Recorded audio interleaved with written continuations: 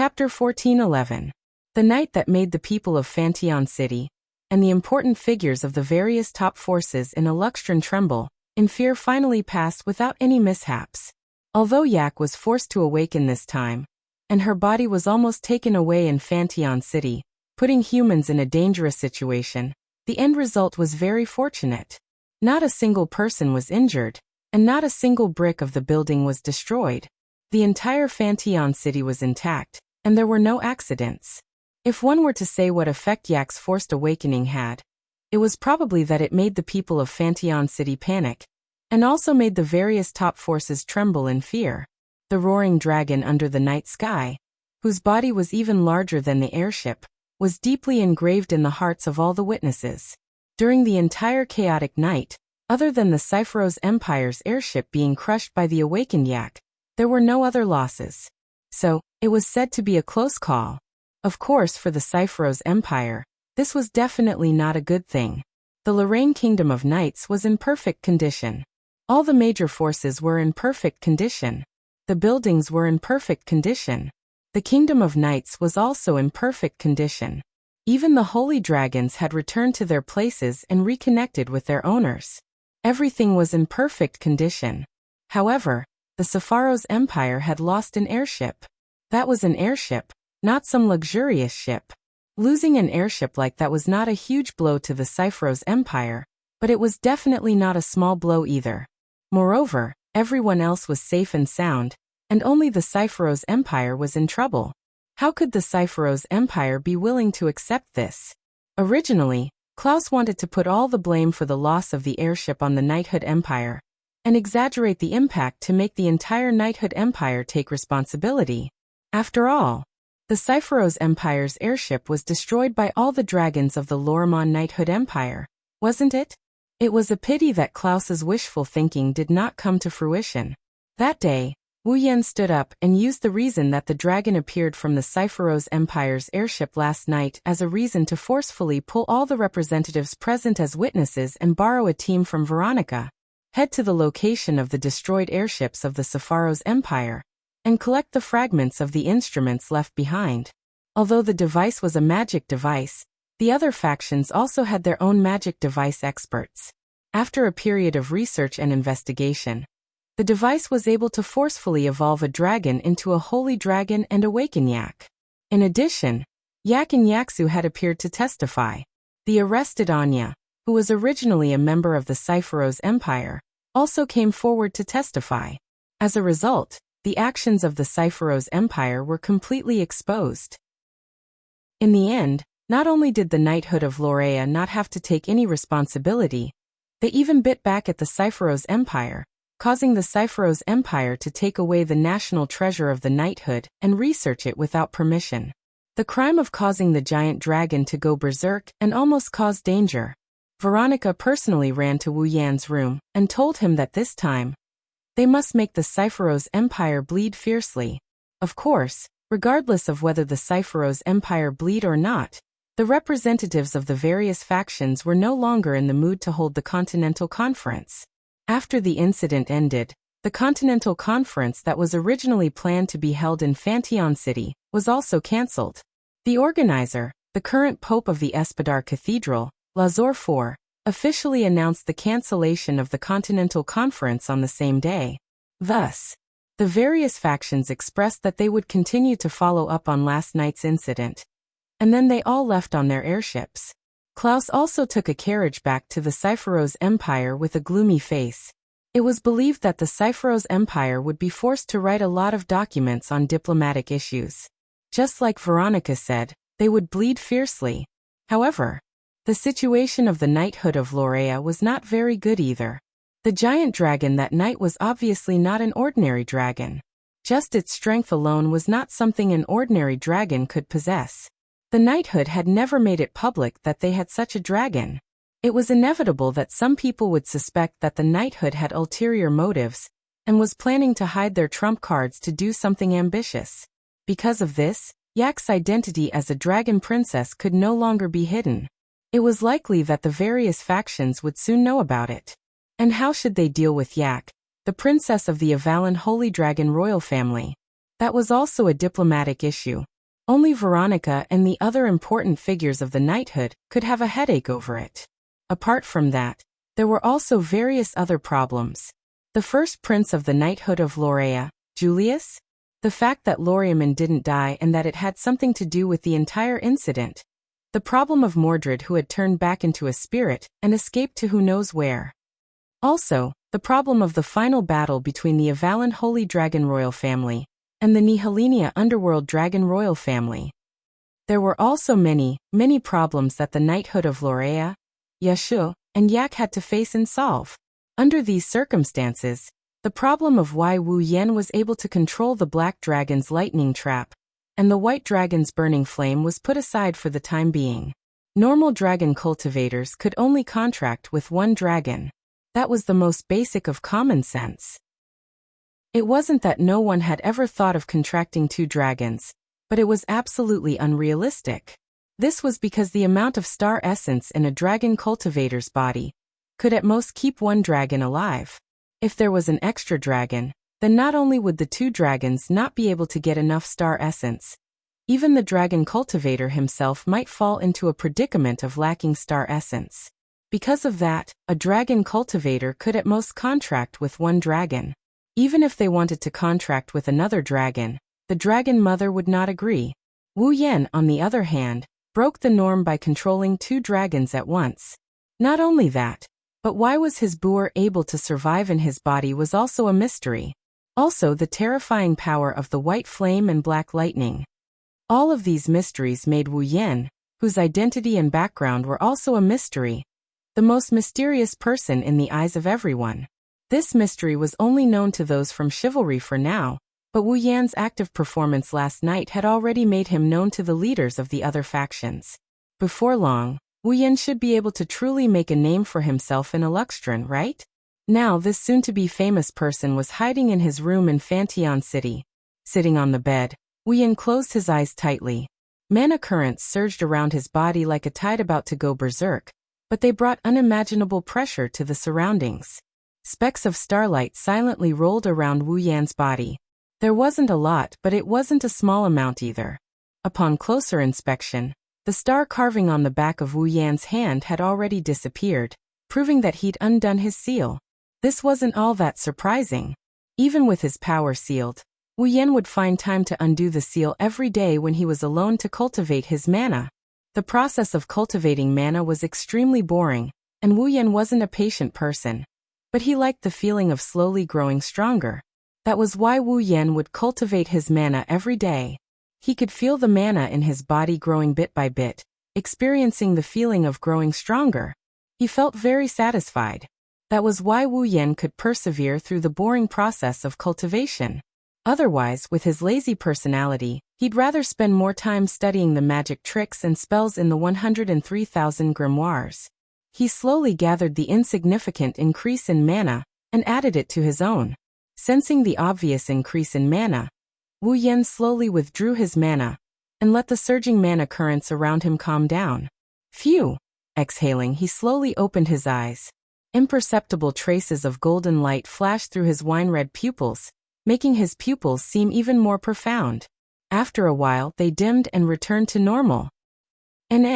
Stretching lazily, Wu Yan ended today's training session. Normally, Wu Yan would just lie down and take a nap at this time. Or maybe he would go out for a walk and flirt with the maids in Fantion City.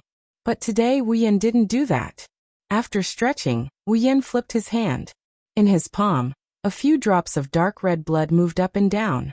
It was the original blood of the Avalon Saint Dragon Emperor. Chapter 14:12. 4 drops of the original blood of the Avalon Holy Dragon Emperor floated above his palm, rising and falling rhythmically, exuding a brilliant gem-like brilliance. It was extremely beautiful. Whether it was the original blood of the Avalon Holy Dragon Emperor, infant blood of the Avalon Holy Dragon Emperor, or awakening blood of the Avalon Holy Dragon Emperor, they could only raise Wu Yan to the peak of rank 9, stopping at the threshold of demigod rank. Now Wu Yan had a total of 5 drops of the original blood of the Avalon Holy Dragon Emperor, 1 drop of infant blood of the Avalon Holy Dragon Emperor, and 1 drop of awakening blood of the Avalon Holy Dragon Emperor. However, he was already level 85, and taking them after level 89 would no longer have any effect. Therefore, Wu Yan could only take 4 drops. These 4 drops of the original blood of the Avalon Holy Dragon Emperor would raise Wu Yan's level to 89, reaching the peak of rank 9. Thinking of this, Wu Yan's heart heated up, and he took a few deep breaths to suppress it, allowing his emotions to return to a state of tranquility. Then Wu Yan raised his head and swallowed the 4 drops of the original blood of the Avalon Holy Dragon Emperor. Boom! The 4 drops of the original blood of the Avalon Holy Dragon Emperor slid down Wu Yan's throat at an extremely fast speed, all the way down, and into his body. Before Wu Yan could react, the 4 drops of the original blood of the Avalon Holy Dragon Emperor immediately turned into a powerful energy, like a rushing river, rolling down his throat, wandering around a few times and entering his blood. The moment the 4 powerful energies entered his blood, the blood in Wu Yan's body also began to riot. Wu Yan's face paled then turned red. His body trembled uncomfortably, and his blood vessels also swelled. The blood and the energy from the 4 drops of the original blood of the Avalon Holy Dragon Emperor ran amok in his blood vessels, causing Wu Yan a strange pain.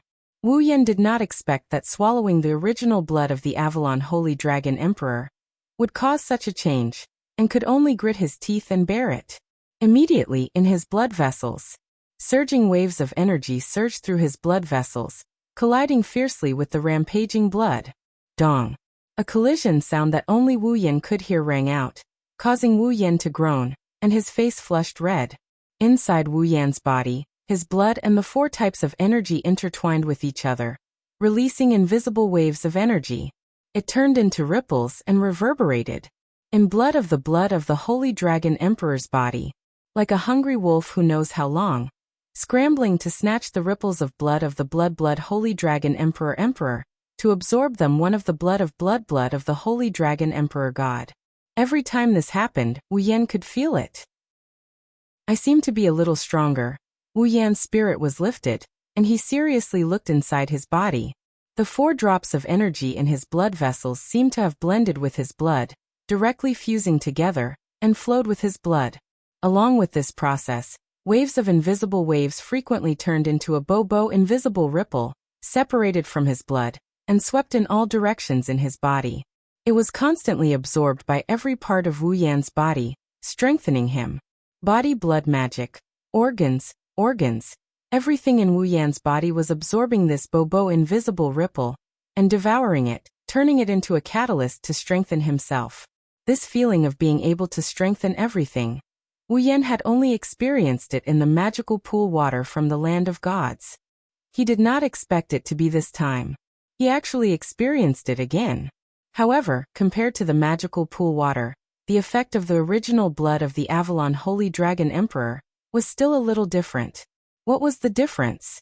The difference was that the magical pool water strengthened and purified everything in the human body on average. On the other hand, the original blood of the Avalon Holy Dragon Emperor gave priority to strengthening the blood, and then the other parts. As a result, the blood was strengthened the most, and the other parts were a little less. If the magical pool water strengthened the blood and the other parts at a ratio of 5, then the strengthening ratio of the original blood of the Avalon Holy Dragon Emperor was 7:3. However, not only did this not affect Wu Yan's improvement, but it was even better. As a vampire true ancestor, Wu Yan's greatest advantage was naturally his blood. The power of vampires came from their own blood, and true ancestors relied on their own blood the most. After being strengthened by the original blood of the Avalon Holy Dragon Emperor, the magic in Wu Yan's body was increasing at an unimaginable speed. Moreover, it wasn't a mindless increase. Instead, it was an improvement in the quality of the mana. And when the quality of the mana was at its purest, it would increase the quantity. The quality of the magic had increased, and Wu Yan's strength was also increasing rapidly. Not long after, the system notification sounded in Wu Yan's mind. Ding! Congratulations to the user for leveling up. Current level, 86. Ding! Congratulations to the user for leveling up. Current level, 87. Ding! Congratulations to the user for leveling up. Current level, 88. Ding. Congratulations to the user for leveling up. Current level, 89. As expected, 4 system notifications sounded in succession, and Wu Yan's level was instantly raised to level 89, the pinnacle of Tier 9. At this point, Wu Yan had finally reached the threshold of the demigod rank.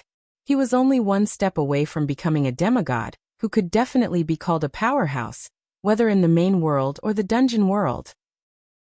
However, this small step was as difficult as ascending to the heavens.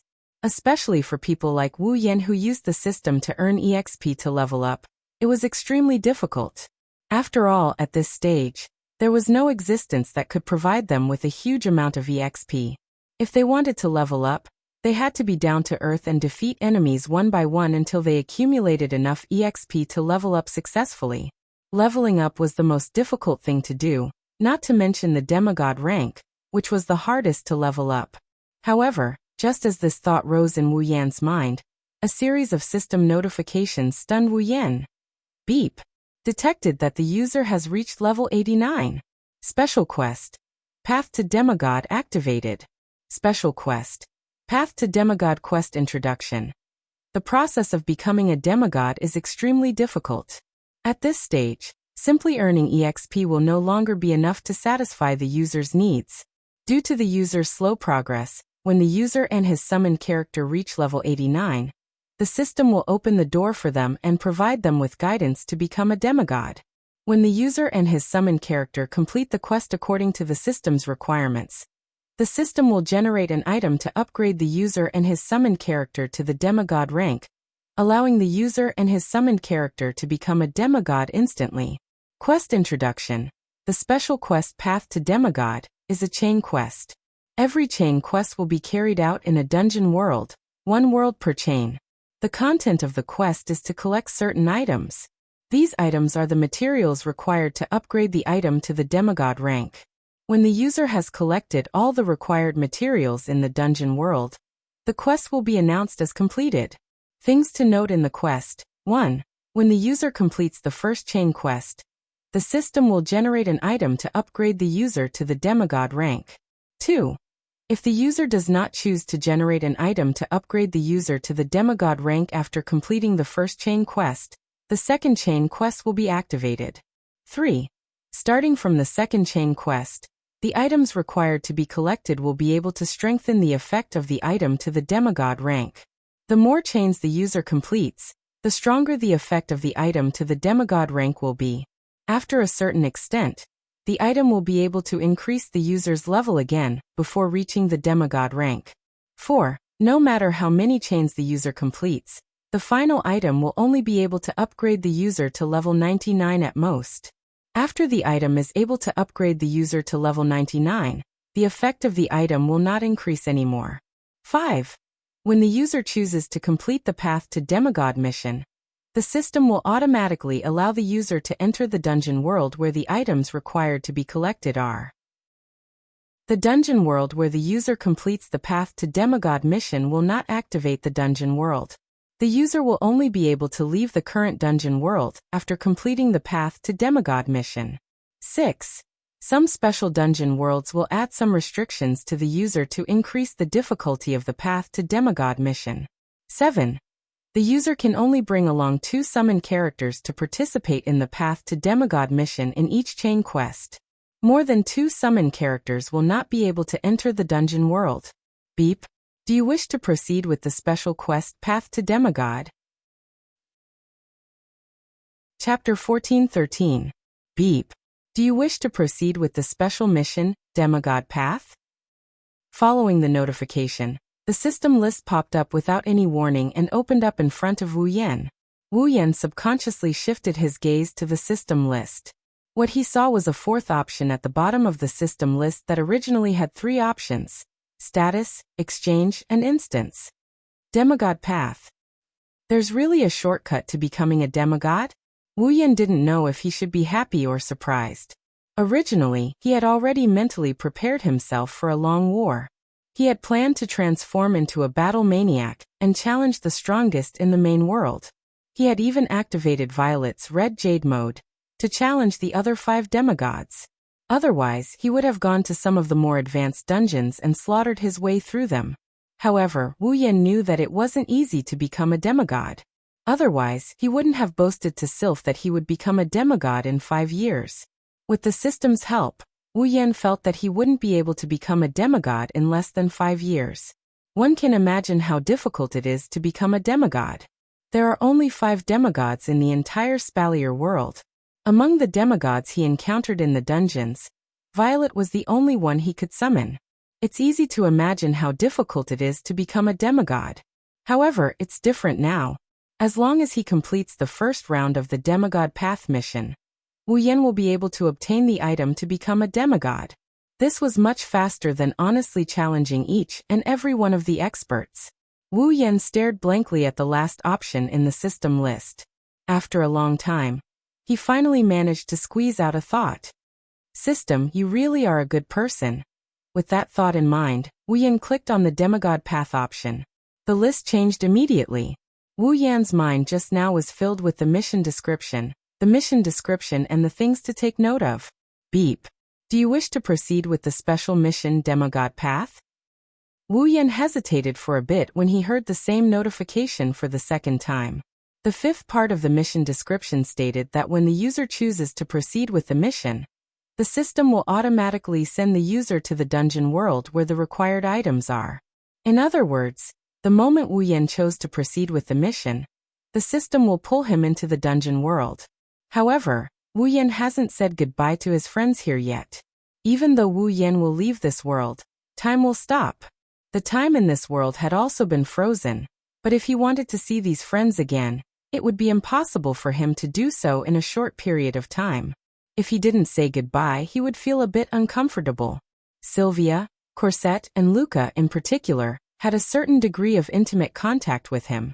No matter what he said, he couldn't just leave like that, right? There was also Rebecca. Even though the two of them were more like friends than lovers, the perfect student council president kissed Wu Yan at dusk after their date. Wu Yan's heart was moved. Even though it was just a kiss on the cheek, Wu Yan started to feel a bit vexed. After a long time, Wu Yan laughed self-deprecatingly. Seriously, what am I worrying about here?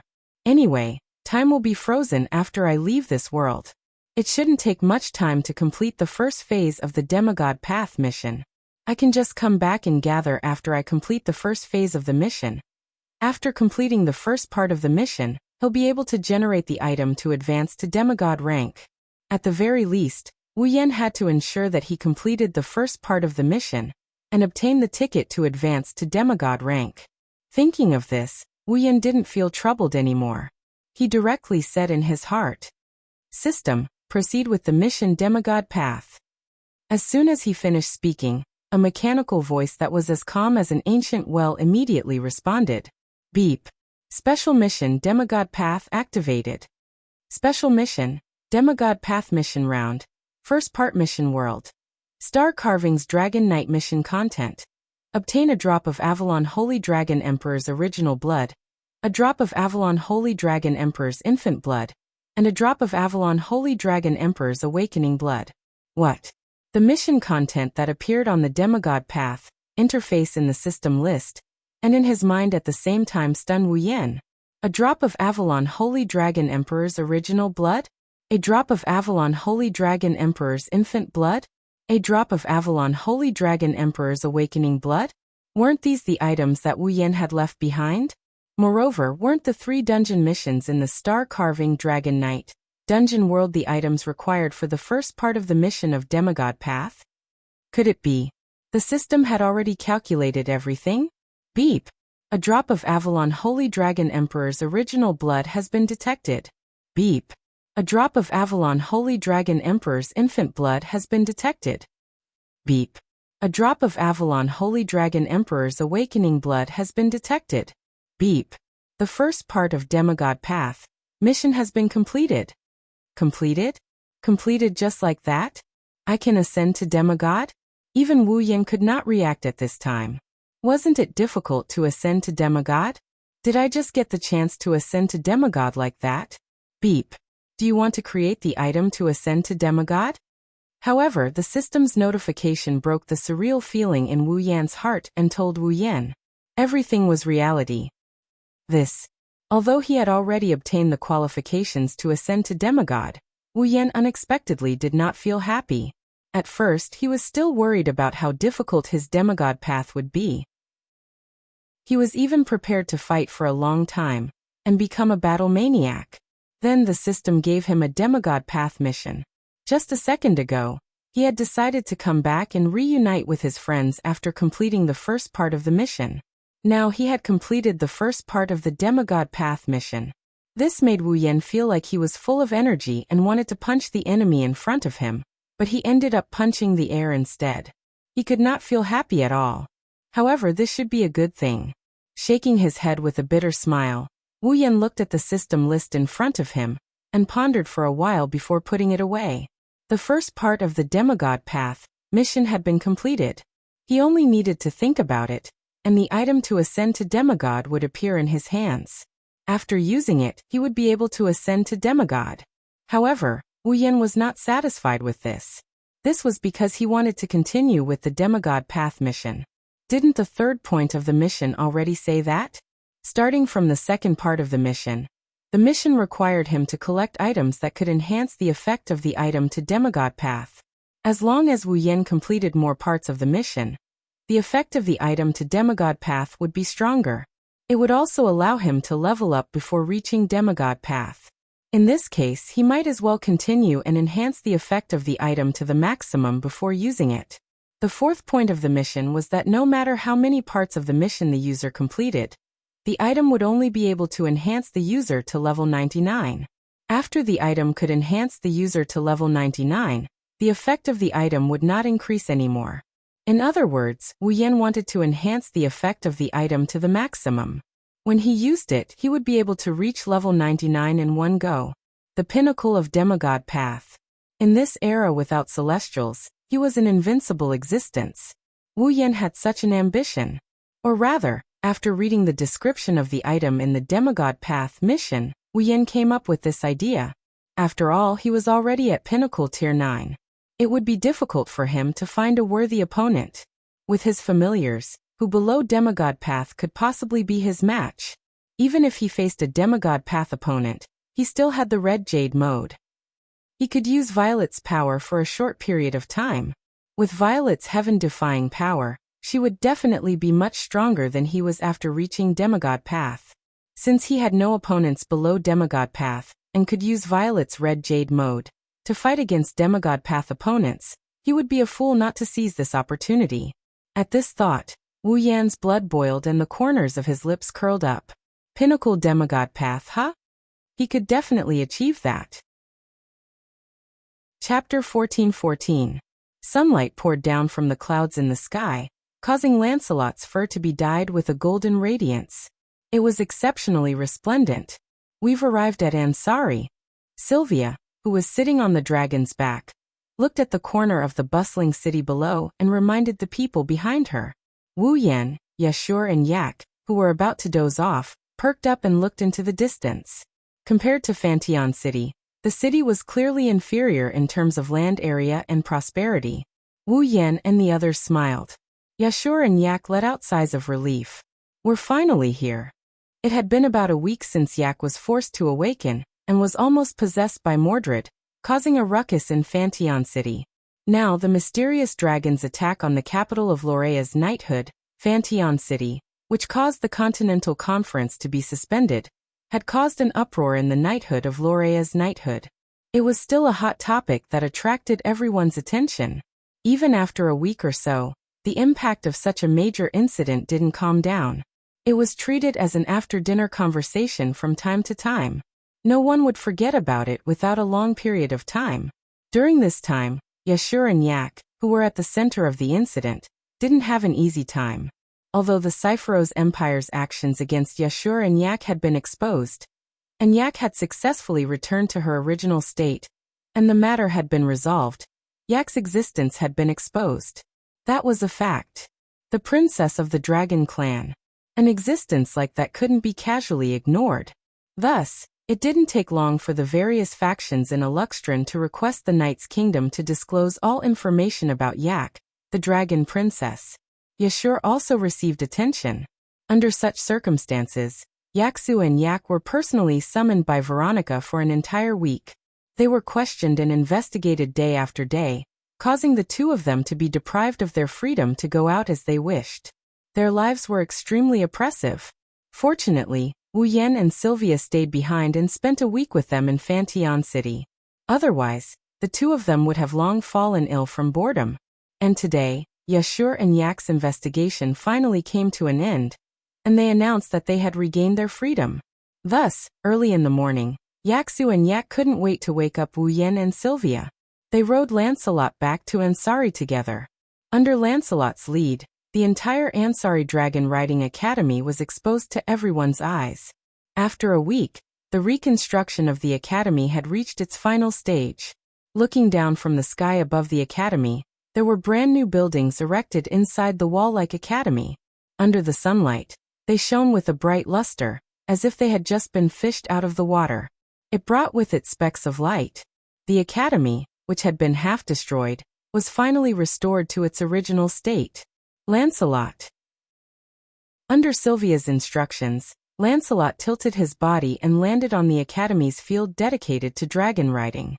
Although the reconstruction of the academy was in its final stage, the students of the Ansari Dragon Riding Academy had yet to resume their classes. Thus, there were many students loitering around the field. Lancelot dove down and landed on the field. The sharp-eyed students immediately noticed Lancelot's presence.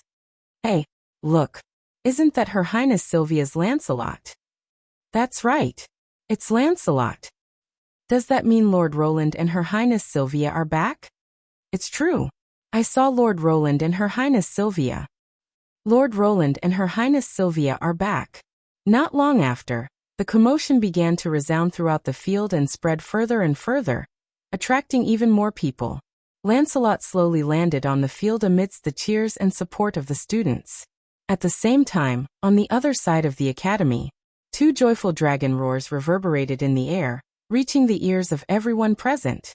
Accompanied by the dragon's roar, two black figures, one red and one white, shot through the air at an extremely fast speed and landed on the field without any explanation. Thump! Thump! Two heavy thuds were heard as they landed on the ground. The entire field shook slightly and kicked up a large cloud of dust. Only then did everyone clearly see the newcomers. Gyuvlin, Gawain, Lebecca and Luca, who were riding Gyuvlin and Gawain respectively. President.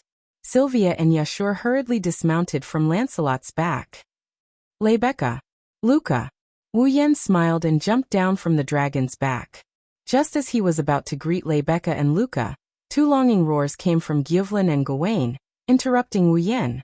Before Wu Yan could react, Gyuvlin and Gawain abandoned their masters and came to Wu Yan's side, rubbing their heads against him. What's wrong with you two? Wu Yan didn't know whether to laugh or cry when he saw the two holy dragons acting like they were wronged. He rubbed their heads. You must have made Gyuvlin and Gawain very anxious when you left. Lebecca walked up and said with a smile. Their appetites have been fed by you. The food the dragons made couldn't satisfy them. Gyuvlin and Gawain have been waiting for you for as long as you were gone. Now that you're back, of course they're overjoyed. Seriously. Wu Yan rolled his eyes. He knocked Gyuvlin and Gawain on the head with his knuckles. I just came back and you're already ordering me around? Can't you at least let me rest for a while? Hearing this, even holy dragons like Gyuvlin and Gawain lowered their heads in embarrassment, causing the crowd to burst into laughter. Lord Loon.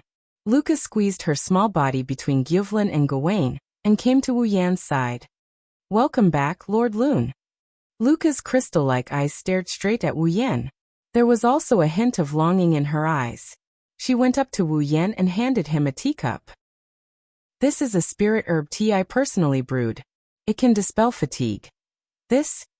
Wu Yan looked at the steaming hot and fragrant tea in the teacup. Luca, don't tell me you've been preparing this all this time? Luca nodded shyly. Because I was afraid Lord Loon would be too tired from the long journey. In other words, after Wu Yan left, Luca would brew a cup of tea almost every day for Wu Yan to dispel fatigue when he returned. However, tea wasn't wine. The longer it was kept, the better it was. Luca must have worked hard to prepare the ingredients for the tea every day, and waited for Wu Yan to return. She would immediately brew a cup of hot tea for Wu Yan when he returned, all for the sake of dispelling fatigue for Wu Yan as soon as he returned. She was truly a little demoness that made people love and feel sorry for her. "Thank you, Luca." Wu Yan patted Luca's head and took the teacup. "Then, I'll accept your kindness." Wu Yan drank the tea in one gulp. Wu Yan's stomach started to heat up as soon as the tea entered his stomach. His body started to warm up as well. His sleepy head seemed to have been stimulated.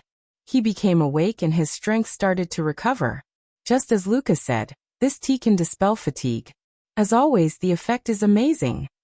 Wu Yan couldn't help but praise. "This tea must be expensive, right? It can only dispel fatigue. The effect is good, but it's not as expensive as Lord Lun thought." Luca smiled calmly. "In the Kingdom of Knights, you can buy it for around 100,000 ekels. 100,000 ekels. Yashu, who came from a poor family, was shocked. "That's not expensive?" Wu Yan laughed dryly. "If it can dispel fatigue in an instant, 100,000 ekels is worth it." The Princess of the Kingdom of Knights said as if it was a matter of fact. "No matter what, I'm relieved to see all of you so energetic." Rebecca walked over and looked at everyone with a smile. "Let's go to the dining hall. We'll talk while we eat." Chapter 14-15. Ansari Dragon Academy, inside a cafeteria. This was a typical single-story building built with red bricks in the Ansari Dragon Academy. It was also a student cafeteria. This student cafeteria was only open to the Ansari Dragon Academy. It was specially designed to provide meals for the students of the Ansari Dragon Academy. Whether it was the dining table or the chairs, the various items and styles in the cafeteria were all designed in the same style of the Shepron Kingdom, giving off an elegant and refined feeling. In the Ansari Dragon Academy, the upper-class students would usually only dine in the high-class cafeteria in the city. Those from poor families would choose the cheaper cafeteria below the student dormitory to fill their stomachs. Therefore, most of the students who dined in this cafeteria were from middle-class families. Today, the student council president, Rebecca, booked the entire cafeteria for Wu Yan, Sylvia, Yashur, Yak, and Cosette, who just returned from Fantion City. Steaming plates of food were placed on the table by the waiters. They were placed in front of Wu Yan and the others who were sitting around the table. Yak held a large piece of beef in her left hand and a piece of beef in her right hand. She opened her small mouth and took a bite from the left, then the right. She was very busy and her face was full of happiness. Luca sat in the corner, quietly serving tea and food to Wu Yan like an obedient little wife. Cosette sat beside Sylvia, serving tea and food to Sylvia. As for Rebecca, she sat quietly in her seat. She listened to Wu Yan, Sylvia, and Yasha's explanation of the dragon attack that caused quite a commotion in Fantion City. In other words, was that giant dragon actually Yak? After listening to Wu Yan, Sylvia, and Yasha's explanation, Rebecca glanced at Yak, who is still eating and drinking with a dejected expression. The Avalon Saint Dragon Emperor is indeed extraordinary. Even though he's only been born for 3 months, he can't be underestimated. You see me in a different light now. Yak puffed out her chest proudly. However, she soon withered like a frosted eggplant. Unfortunately, not only could I not control myself back then, my body was even taken away. Cheer up, Yak. Yashur said softly. That's not your fault. You're still young. When you're older, you'll definitely be able to control yourself. I'm not young. Yak frowned and took a bite of beef with a conflicted expression. Then, her face turned into a happy expression. What an obvious expression. Wu Yan shook his head and looked at Rebecca. Anyways, it's in the past. Mordred won't be able to do anything for a while. You guys don't have to worry so much. Everything will be fine when it's time. That's right, there's no point in worrying. Rebecca rubbed her brows. I'm just a student council president. I should leave this kind of national matter to someone as capable as Her Highness Veronica. President Rebecca, You're a Saint Dragon Knight. Your status is no different from a noble. If this can only be considered as insignificant, even I, a Dragon Knight, would feel guilty. Sylvia smiled wryly. Right now, Yak is in our academy and her identity has been exposed. There will be many people targeting her in the future. President Lebecca, you're the strongest in our academy. Without your protection, Yak will be in danger. Of course, I don't mind doing my part. Lebecca parted her deep red hair with her hand and wore the same confident smile on her face, as well as a hint of a smile that wasn't a smile. However, Sylvia, there's something you're wrong about. Right now, the strongest person in the academy isn't me. Lebecca shifted her gaze to Wu Yan. Sylvia, Luca, Corset, Yashur, Yak, and the others also looked at Wu Yan. Only then did they remember that this person was the strongest person in the entire academy, the entire Night Nation, and even the entire continent. Under the watchful eyes of everyone present, Wu Yan sighed. After a moment of silence, he opened his mouth in a shocking manner. Don't count on me. Perhaps I'll have to leave this place for a while. Leave? Everyone was stunned. For a moment, they were unable to react. By the time they regained their senses, their eyes were wide open. Leave! Everyone in the cafeteria cried out in unison. Everyone was panicking. Leave. Lebecca frowned deeply. What's the meaning of this? Sylvia couldn't help but stand up and shout in front of Wu Yan. Where do you plan to go? Don't tell me you plan to part ways with us. Lord Roland. Luca grabbed Wu Yan's clothes, her face pale. Even Corset put away the smile on her face and became serious. Yashur and Yak were also at a loss for what to do. They didn't think Wu Yan was referring to traveling for a period of time when he said he was leaving.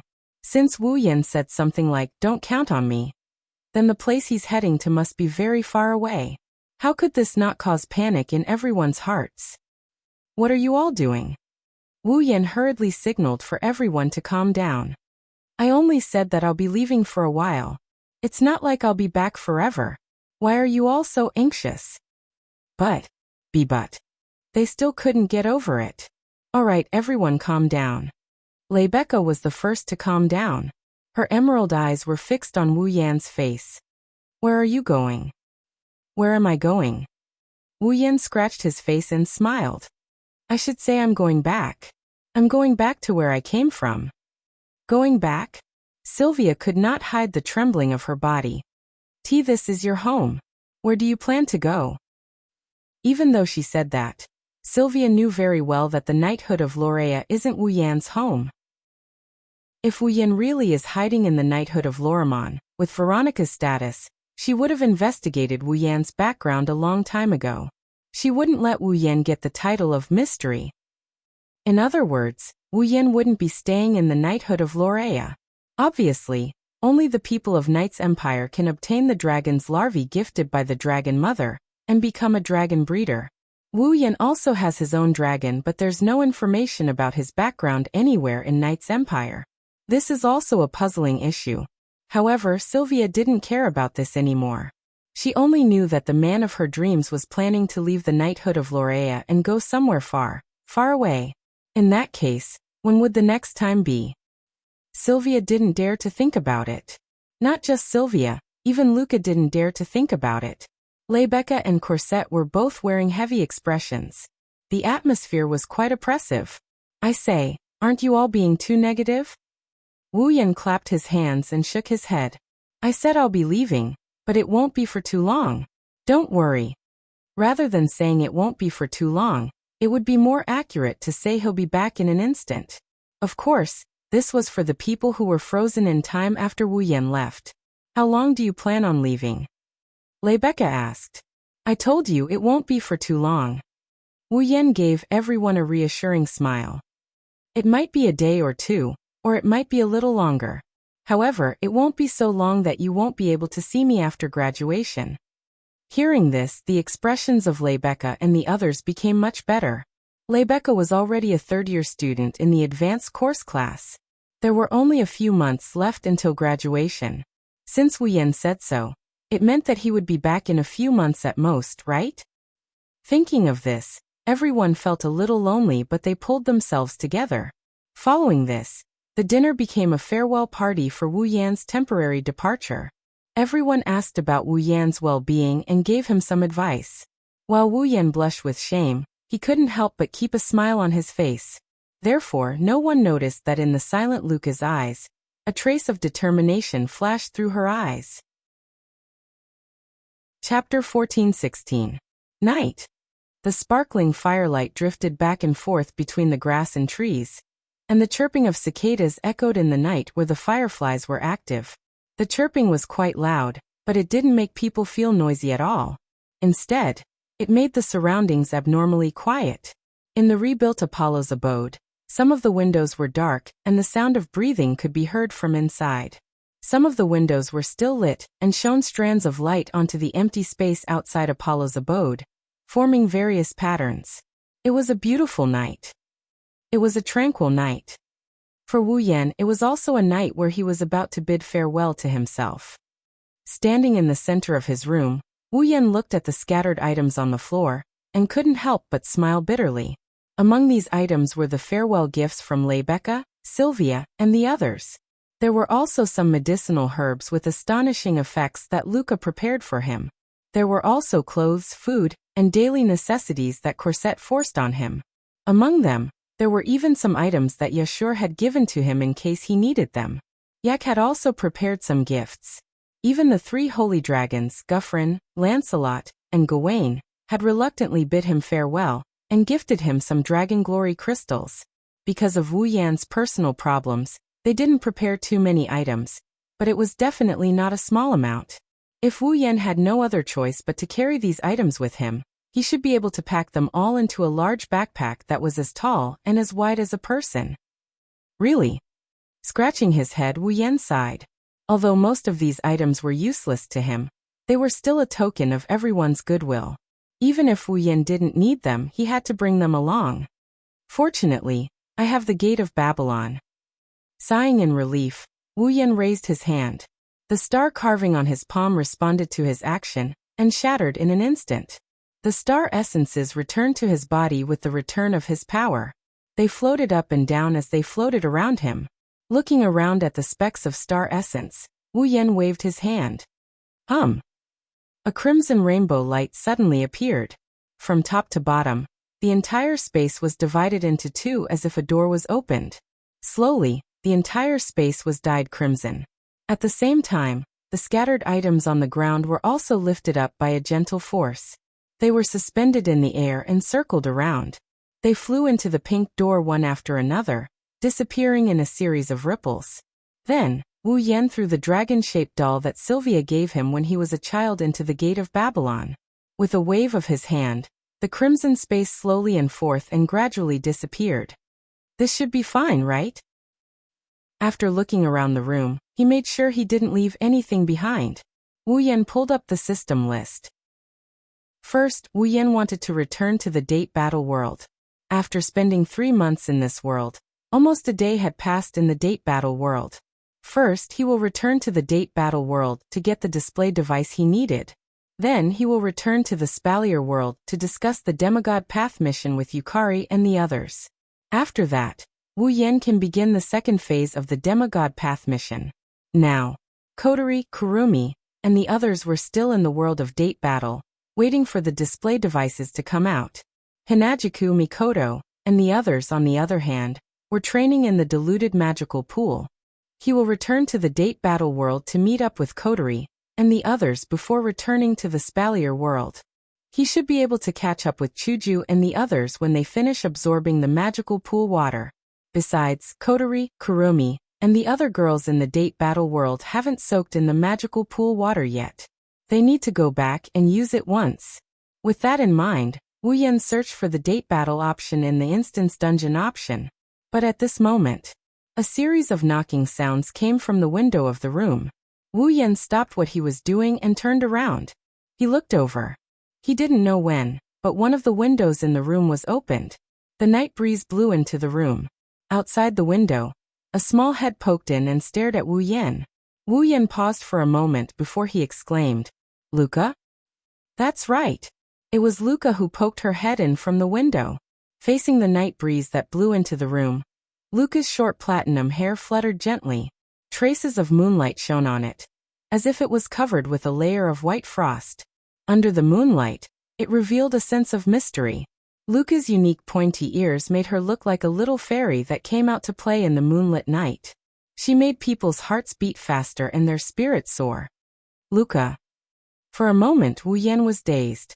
After confirming that he didn't see wrong, he quickly put away the system list and walked to the window. Why are you here? Rune-sama. Luca pursed her lips and whispered. I want to talk to Rune-sama. Luca exuded a delicate and seductive aura as she murmured. It's easy to soften a person's heart. Wu Yan is no exception.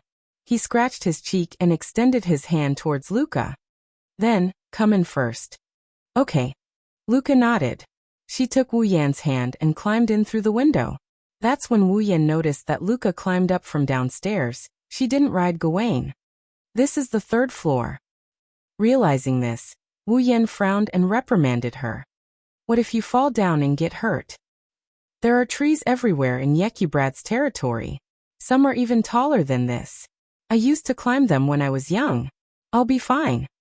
Luca didn't look like she had done something wrong. Instead, she smiled happily. Rune-sama, you're really gentle. Wu Yan rolled his eyes at Luca. You didn't come here just to praise me, did you? Hearing this, Luca stopped smiling and went silent. After a while she raised her head again. Her beautiful amethyst-like eyes stared straight at Wu Yan, and her tone became a bit sorrowful. I don't know why, but I suddenly wanted to see Rune-sama. That's why I came here. Wu Yan fell silent when he heard this.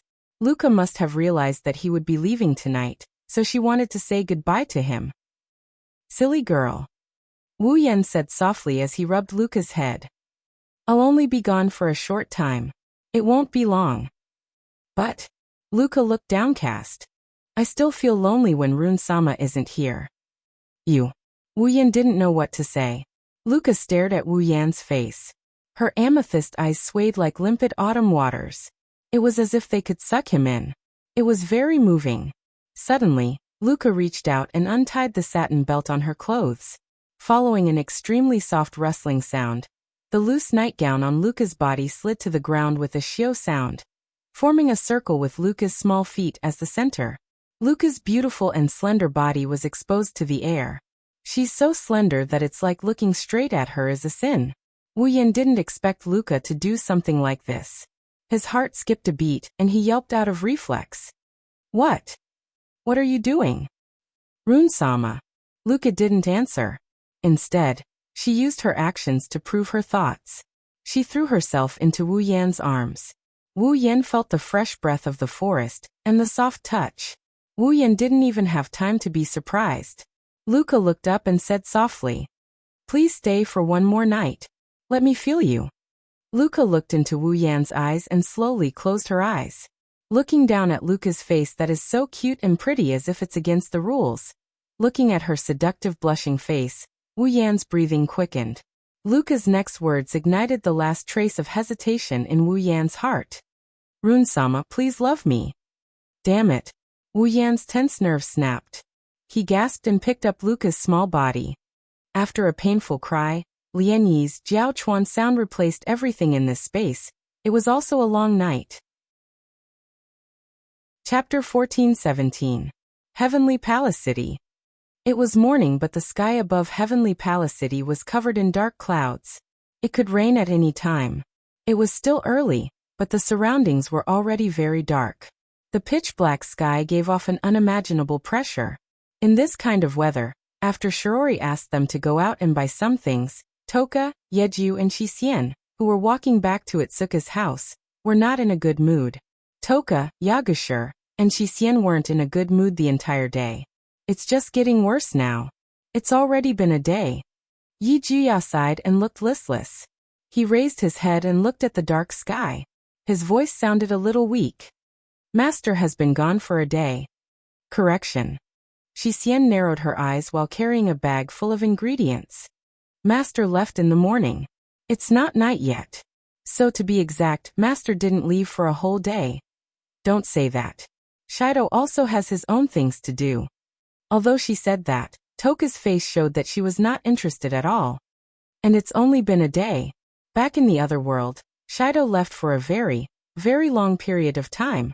For a very, very long time? Yagashir looked at Toka. How long is that? I remember. Toka counted with her fingers. It took her a while to come up with an answer. About 10 days? Surprise. 10 days. Shixian's silver eyes widened slightly. Master said the time ratio between our world and his is 100. If it's 10 days, doesn't that mean Master spent a few years in the other world? I'm not sure. I'm not sure either. 10 Fragrance frowned in confusion. Shido didn't tell us. I think you didn't realize it. I'm sure everyone knows. Yi Jia couldn't help but put down his arrogant attitude and started complaining. The 3 elven girls chatted and walked towards Itsuka's house. Soon Itsuka's house appeared in front of the 3 elven girls.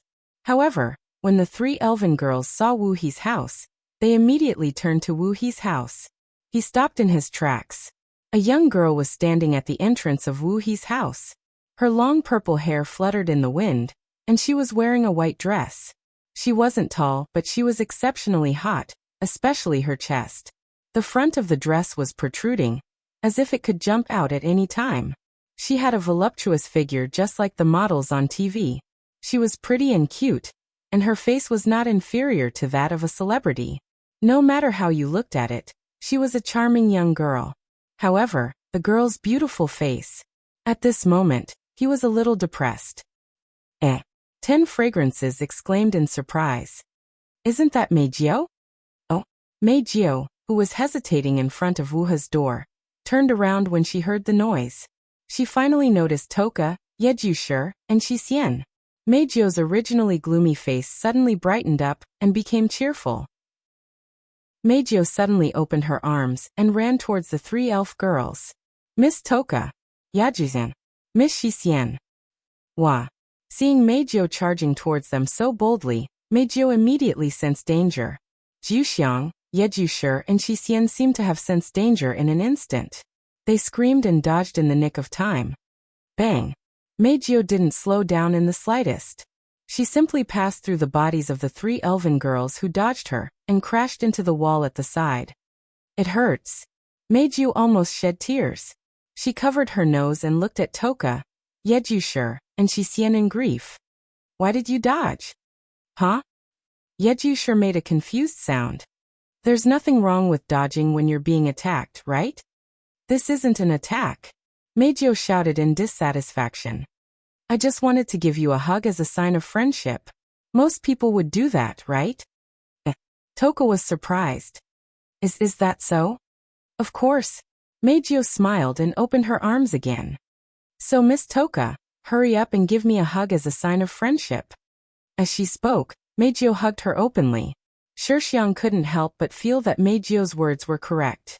Just as Meijio was about to succeed, Yejushir and Shixian pulled tin incense away from Meijio as if they were running away from the plague. Don't be fooled. My beloved. Warning, Meijio is lying. So that's how it is. Toka's face turned ashen. What? Her plan was ruined. Meijio puffed up her cheeks in dissatisfaction. Speaking of which, after messing around for a while, Toka asked in confusion. Meijio, why are you here? Meijio seemed to remember something when she heard Toka's question. Her cheerful face immediately sank. I'm here to look for my beloved. Hearing this, Toka, Yejuya, and Shixian, who had recovered from their fight with Meijio, became depressed. Wu Yan only left in the morning. It hasn't even been a day since he left, but the girls missed Wu Yan dearly. They didn't feel it before, but now they do. Once the man who was so important to them was gone, their hearts would feel very uncomfortable. They would feel empty, as if a piece of their hearts had been dug out. Otherwise, Meijio wouldn't have come here immediately after returning home in the morning. After all, Meijio knew that even if she came here, Wu Yan wouldn't be here. Before I came, Miss Origami came as well. Meijio shrugged. She should be inside now. The girls' faces were all filled with dejection. Meijio shouted as if she couldn't take it anymore. My dear, when are you coming back? Following Meijio's shout, a light ringtone suddenly came from 10 Fragrance's body. Toka jumped in fright. She quickly took out her phone and didn't know what to do. Whoa, it's ringing. Shiori said which button to press to pick up the call. You ask me, I don't know? Panic, Shisian isn't familiar with phones either. The 3 elf girls who weren't very familiar with human society panicked, and Meijio reacted instead. Give it to me. I'll answer it. Meijio grabbed Toka's phone and picked up the call skillfully. Hello, this is Nightlure. It's not convenient for Miss Toka to pick up the phone right now. Let me. Meijio's voice stopped abruptly as if she was being strangled. After a while, Meijio's face lit up and she shouted. My dear, you're back? When Toka, Yogia, Shisian and Meijio rushed into the living room, they saw a group of people chatting on the sofa. Among them there was Kotori, Kurumi, Yoshino, Origami and Toka who had just entered. All the elven girls were present. Between Kotori, Kurumi, Yoshino and Origami there's a man sitting there. It's Wuyen who just returned from the Dragon Knight world. Dear love, Meijio happily yelled. She pounced on Wuyen even faster than when she pounced on Toka and the others. She's even bolder than when she pounced on Wuyen. Wuyen, who was chatting with Kotori, and the others heard the noise. He sensed something was wrong and dodged. Bang. The next moment, Meijio's entire body fell onto the sofa. Her nose hit the armrest hard and she howled in pain. Why is my dear? Are you alright? Wuyen, who finally saw the person who came, helped Meijio up. Reflex, I didn't do it on purpose. As noisy as always. Kotori pouted. We're talking about something serious. Can you stop messing around? Something serious? Toka, Yogia, Shisian, and Meijio, who were immersed in the joy of Wuyen's return, were stunned. I was just about to tell you girls. Wuyen looked at the girls around him, and he started making a declaration. We're going back to Spalier World tomorrow. Chapter 14:18. Behemoth Forest Camp. Inside the clear lake, Chuju Mikoto, Ikaros, Shokuhu Kasuka, Flandrachan, Astria Kinuhata Sayai, Frenda, Takitsubu Riku, and the other girls are all in a deep sleep. They are soaking in the lake with their eyes closed. Taking a closer look, in the clear lake water, strands of strange water were slowly flowing along the smooth and delicate bodies of the young girls. It was as if the water had passed through their skin and drilled into their bodies. It was somewhat creepy. However, those in the know that this is definitely not a bad thing. It has been 2 days since Wuyen, Kotori, Kurumi, Toka, and Yoshino returned to the date battle world. In these 2 days, many girls had been soaking in the diluted water of the mystical pond, absorbing the mystical pond water, causing themselves to enter a strange state of metamorphosis, gradually improving their strength. Back then, it took Wuyen 5 days to complete his transformation using the complete miraculous pond water. The water that the girls are using now is diluted, so not only is the effect weakened, it also lengthened the time required for each of the girls to complete their transformation. Everyone has their own limits. When they reach a state of saturation, the magical pond water will no longer be effective. Therefore, the time it takes for the girls to complete their transformation varies from person to person. At the very least, not a single girl completed their transformation in 2 days. No, to be exact, on the first day, a young girl came out of the lake. She held an umbrella in one hand and a paper fan in the other. Her long blonde hair fluttered in the wind. Yukari stood on top of a rock and looked at the girls in the lake with a faint smile on her face. Yukari has been in this state for 2 days. In other words, while the girls were in a state of transformation, Yukari has been taking care of them. It wouldn't be an exaggeration to say that she didn't abandon them. Less than an hour after entering the lake, Yukari came out of the lake. The reason is simple. Yukari reached a state of saturation after an hour of soaking. She can't absorb a single drop of the magical pond water. This was not a strange thing. At Yukari's level, it is extremely difficult to improve even a single step. Something like the magical pond water that can be used on anyone has limited effect on Yukari. Therefore, after an hour, Violet's improvement had reached its limit. However, Violet wasn't dissatisfied with this at all. In fact, she was very satisfied. Just the fact that the pool water was effective on her was enough to satisfy her. After all, Yukari isn't a tier 8 or 9 powerhouse. She is a true demigod. Even a demigod powerhouse can improve by a little. This is enough proof of the magical pond water's miraculous effect. After living for such a long time, Violet couldn't even remember how long it had been since she had improved. Now that she had improved, although it wasn't much, Violet was content. Standing at the top of the rock, Violet looked down at the young girls who were quietly transforming in the lake. A leisurely expression appeared on her face. Yukari's aura is. Indeed, in the past 2 days, the auras of the girls had been increasing at almost every moment, and each time, it was extremely subtle. However, with Yukari's ability, it wasn't hard for her to notice this. This also allowed Purple to confirm that when the girls came out of the lake, each of them would more or less increase in strength. However, it's still not good enough. Purple smiled leisurely. There are many people in Fantasy Village who are stronger than you. There are also some who are stronger than me. You have to grow as fast as you can. As she said that, the smile on her face suddenly faded a little. She turned her head and looked at a corner of the lake. Over there was a slight change in the space without the slightest warning. It was as if the space was twisting, and there were traces of abnormal energy. Yukari narrowed her eyes when she saw this. At the same time, the space expanded, and one figure after another suddenly flashed out. After returning from the date battle world, the group of people only felt a blur in front of their eyes, and the scene that was imprinted in their vision had completely changed. The living room of Yukari's house turned into a mountain and a lake. There were naked beautiful girls soaking in the lake. They looked like they were sleeping.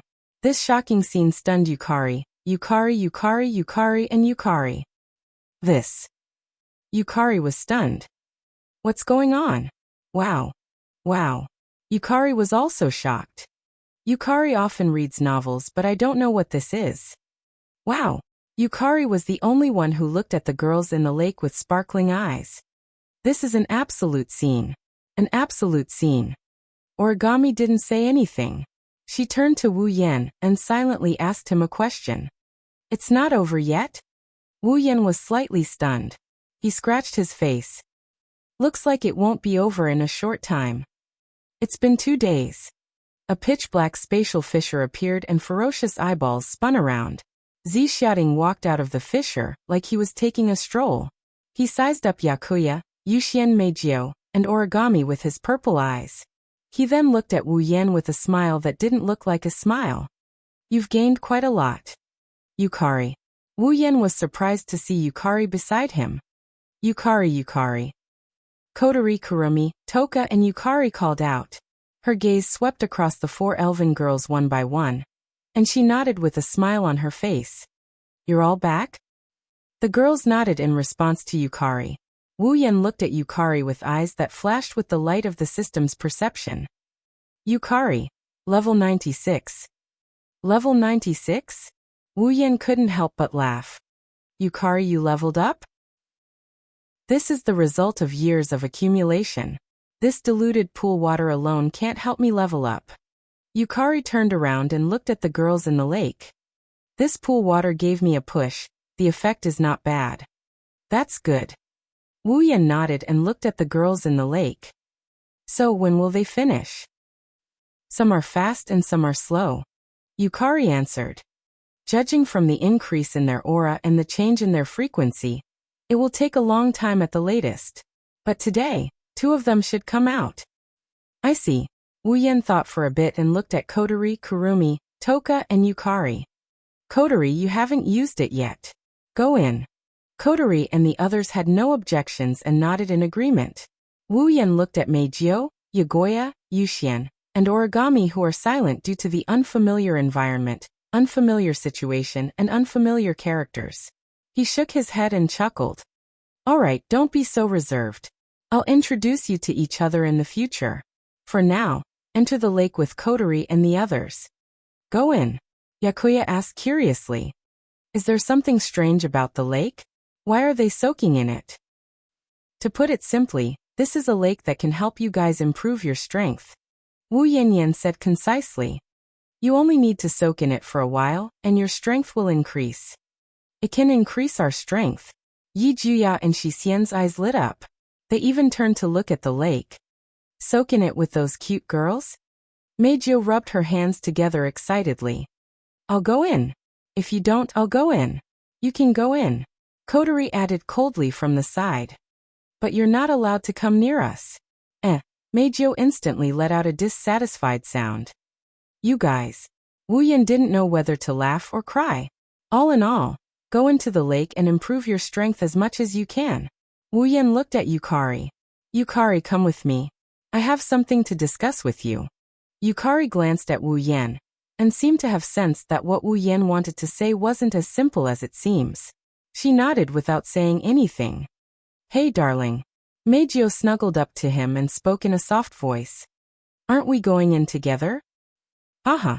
Wu Yan laughed dryly. Chapter 1419. In the Behemoth Forest. After leaving the lake, Violet led Wu Yan out of the campsite and into the Behemoth Forest. She didn't use the power of time gap. She didn't let Wu Yan use his teleportation magic either. Holding a parasol, Yukari strolled through the giant beast forest as if she's taking a stroll. She looked like a young lady on a vacation. She's both elegant and graceful. Invisible ripples of energy radiated from her body. Under this invisible energy ripple, wherever Violet passed, all the magical beasts within 100 meters of her seemed to have seen their natural predator. They howled miserably, tucked their tails between their legs, and fled with their tails between their legs.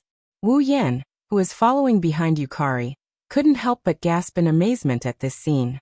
As expected of the demon sage from the land of fantasy, his methods were brilliant. He was not someone an ordinary demigod realm expert could compare with. This made Wu Yan more determined to continue the demigod path mission. It was fine if he didn't become a demigod, but once he did, he couldn't be weaker than Violet. To Wu Yan, Violet was like a guide standing at the top of the mountain. She was always pointing the way for Wu Yan, who was still halfway up the mountain. Although he didn't say it out loud, Wu Yan had already set Violet as one of his goals. Sooner or later, he would surpass her. Phew. Taking a deep breath, Wu Yan suppressed the waves in his heart and looked up at Violet. Violet, is it okay for us to leave like this? Are you worried about your little girlfriends? Purple continued to walk forward without looking back.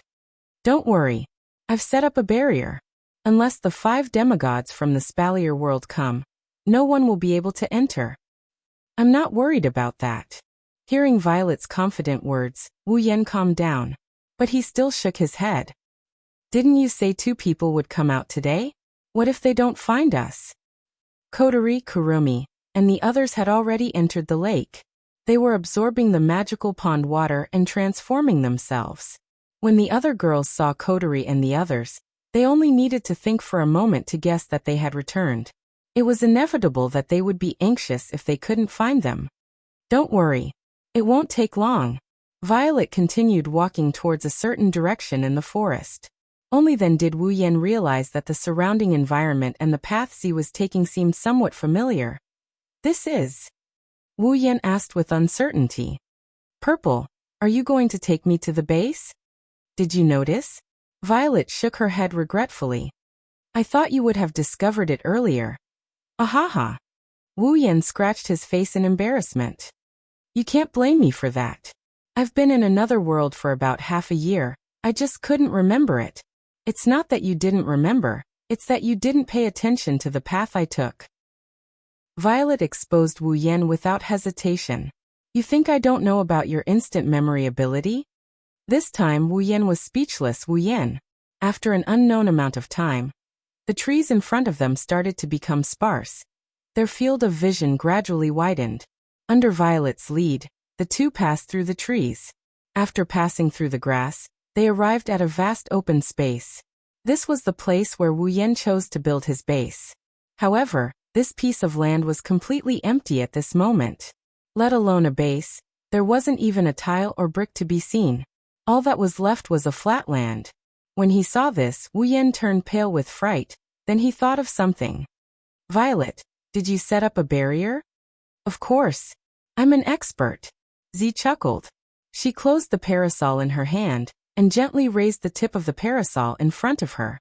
She nodded. With the tip of the parasol as the source, the space in front of them suddenly fluctuated, creating a ripple. Amidst the ripples, a small hole silently appeared and slowly expanded until it was the size of a person. It swayed like a reflection in the water, giving off a feeling that it would shatter with a light touch. This barrier contains my realm power. Even if you use spatial transfer, there's no way to directly transfer from outside to inside. Violet opened the parasol again and placed it on her shoulder. In addition to the barrier's defensive capabilities, it would take all the magical beasts in the behemoth forest to come here and attack it for a day and a night to break it. Of course, compared to the Great Barrier in Fantasy Village, this barrier is considered weak. Even so, it's still amazing. Wu Yan praised. If it were me, I wouldn't know how long it would take to set up such a barrier, but you set it up in one move. Not in one move. Violet glanced at Wu Yan grumpily. Even for me, it took me a day and a night to set up this barrier. No wonder it's so good. Cut the crap. Violet knocked Wu Yan's head with the paper fan in her hand. Let's go in and see. Me. Wu Yan rubbed his aching head and walked into the barrier, puzzled. As if passing through a thin film, the scene in front of Wu Yan changed dramatically in a wave of water. A huge fortress the size of a city has appeared in the empty space. The steel-like walls were at least 100 meters tall, and one couldn't see the end of it. They spread to both sides, enclosing everything in the fortress in a circular shape. Inside the fortress, there were many tall buildings. Some were Spalier World-style fantasy buildings, some were modern science and technology buildings, and some were ancient Western European-like churches and temples. It's like a dream that brought together the worlds of every era, but it didn't feel out of place. If the Academy City in the Forbidden Tome of Magic was a modern world, and the Ansari Kingdom's dragon-riding academy in the star-carved Dragon Knight was an ancient Western world, then this fortress before his eyes was a real fantasy world. It's not that it's beautiful, it's that it's aesthetically pleasing. Because this small world can only appear in fairy tales and dreams. At this time, the Misaka sisters wearing pure white gorgeous-made outfits lined up neatly on both sides of the fortress's wide-open gate. When they saw Wu Yan walk in from outside the barrier, they respectfully bowed and saluted. Welcome back, Onyai-sama. Their voices echoed throughout the fortress as if they were rehearsed. Wu Yan was petrified when he saw the fortress that looked like it came from several eras, and the 2 rows of Misaka sisters bowing. That fortress is the base? These maids are the Misaka sisters? How can a base be built like this? Why are the Misaka sisters wearing maid outfits? One question after another, and the scene before him was beyond Wu Yan's imagination. Wu Yan was stunned and didn't come back to his senses for a long time. He never knew that the items that he had exchanged for the construction of the base could be used to build the base to such an extent. How did they do it? The items you exchanged for were added for safety and defensive purposes. Yukari explained as if she saw through Wu Yan's thoughts. In order to make this home look better and make it more comfortable to live in, those little girlfriends of yours have put in a lot of effort to make the base look like this. Wu Yan could almost see Chuju Mikoto, Shokuho Misaki, and Kotori racking their brains to build this base. He couldn't help but smile. Those girls really can't be underestimated. At least, they're much more capable than those lazy bastards in Fantasy Village. Yukari gave the girls a rare affirmation. Well, as long as I don't mind having a place like this. I didn't know the base was already built. Wu Yan smiled bitterly. You guys really hid it from me. Yukari glanced at Wu Yan. Aren't you focused on expanding your list of girlfriends? Ahem. Ahem. Wu Yan coughed dryly. That's slander. Wu Yan was met with Yukari's gaze as if she was trying to read his mind. Wu Yan's righteous expression crumbled. Fine, I admit that I don't really care about the base, but you're doubting my intentions. Is that so? Yukari walked towards the gate of the base without saying anything. Let's just assume that. Wait. Wu Yan chased after her. Chapter 1420. Behemoth Forest, Base. In the middle of the dreamlike fortress, there was a building that took up quite a lot of space. It was pyramid-shaped, and its exterior was made of cold metal. It was the tallest building in the entire base. Standing at the top, one could even see the entire base. If Natsuki, Kanon, Nagisa, and Agurola saw this tall building, they would be able to see a familiar figure. Cornerstone Gate.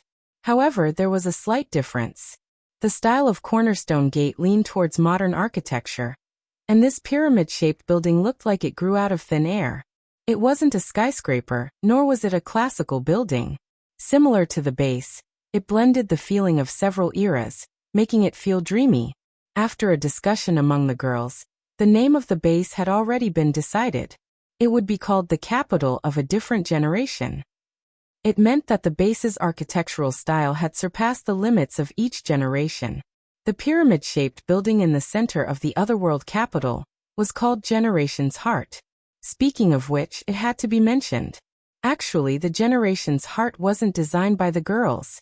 It was the Misaka sisters who decided to build it. The Generation's Heart was for Wu Yan and the girls to live in. Originally, the group of girls didn't approve of this kind of treatment. After all, not only was the Generation's Heart located in the center of the Otherworld capital, it was also the tallest and most luxurious building. It was just like the Otherworld capital's palace. This way, living in the Generation's Heart would be the same as living in the Otherworld capital's royal family. The Misaka sisters living in other places would be treated like servants and commoners. Mikoto was the first one to disagree with such a method. The other girls' opinions were secondary. She was the older sister. The older sister lived in the center of the luxurious area and treated the younger sisters like her subordinates. Mikoto couldn't agree. But on this point, his younger sister's persistence was also surprising. To the Misaka sisters, Wu Yan and the other girls had a high status.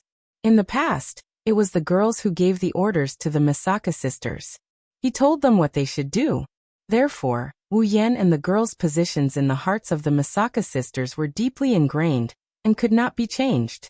Be it now or in the future, the Misaka sisters would still follow Wu Yan and the other girls' orders and do all sorts of things. Therefore, in the end, the Misaka sisters prepared the Heart of Generations for Wu Yan's group, who were like brothers, sisters, and leaders.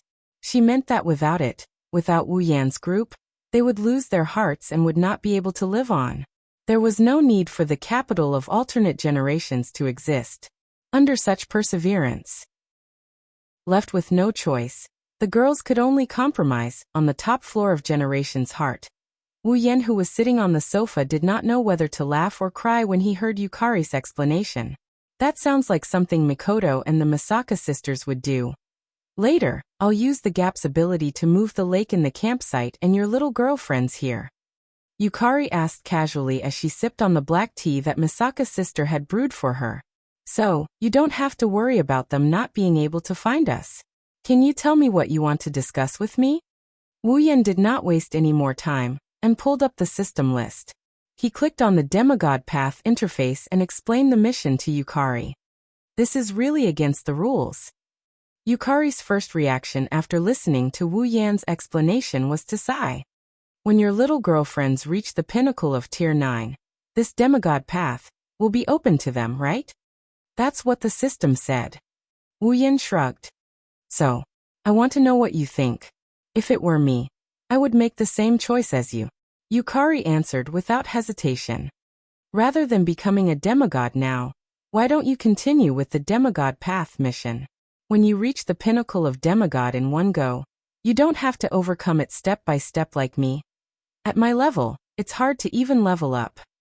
Amethyst became solemn and warned him earnestly. You have to grasp this opportunity. It's not easy to reach the pinnacle in one go. You have the ruby mode. Anyway, you don't have to worry even if you meet a demigod opponent. It's best if you accumulate the effects of your items. It'll be faster than you crawling on the demigod path like a tortoise. I think so too. Wu Yan nodded. So you agree that I should continue with the Demigod Path mission, right? Yukari rolled her eyes and said bitterly. At the very least, I won't let go of such an opportunity. Well, you're not that weak yourself. Wu Yan grinned as he changed the topic and made a decision. Then, without further ado, let's start the Demigod Path mission now. Wait. Yukari pressed the paper fan against Wu Yan's forehead and pushed him back onto the sofa. Who told you that I'm going with you? Huh? Wu Yan was stunned. Although there's a barrier, it doesn't mean that there's no need for anyone to take care of this place. Yukari tapped Wu Yan's forehead with the paper fan. So I think I should stay here. I see. Wu Yan shrugged helplessly. If that's the case, I'll have to go by myself. Era, I didn't say that you should go by yourself. Yukari smiled. There are 2 people coming out of the lake today. Didn't the mission say that I can only bring 2 summoners with me? You mean? Just bring the 2 of them along. Yukari made her final decision. Nighttime. Wu Yan yawned and rubbed his eyes as he walked down the hallway leading to the main hall. He looked exhausted from lack of sleep. Wu Yan was already asleep when Yukari came to his room and woke him up with a knock on his head. She told him that the 2 summoners who finished their transformation were waiting for him in the main hall. They asked him to go over and start the Demigod Path mission. Seriously, since it's already so late, can't I just wait until tomorrow to start the mission? Wu Yan muttered in dissatisfaction as he walked down the hallway and into the main hall. The main hall took up a lot of space.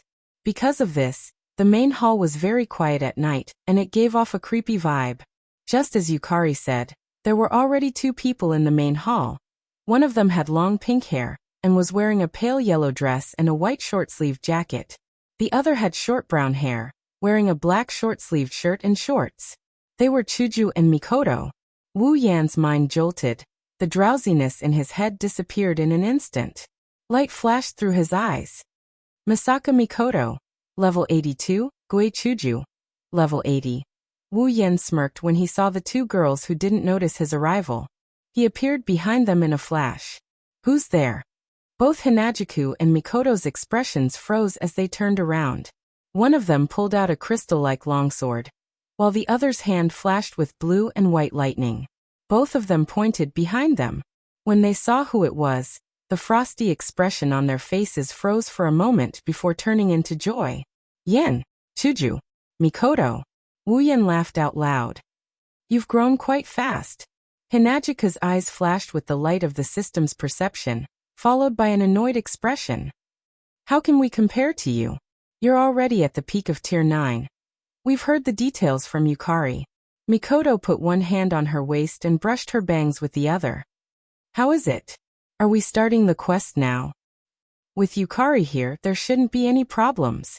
If we can start the quest faster, I won't object. Wu Yan looked at Chuju and Mikoto. Do you want to come with me to this dungeon? You said it yourself. With Yukari here, there shouldn't be any problems. The base is already complete. We can rest assured of our sister's safety. Mikoto smiled. It's been a long time since we've entered a dungeon. It's not a bad idea to go. Me too. Chuju ran her fingers through her pink hair. It's been a long time since we've fought. I'm itching to give it a try. Seeing the smiles on Chuju and Mikoto's faces, Wu Yan couldn't help but smile as well. Chapter 1421. Crisscrossing streets. Buildings were everywhere. Pedestrians coming and going. The trees were scattered all over the place. This is a small city, a quiet and beautiful small city. Under the flood control dam, the river quietly flowed, the bridge quietly lying on the river bank like a dragon, connecting the east and west of the city. In the city, there weren't many cars and people were coming and going. Pedestrians could be seen everywhere on the sidewalk. Streets, shopping malls, parks, squares, everywhere. There was a crowd of people who were having fun. Among these people, most of them were students in uniforms. Elementary school students, middle school students, high school students on the street. Students wearing uniforms of various styles were chatting and laughing as they walked in different directions. They had innocent smiles on their faces, telling people that they were in the most dazzling years of their lives. But this is just on the surface. This seemingly tranquil city actually had a dark side that no one knew about. No, instead of saying it's a dark side, it's better to say that some people here are not real ordinary people. Fuyuki City. This is the name of this seemingly peaceful city. In Fuyuki City, on one of the streets, a man and 2 women are standing in the middle. The man has black hair and red eyes. His appearance is not outstanding, But his body is surrounded by a completely different temperament from the pedestrians around him. He looks out of place, but he has a sense of existence that can't be ignored. The woman has tea hair and tea eyes. The woman has beautiful long pink hair. In terms of appearance, she is definitely one in a million, a rare beauty. Why is the existence of this man and two women emphasized? Because just a second ago, these three people were actually not here yet. They had only appeared out of thin air at this moment. Yes, appeared out of thin air. However, none of the passers-by noticed this strange scene. Apart from a portion of the passers-by who were attracted by the two beautiful girls, the rest of the passers-by continued to walk on their own, completely oblivious to the slightest bit of abnormality. At this time, the three of them had their eyes closed and were immersed in the content of a cold, emotionless, machine-like voice that rang in their minds. Beep. Special mission Path of Demigod, second round activated. Special mission, Path of Demigod mission link, second link mission world. Magical Girl Ilya mission details. Obtain a rank card Saber Swordsman, Lancer Lancer, Archer Archer, Rider Rider, Caster Magician, Assassin Assassin, Berserker Berserker. Beep. This instance dungeon world is the Path of Demigod, Special Quest Dungeon World. The original instance dungeon world's mission has been cancelled. Only after the user has completed the second phase of the special quest, Path of Demigod, can the user choose to leave this instance dungeon world. Reminder, the time ratio between the dungeon world and the real world is 100. 1. Users can proceed with the dungeon experience without worry. I wish you a happy dungeon run. The system's cold voice silently fell into the minds of the three people, not leaving a single echo. Slowly opening their eyes, Wu Yan, Chuju, and Mikoto looked around at the same time. Looking at the people coming and going, it was a very peaceful scene. They glanced at each other. Magical Girl Ilya? Chuju couldn't help but break the strange silence between the three of them. In other words, there's a magical girl in this world, right? Magical girl. Mikoto looked at the people coming and going again. She closed her eyes as if she couldn't bear to look at this very ordinary city. I can't imagine there's a magical girl in this kind of place. Sigh. Wu Yan rubbed his forehead and looked at the clear sky with a helpless expression. Looks like we've arrived at a very strange world. Magical Girl Ilya. This world was different from the Dragon Knight of the Stars world, where Wu Yan didn't read the original work at all. When he was still an otaku, he read a bit of it. So, Wu Yan didn't know much about this instance dungeon world, but he wasn't completely clueless about it. To put it simply, this seemingly peaceful world was in fact, in the dark. In fact, there was a special group of people moving around. Magicians. As the name suggests, this was a group of people who learned magic and possessed powers different from normal people. Of course, if it's just a magician, then there's nothing to be afraid of. With the power of all the magicians in this world, even if all of them worked together, they wouldn't be a match for Wu Yan, Hinajiku, and Mikoto. However, other than the magicians, this world's original form, the Shape Moon world, actually had many unknown special life forms. Unlike the magicians who could perform magic, the magicians who could perform miracles, magical phenomena that modern science couldn't recreate. Immortal death apostles and true ancestors, heroic spirits, subjugation. These existences weren't something magicians could compare to. Any one or two of them would be extremely powerful. Some of them might even be stronger than the current Wu Yan. Not to mention, in the Shape Moon world, there was also the Origin, the most mysterious existence that was equivalent to the world and human consciousness. These existences, even if Wu Yan activated Yukari's Red Jade mode, he still wouldn't be able to defeat them. Fortunately, although the Magical Girl Ilya dungeon world was born in the Shape Moon world, it wasn't as dangerous as the original Shape Moon world. At least, according to Wu Yan's understanding of this world, it wasn't as dangerous as the original Shape Moon world. According to the original story, with the strength of Wu Yan and the other two, it should be very easy for them to complete the second instance dungeon quest. Thinking of this, Wu Yan's expression became much better. Unfortunately, this expression didn't last long. Beep.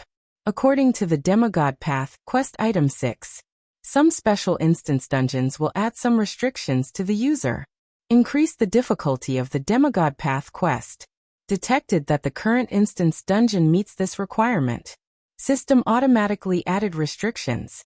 Following the system notification, 3 silver bracelets appeared on Wu Yan, Hinajiku, and Mikoto's wrists without any warning. The bracelets glowed with a delicate light. At the same time, Wu Yan and the other 2 felt as though their strength was being suppressed. It suddenly dropped all the way to level 75 before stopping. Beep. According to the quest requirement, adding restricted bracelets to the user and her summoned character. Additional quest requirement. User and her summoned character are not allowed to remove the restricted bracelets during the second phase of the special quest, Demigod Path. If the user and her summoned character violate the quest requirement, the special quest, Demigod Path, will be declared a failure. Reminder: once the special quest, Demigod Path, is declared a failure, the user will no longer be able to continue the Demigod Path quest.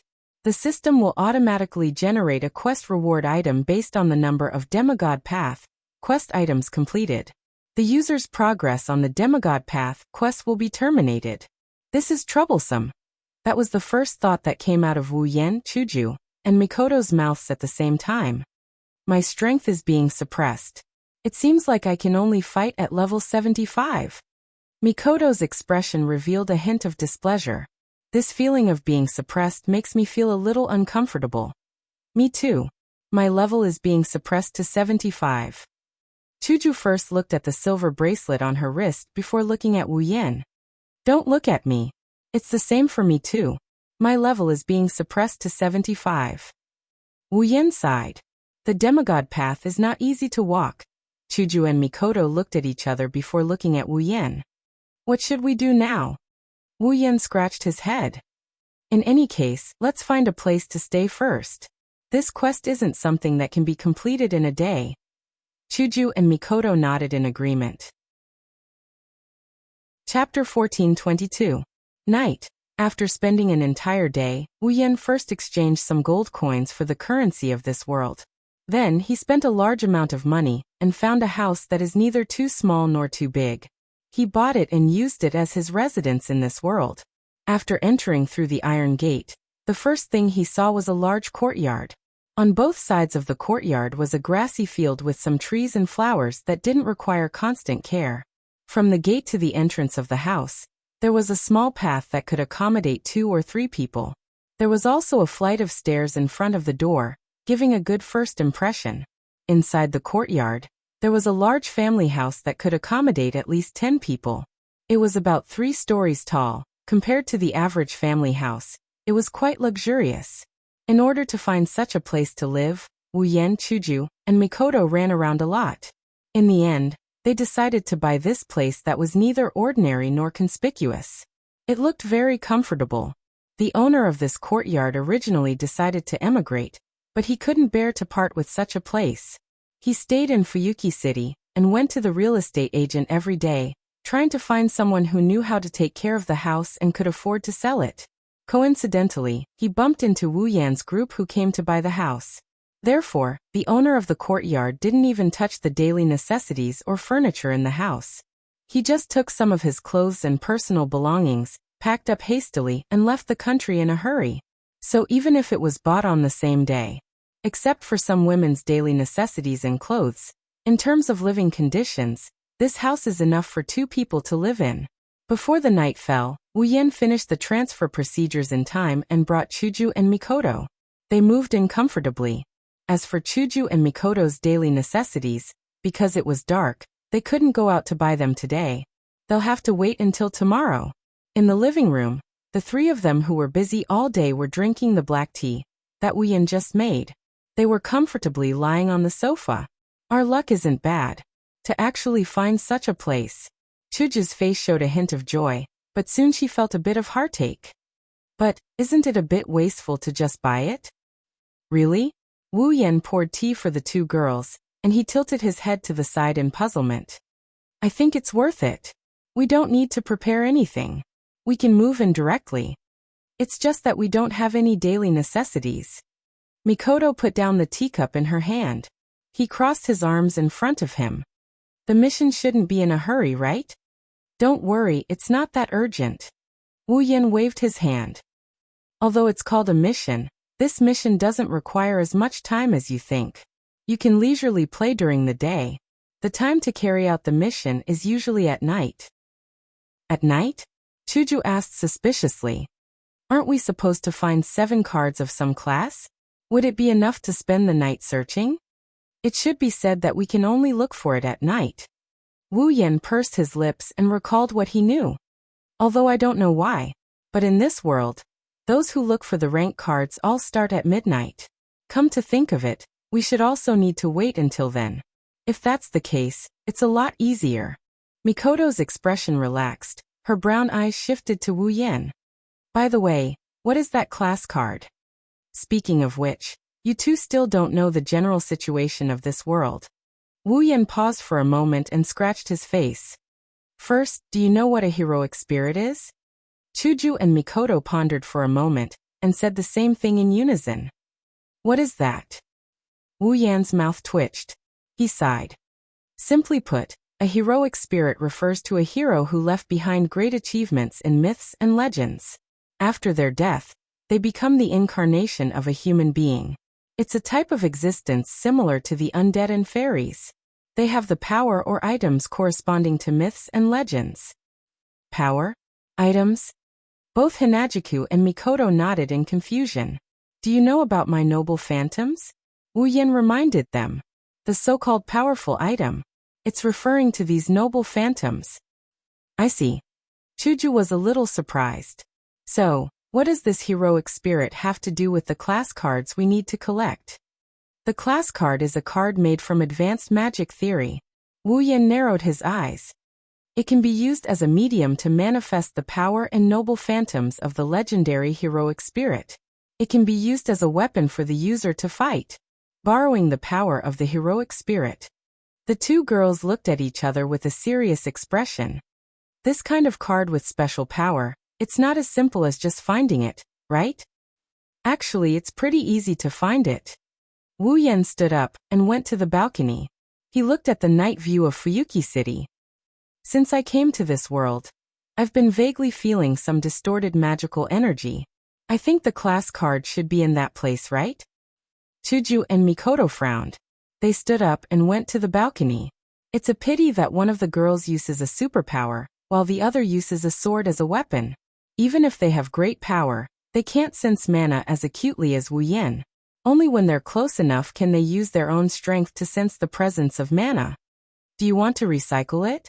On Mikoto's forehead, arcs of blue and white electricity danced around. I can recycle it anytime. The problem is the class card isn't that easy to recycle. Wu Yan frowned. The class card isn't in this world. It's in a reflection of this world called the Mirror Realm. We have to enter the Mirror Realm first to recycle the card. On the other hand, the rank cards are not just lying there and waiting for us to retrieve them. In the Mirror Realm, the heroic spirits of the corresponding rank cards have been materialized with the power of the rank cards. We have to defeat them in order to retrieve the rank cards.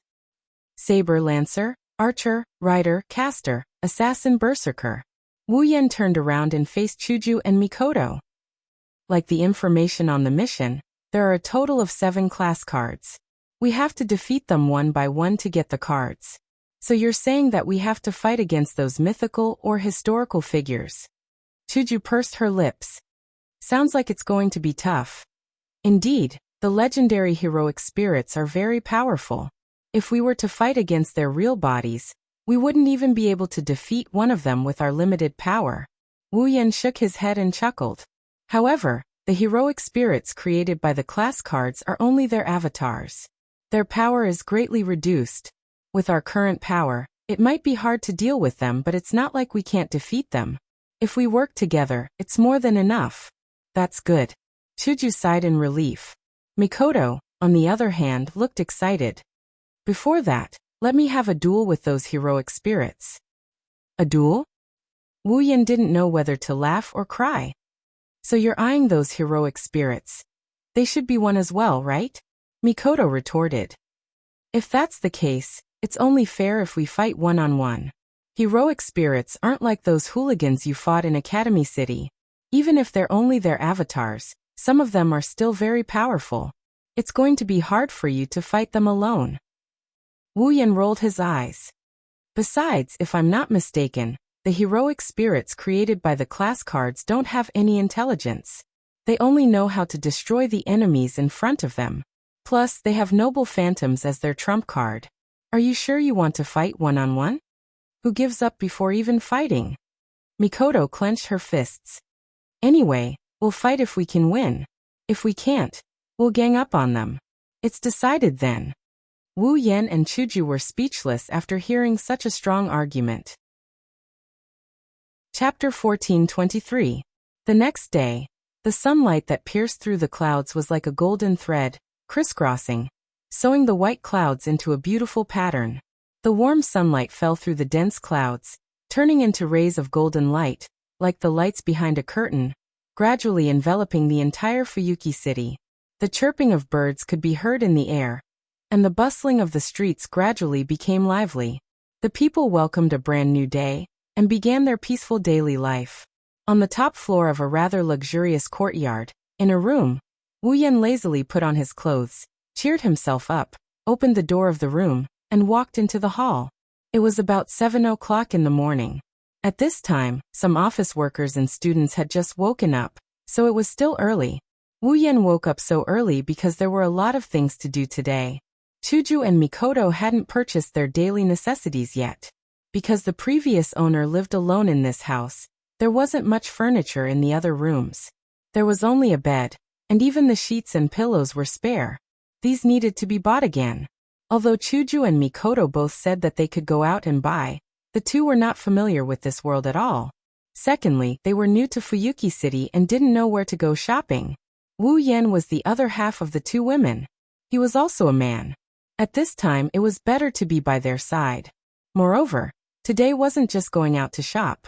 Wu Yan also wanted to go to the center of the distorted magic, where the rank card was located to investigate. According to the original plot, the rank card existed in the mirror realm. If you want to enter the mirror realm, you not only need a certain amount of space magic theory and attainments, but you also need complete coordinates and the specific usage of the movement method. The original plot didn't give any of these. Fortunately, using the rank card, the magic of the avatars penetrated the mirror realm, causing the distortion of magic. According to the source of this part of magic, follow the vine to find the melon. It took a while. With the knowledge of 103,000 magic books in Wu Yan's mind, it wasn't difficult to find a way to enter the mirror realm. As long as he found the way to enter the mirror realm, then the second part of the demigod path could officially begin. In the original plot, the time to enter the mirror realm was 12 o'clock in the morning. Today Wu Yan planned to do some investigation on the mirror realm, and wait until tomorrow to challenge those violent avatars. This time should be enough for him to prepare. After all this time, he couldn't do the mission as leisurely as before. The limited bracelet had suppressed the level of Wu Yan, Chuju, and Mikoto 75. With this level of power, Wu Yan can't say he won't be in any danger if he goes up against the heroic spirit's clone. Moreover, this time, Wu Yan couldn't rely on his red jade mode. Last night, he tried to enter the red jade mode, and the result was that he could use it. But after using it, his level would still be suppressed to 75, even if he used Flandrachan and Yukari's red jade mode. Therefore, the red jade mode only gave Wu Yan the ability of the owner of the three modes. Of course, whether it was Kurumi's power of time, Flandrachan's power of destruction, or Yukari's power of realm, each of them could easily challenge opponents of a higher level even if they were only at level 75. This was especially true for Flandrachan and Yukari. It was not impossible for them to challenge opponents of a higher level. However, Wu Yan had his own trump card. Familiars. If he used familiars at level 75, there wasn't much of a difference between using the eye ability and the realm ability. Therefore, there was no need to rely on the red jade mode. Under these circumstances, caution was a must. The system made it clear that if Wu Yan fails the quest, the system will automatically generate rewards based on his current number of demigod path quests. That way, he won't be able to proceed with the demigod path quest. Wu Yan had only completed the first part of the demigod path quest. In other words, Wu Yan would only be able to obtain the item needed to reach level 90, and then he would have to obediently level up one level at a time, wasting a chance to reach the heavens in a single bound. However, the system had also stated that the mission would only be declared a failure if the limited bracelet was removed. In other words, as long as Wu Yan, Chuju, and Mikoto don't remove the limited bracelet, the mission wouldn't be declared a failure even if they spent a year, 10 years, 100 years, or even 1,000 years collecting rank cards. The fact that there was no time limit was good news. The prerequisite was that there was no real danger to their lives. Last night, Wu Yan had solemnly told Chuju and Mikoto to remove the bracelet if there was any danger to their lives. Rather than let the girls die once, Wu Yan would rather climb the demigod path like a tortoise crawling on a turtle's back. This was undeniable. With today's activities in mind, Wu Yan pushed open the door to the living room and walked in. Morning, Yan. Morning. Two equally pleasant voices sounded from the living room, dispelling the last trace of sleepiness in Wu Yan's mind. He looked into the living room. Chuju and Mikoto were in the kitchen preparing breakfast, while Mikoto was setting the table. Both of them had aprons around their bodies, making them look like housewives. At this moment, they looked exceptionally virtuous. Looking at this scene, Wu Yan couldn't help but grin. Morning, Chuju. Mikoto. Come and sit. Mikoto greeted without turning her head. Breakfast is almost ready, come and have a glass of milk. Are you two cooking together today? Wu Yan sat at the head of the table, looking at the two girls with a strange expression. That's really strange. How is it strange? Chuju rolled her eyes at Wu Yan. You're talking like we don't know how to make breakfast. It's not like that. Wu Yan hurriedly explained. It's just that I rarely see you two cooking, so it's a bit strange. That's because your cooking is too good. We only want to eat your food. When you're not around, Ikaros is the one who prepares the food, so we don't have a chance to cook. Mikoto pursed her lips in dissatisfaction. Even though I don't cook often, I've done well in Tokuwadai. Don't think of me as a girl who only knows how to fight. Ahahaha. Wu Yan chuckled bitterly. Indeed, in Wu Yan's impression, Mikoto is a girl who only knows how to fight. If we were to use a scale of 100, Mikoto's girly rating would be 10, her manly rating would be 40, and the remaining 50 would be her tsundere rating. As for Hinajiku, before she became his summon, she used to cook a lot at home. Wu Yan is aware of that. By the time Chuju and Mikoto finished preparing breakfast, Wu Yan had already finished his fourth glass of milk. I'm going to dig in. After performing a Japanese etiquette, the three of them began to enjoy a warm and blissful breakfast. Seeing the two girls chatting happily while eating, Wu Yan couldn't help but open his mouth. It feels like it's been a long time. Both Hinajiku and Mikoto looked at him questioningly. I remember the time when there were only the three of us. Wu Yan smiled gently. At that time, the three of us were so weak. Even the strongest Mikoto was weaker than me with my limited power. It feels like we've returned to that time. It's quite nostalgic. Hearing this, Hinajiku and Mikoto couldn't help but smile, their eyes revealing traces of nostalgia. But soon their faces darkened. I say, do you know who's the one who caused this? Chuju's voice turned cold. Indeed. At first there were only the three of us. Mikoto raised the knife on the table and pointed it at Wu Yan. But later, as a certain someone became more and more fickle, there were more and more people. Ha ha ha. Wu Yan laughed out loud. His forehead was covered in cold sweat. I suddenly feel hungry, let's eat. Is that so? The two girls smiled evilly. They picked up a piece of bread and stuffed it into Wu Yan's mouth without hesitation. Then let us feed you. Ugh. In a moment of carelessness, Wu Yan's mouth was stuffed to the brim. He fell on the ground face up and played around with the two girls. In the living room, everyone's laughter and begging for mercy echoed. It was unusually warm. Chapter 1424. Fuyuki City was not very big, and it was not very prosperous. It could only be regarded as a rather ordinary small city. At least, that's what it looks like on the surface. Wu Yan took out a new map and started shopping with Chuju and Mikoto. He didn't just buy daily necessities for the two girls, clothes, bedsheets, pillows, and so on. He also bought a lot of food, books, DVDs, and so on to pass the time. He even bought a lot of decorative items like dolls for his collection. Wu Yan didn't plan to limit the amount of gold he has in the ring of gold.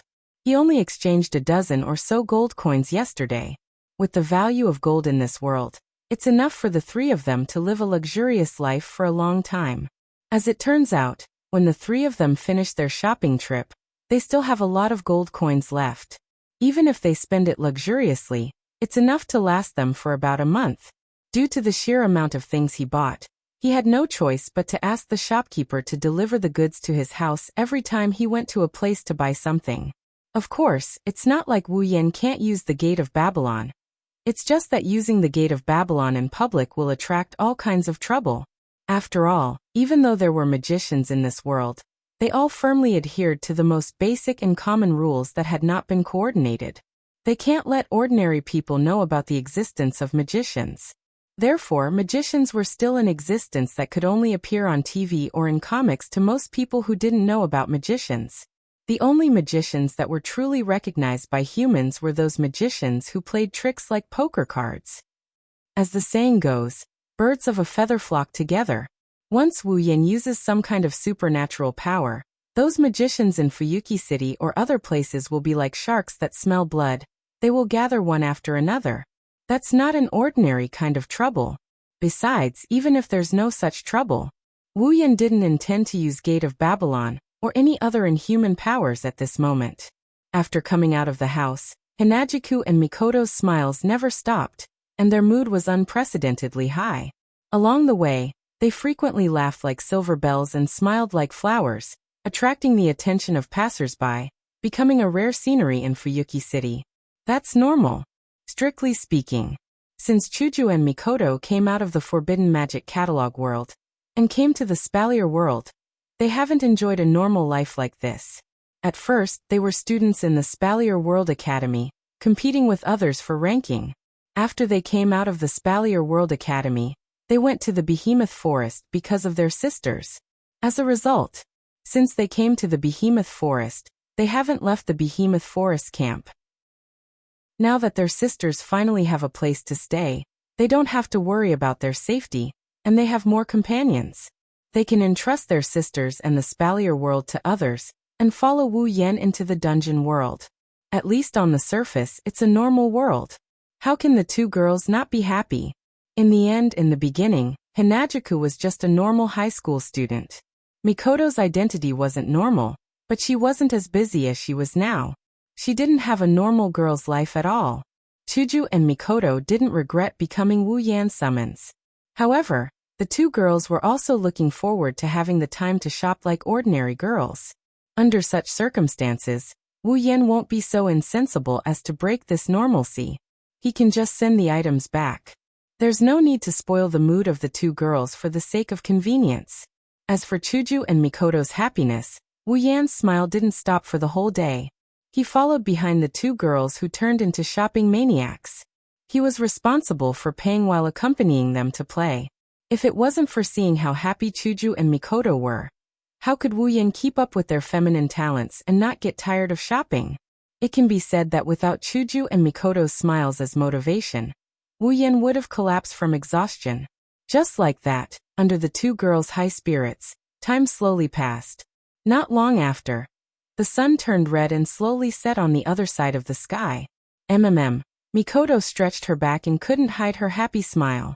Today's shopping is so comfortable. Yeah. Chuju ran her fingers through her hair and looked at the sky. But it's getting dark and we've bought most of the things we need to buy. Let's go back. Why don't we cook dinner tonight? Mikoto suggested while looking at Wu Yan with a rare interest in her voice. Yan, what do you think? Sure. Wu Yan didn't object and nodded. Just wait for me to go back, and we can start eating. Wait for you to go back. Chuju and Mikoto both stopped what they were doing. They almost forgot that today, Wu Yan still has to go to those places where the mana is distorted to find a way to enter the mirror world. Thinking up to this point, the two girls stopped smiling and looked straight at Wu Yan. Do you need us to go with you? No need, it's not like we're going to fight. Wu Yan stretched out his hand and smoothed the messy hair on their forehead. Don't worry, it's not like we're going to flirt. Who's worried about that? Chuju and Mikoto's face blushed and they looked annoyed. Then go quickly and come back quickly. Got it. With that, the three of them went their separate ways and headed to their respective destinations. The curtain of night fell. There's a river in Fuyuki City and above it, there's a bright red bridge. Wu Yan came out from the other side of the city and walked on the edge of the bridge. He looked at the river below with a serious expression. There's a total of 4 to 5 distorted mana sources in Fuyuki City. One of them was in the vicinity of this river. In order to find out the exact location of the source, Wu Yan came to the bridge and carefully observed the movement around the river. It should be around here? Furrowing his eyebrows, Wu Yan stopped at a spot near the center of the bridge with the help of the surrounding lights. Looking at the clear river below, Wu Yan slowly closed his eyes. In his perception, there's an extremely unnatural and sticky mana fluctuating around him. It feels like smoke on the battlefield. It's very uncomfortable. Under such mana fluctuations, even a normal person would subconsciously avoid this place and not approach the source of the distorted mana. Those who have a keen sense of mana would feel uncomfortable. But because of this uncomfortable feeling, the source of the distorted mana is too obvious to Wu Yan. At a certain moment, Wu Yan opened his eyes and looked at the river below. The source of the distorted mana is somewhere on the river bank. Wu Yan turned his body slightly and disappeared from the spot. When he reappeared, he was already in front of the location he sensed. Because of the limited bracelet, Wu Yan's power is suppressed to level 75, but the amount of mana is still at the same level. Originally, the amount of mana and the strength of one's strength were not directly related. Powerful mana only meant that one could use more magic and spells in battle.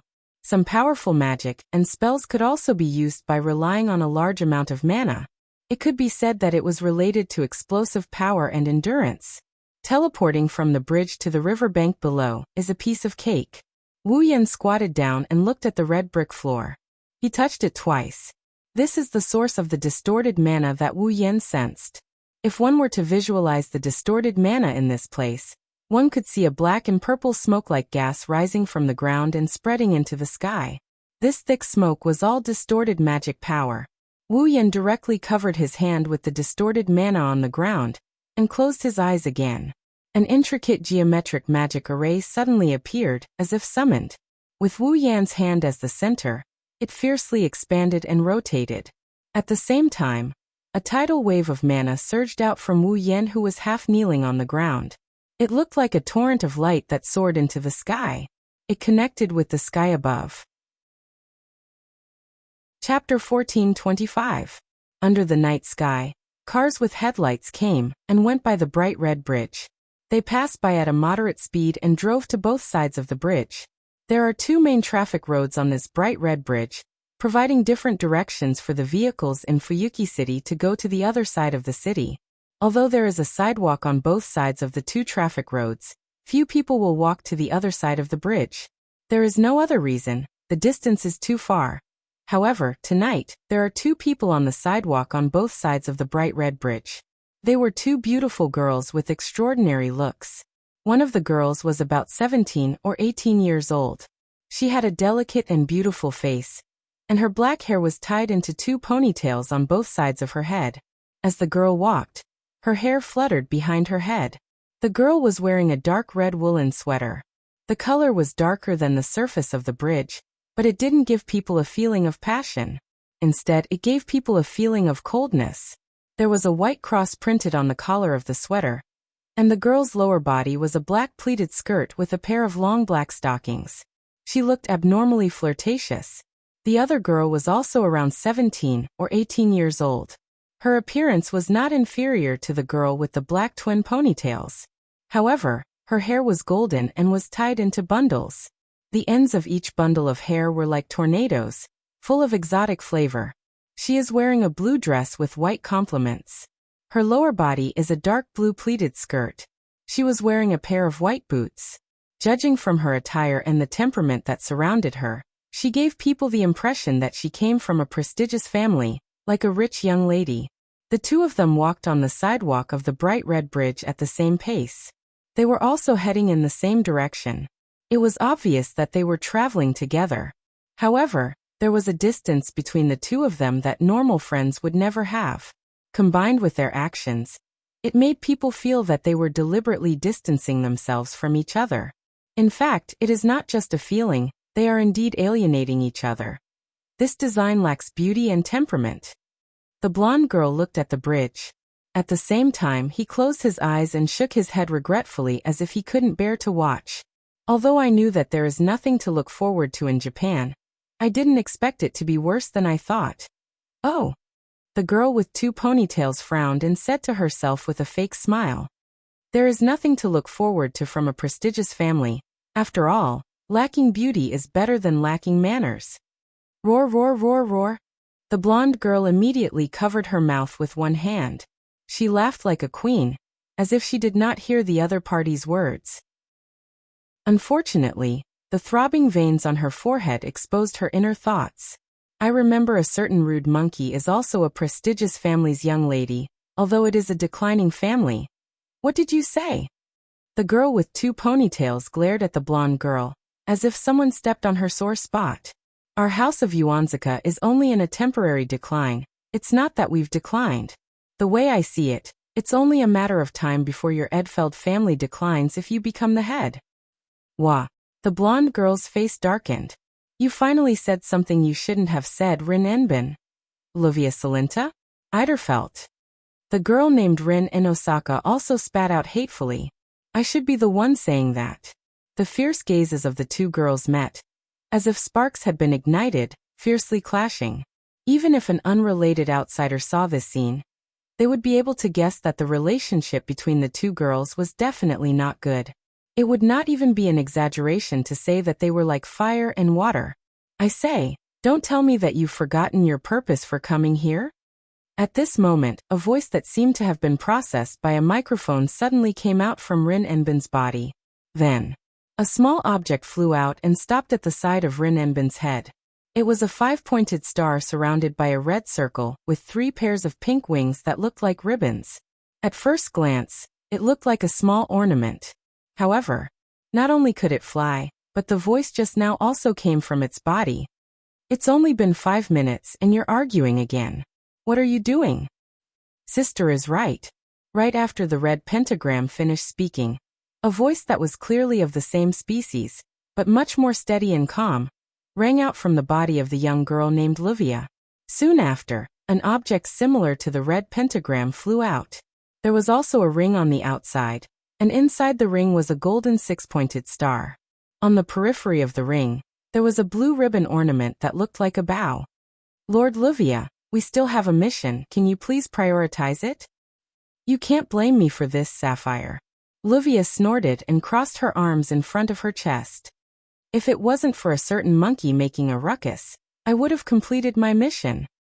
You're the one who provoked us. Rin Enbin couldn't take it anymore and shouted. He glared fiercely at the red circle floating beside him. Ruby, did you see that? That guy provoked us first, didn't he?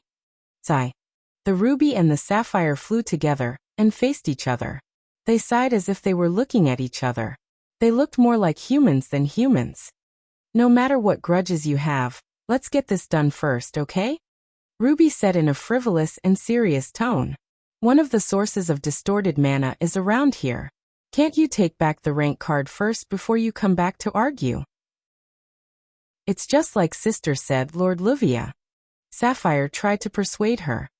The Magic Association's Time Tower asked the two of you to come to Fuyuki City to investigate the source of the distorted magic power and retrieve the rank cards that are causing chaos. It's because of this that the master who created us handed us over to the two of you. If the two of you continue to mess around like this, the master will be angry and the two of you will fail. Rin Enbin and Livia were speechless. Wu Yen. Just like what Sapphire said, Rin Enbin and Livia came to Fuyuki City to retrieve their rank cards. Rin Enbin and Livia were members of the Magic Association's Chronometer Tower. The so-called Magic Association referred to an organization established by a group of magicians who studied magic. It managed the order of this world's magic world. It was equivalent to a police station in the magic world. When it was dedicated to magic research, it also prohibited magic from being exposed to human society to better protect the secrecy of magic. The Magic Association had a lot of areas under its jurisdiction. For example, granting high-rank magicians the title of magician, managing and controlling the summoning of heroic spirits, magic books, and the situation of various land veins. The Magic Association's headquarters was set up in London, also known as the Chronometer Tower.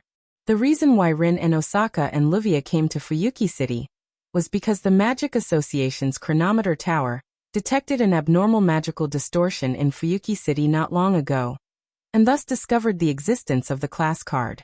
Rank cards were cards made with extremely advanced magic theory. They were powerful tools that could be directly linked to heroic spirits. For the Magic Association, which was dedicated to magic research and managing matters related to heroic spirits, it was undoubtedly an item that had to be managed. Therefore, under the orders of a big shot in the Magic Association, who was also the master that Sapphire mentioned, Rin Enbin and Livia came to Fuyuki City to retrieve the cards and also obtained rubies and sapphires. Don't think that these two were just ornaments that could fly and talk. Rubies and sapphires were magic attire, made with legendary magic. Not only could they be used for multiple transformations, allowing the user to download skills from the parallel world, but they could also be turned into armor, allowing the user to use A-level magic barriers, physical protection, enhanced healing, physical enhancement, and other common abilities. They were extremely advanced magic tools. Once the rubies and sapphires were used to transform, even the most ordinary child would instantly have the combat ability of a high-rank magician.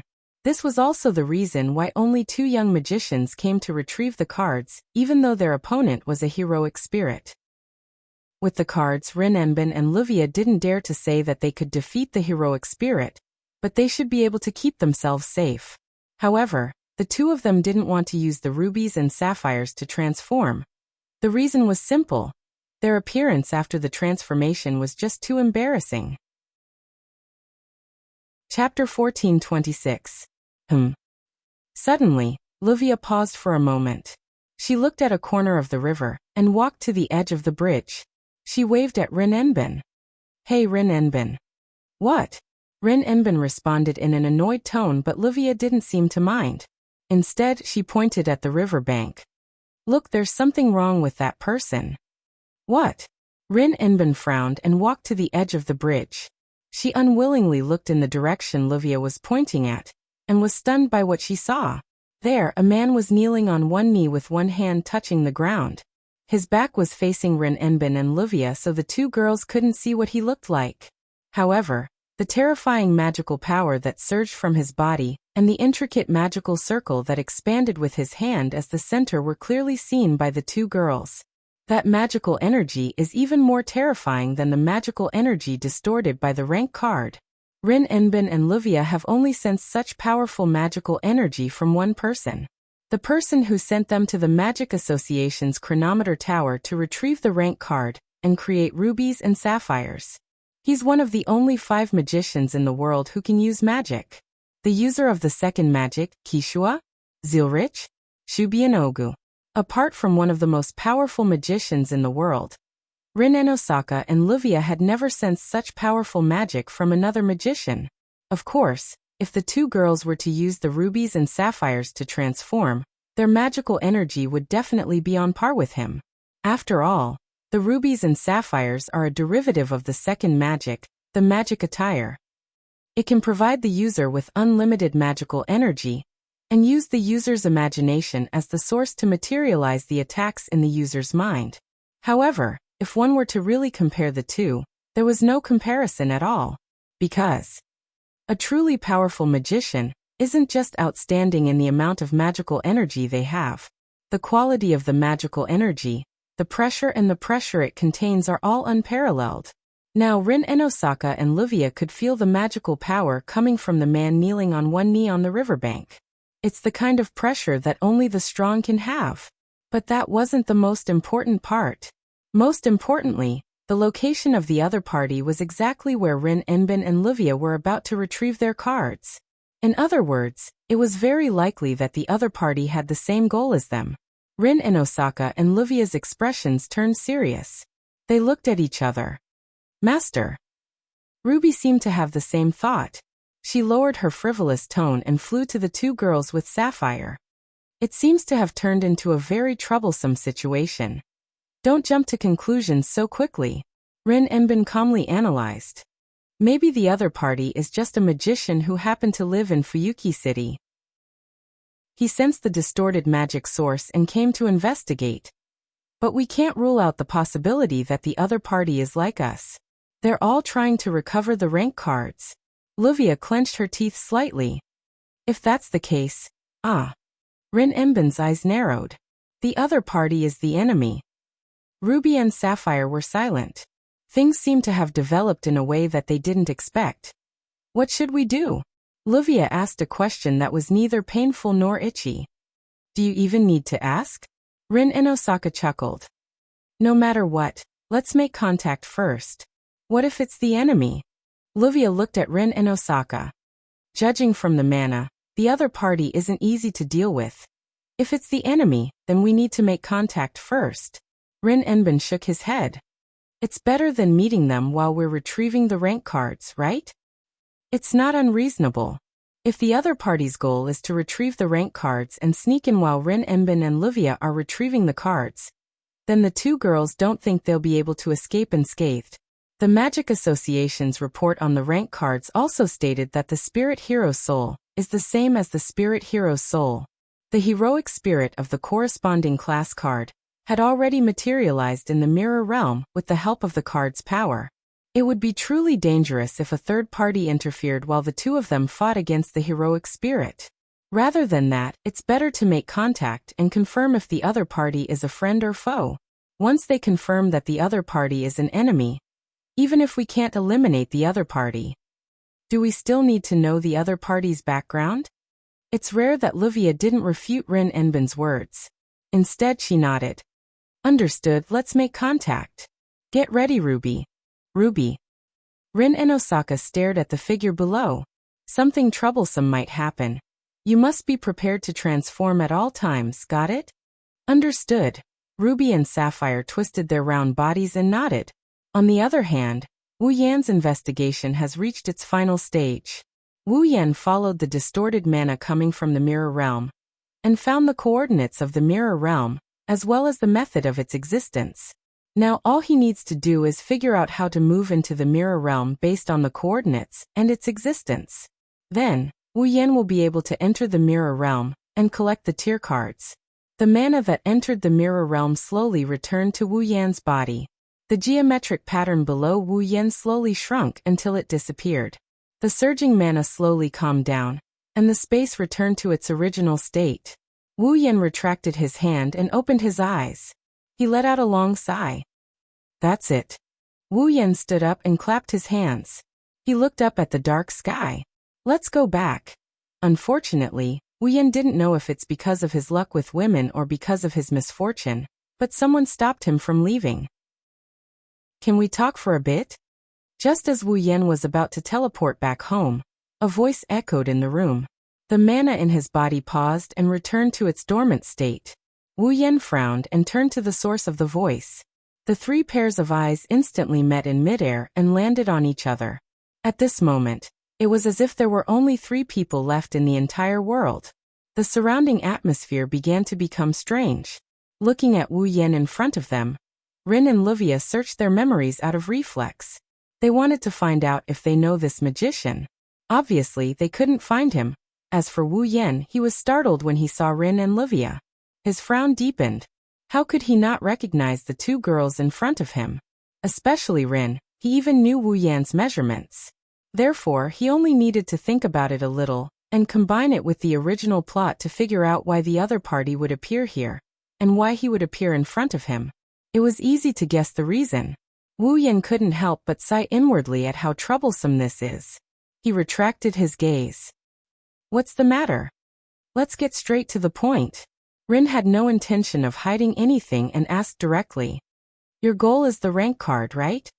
Even though this might reveal his identity, Rin knew that even if he didn't say anything, his appearance here was enough to make Rin suspicious of his identity and his goal. Therefore, Rin's straightforward words gave off a feeling of arrogance. Wu Yan didn't know whether to laugh or cry. However, Wu Yan didn't have any intention of hiding anything. That's right. A smile slowly appeared on his face. Wu Yan also made his intentions clear. My goal is the rank card. Rin and Osaka and Livia's hearts sank, and their gazes became vigilant. Where are you a magician from? You're not from the Magic Association, right? Wu Yan raised an eyebrow and smiled. Indeed, I'm considered a magician, but you don't have to worry about my background. I'm just a wild magician. Is that so? Rin and Osaka nodded. Then, can I ask this wild magician to give up his rank card? I'm sorry. Wu Yan shrugged. I have my own position. Can you please not make things difficult for me? Following this sentence, the atmosphere in the air suddenly became tense. Chapter 14:27. After a short 1-minute conversation, Rin and Osaka and Livia were led to a situation that they didn't want to see the most. Now, not only did the task of retrieving the class cards become more difficult, but a seemingly powerful enemy had also appeared. On top of that, they have to defeat the materialized avatars of the heroic spirits. There's nothing worse than that. Thinking of this, Livia could not help but feel angry. She broke her elegant and dignified aura as she cursed at Rin Tobasaka. That's why I hate barbarians like you. Ha! After being scolded for no reason, Rin and Osaka was furious. What right do you have to say that? Look at yourself, what kind of communication method is that? Livia put one hand on her waist and pointed at Rin's nose with the other. What do you mean by just say it out loud? You think you're so great? If it were me, I would be your enemy too. What did you say? Rin was so angry that he laughed and pointed at Wu Yan. Then go say to him, please give up your rank card. See if he'll give up. That's why I call you a barbarian. Can't you use a more elegant method of communication? Then go ahead and try your so-called elegant method of communication. Maybe he'll be disgusted by you and spit out the rank card, even if he doesn't give it up. Yeah, I'm that disgusting. Monkey, hurry up and spit out your rank card. Even if I spit it out, I'll spit it out, you fake boobs. My boobs are real, you stupid flat-chested girl. Who's a flat-chested girl? They argued. Rin and Osaka and Livia actually smashed their foreheads against each other's foreheads. Their hands were also pinched together as they wrestled with each other. You can still argue in front of a powerful enemy. I really have to hand it to you. Rin-sama, Livia-sama. Can you please calm down a little? Ruby and Sapphire surrounded the two girls who were wrestling with each other. Their voices were filled with anger and helplessness. Looking at this sudden and completely unexpected scene, Wu Yan's mouth twitched, and he no longer had the energy to complain. In the original work, the relationship between the two of them was like fire and water. Wu Yan was aware of this. However, he did not expect that the two of them would still be able to fight each other in the face of enemies. Wasn't infighting too easy? Moreover, aren't you afraid of being ambushed by me? I say. At that moment, Wu Yan covered his forehead. He spoke as if he had a headache. If you guys are here to look for trouble, please be more professional. Hurry up and fight with me, then go home. Wash up, and sleep. I haven't had dinner yet. Hearing this, Rin Tozaka and Livia finally reacted and glared at each other. He snorted coldly and turned his head away. You too, even I can't stand it if you continue like this. Ruby's tone was seriously dissatisfied. If it wasn't for the fact that the other party was a gentleman and didn't sneak up on you when you were quarreling, you would have died long ago, you know? Shut up, Ruby. Rin glared at Wu Yan angrily. Ruby is right. Since you didn't sneak up on us, you don't seem like a bad person. If possible, we don't want to be enemies with you. Mr. Gentleman, please give up on the rank card. I already said. I have my own position. Wu Yan retorted. Also, don't call me a gentleman. When I'm evil, even I'm afraid of myself. This is troublesome. Rin rubbed his forehead. His gaze became serious. Then in other words, we can only be enemies? Wu Yan didn't admit nor deny it, he just threw out this sentence. If your goal is also the rank card. Is that so? Rin and Osaka and Luvia's bodies tensed up. Then there's no other way. In order to not make the mission difficult. Luvia's expression was serious. Just like you said, let's hurry up and fight. After saying that, Rin Enbin and Luvia both reached for the ruby and the sapphire. Ruby. Sapphire. Yes. Ruby and sapphire spun in the air, and arrived above Rin Enbin and Luvia's outstretched hands. Their bodies trembled violently, and a red and a blue cane suddenly protruded from their bodies, and were grasped by the two girls. Buzz! In the next moment, a dazzling light appeared from Ruby and Sapphire's bodies and enveloped Rin and Luvia's bodies. A huge amount of mana reverberated in the surroundings, turning into light particles that danced around the center of the flash like fireflies. Wave-like ripples spread out from the center of the flash and reverberated in the surroundings. The magic power that soared to the sky turned into a gust of wind. It swept towards Wu Yan's body. Feeling the powerful mana, Wu Yan's expression darkened. His wine-red eyes stared at the light in front of him. Not long after, the light dissipated and the situation inside was revealed. In the gradually dissipating light, the two girls had completely changed. The red woolen sweater and dress had all disappeared, and were replaced by two strange outfits.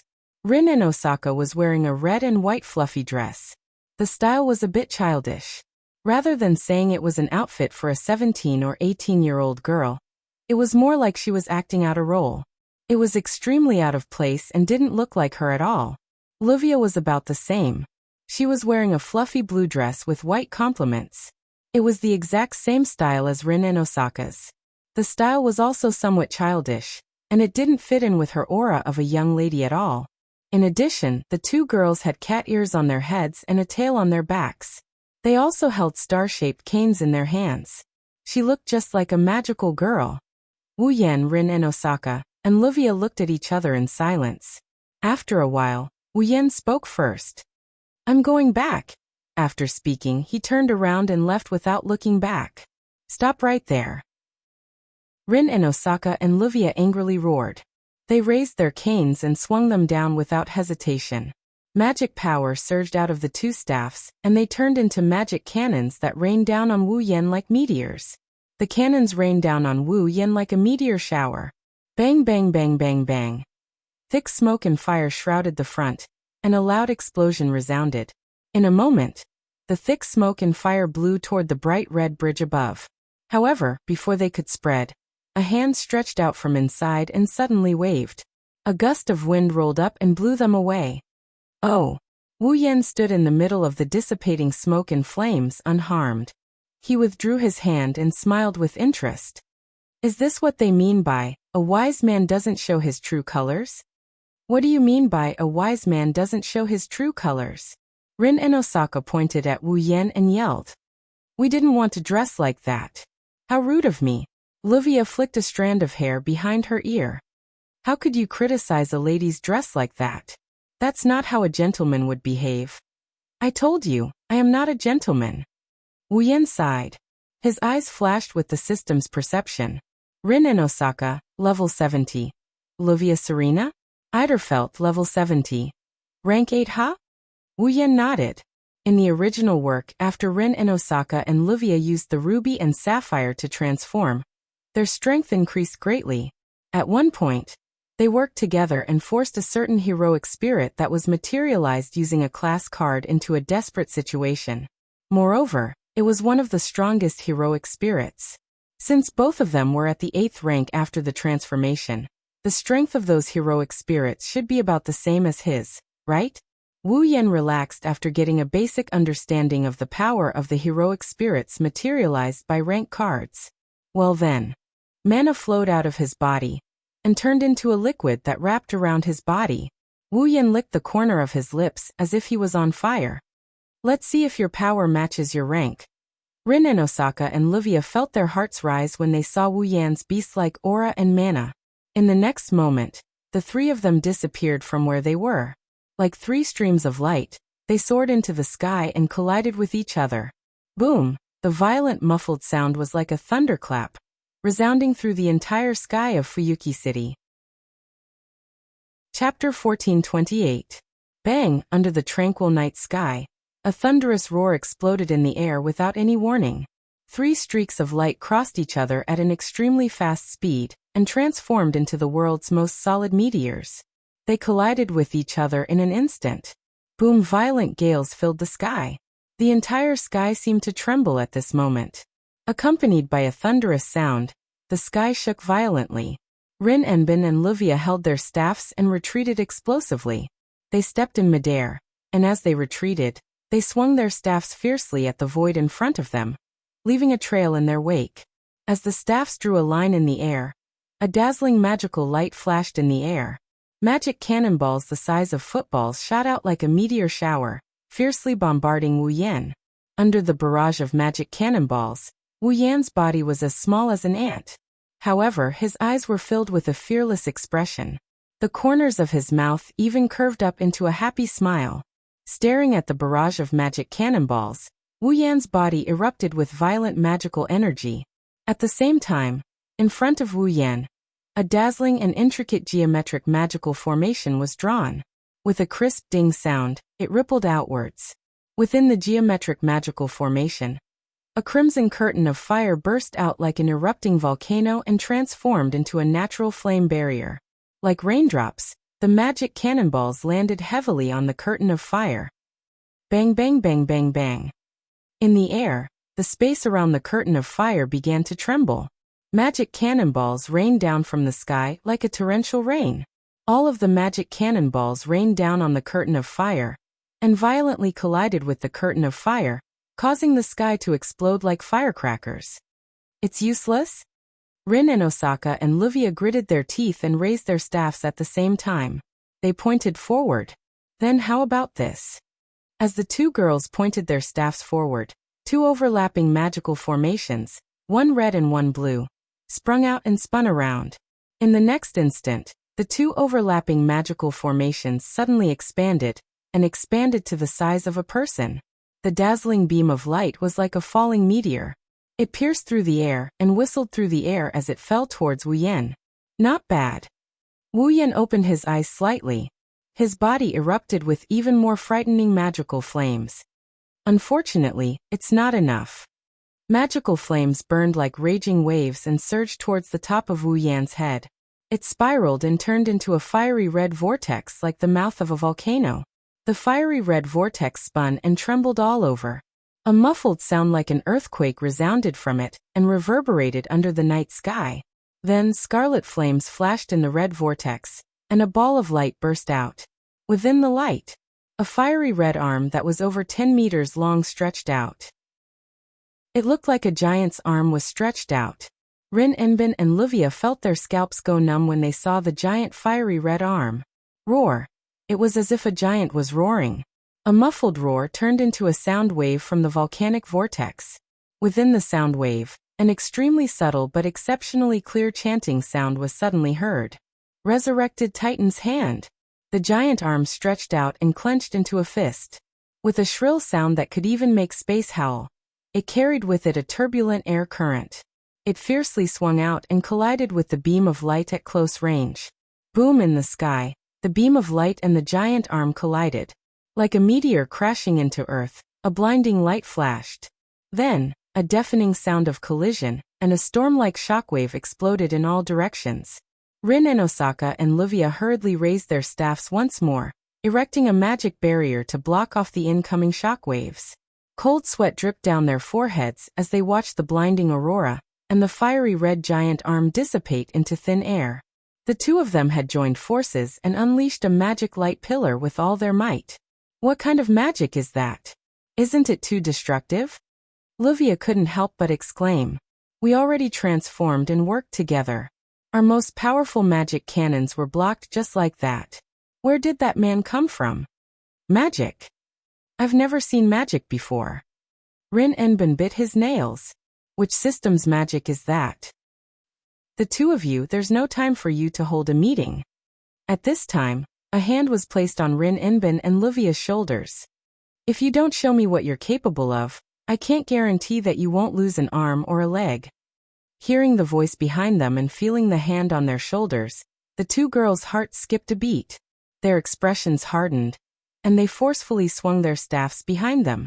Unfortunately, the two staffs brushed past Wu Yan's nose as he leaned back.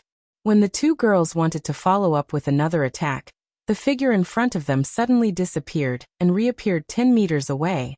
He crossed his arms in front of his chest and looked at them mockingly. No way. Livia couldn't believe her eyes. Teleportation magic? Is there a magician who can use such a high-level magic trick in an instant? Haha. Haha. Rin Enbin chuckled as a drop of sweat rolled down his cheek. He already went easy on you. What else do you want? If Wu Yan, who appeared behind Rin Enbin, and Livia didn't place his hand on their shoulders but their necks, they would have lost by now. Even if he didn't place his hand on their necks, Wu Yan didn't use teleportation magic to increase the distance between them. Instead, he reappeared behind them, and they would have lost anyway. That's why Rin Enbin said that he went easy on them and Livia had nothing to say. Seriously, we haven't even started the mission and we already met such a troublesome opponent. Livia took a deep breath. Her expression suddenly turned extremely serious. If that's the case, it's not time for me to go easy on them. After saying that, Livia stretched out her hand and pulled out a card from her body. It was a palm-sized rectangular card with a noble dressed in luxurious clothes and holding a spear engraved on the front. On the card, there were no other images other than a noble holding a spear. There was only a line of letters at the bottom of the card that was stepped on by the noble holding a spear. Lancer, Lancer. That's a rank card. Rank card. Wu Yan's eyes flashed with a glint. Hey! Rin Enbin was shocked when he saw Livia take out the Lancer rank card. Are you going to kill him? Don't worry. Livia narrowed her eyes. I will stop right before I pierce through that man's heart. As soon as she finished speaking, she raised her Lancer rank card and stacked it on top of the 6-pointed star that was surrounded by the rings. Rank card Lancer, Lancer. Limited activation. The rank card belonging to Lancer instantly turned into a ray of light, fusing with the entire staff and gradually elongating. Holding the elongated radiance, Livia waved her hand, and a crimson-red spear appeared in her hand. It's a noble relic that belongs to the heroic spirits. The rank card can connect to the heroic spirit's throne of heroes and borrow the power of the heroic spirit that corresponds to the rank card. Now Livia was using the sapphire as a medium to connect the Lancer class card to the seat of heroic spirits, materializing the noble relic of a Lancer class heroic spirit she had designated. At first glance, Wu Yan recognized the origin of the noble phantasm. Wu Yan only knew 2 crimson spears among all the noble relic that he knew. One of them is a noble relic that can nullify magic and magic nullifying Wild Rose. The other one is a noble relic that can reverse cause and effect. Once the spear is swung, it will definitely pierce the target's heart. Spear of Dead Thorn. Wu Yan has a noble relic that can nullify all supernatural abilities. Fantasy Killer. It's a noble relic that was modified by the system using the magic nullifying Wild Rose as its raw material. Wu Yan could tell that the noble relic in Livia's hand is not the magic nullifying Wild Rose. That explains the origin of the spear. Spear-piercing death. Chapter 1429. The Spear of Reverse Karma, Spear of Death. Its ability was to reverse karma. With the premise of having the heart in the heart, it first decided on the effect of having the heart in the heart. Then it used the spear to attack as the cause to launch an attack. This was because the result of the attack was destined to happen. Therefore, once the spear of death piercing was swung towards the enemy, normal defense and evasion would be meaningless. No matter what, the spear of death piercing would definitely hit the enemy's heart. This effect was already a type of curse. Therefore, it wasn't an exaggeration to say that the spear of death piercing spear was a spear of absolute destruction. The moment he swung the spear, he already knew that he would definitely hit his opponent's heart. Even if he managed to defeat the user of the spear of death, there was no way he could change the outcome. His heart would definitely be hit. In order to nullify the spear of death, when it was swung towards him, unless he was lucky enough to change his fate and prevent the spear of karma from causing the karma spear to fail, otherwise, he would never be able to escape the curse of having his heart targeted. Wu Yan did not think that he had enough luck to change this treasure that determined karma beforehand. However, to him, the spear of death was not much of a threat. The reason was simple. Even if his heart was pierced, as a true ancestor, nothing would happen to him. Most likely, the moment the enemy pulled out the spear of death, Wu Yan's heart recovered.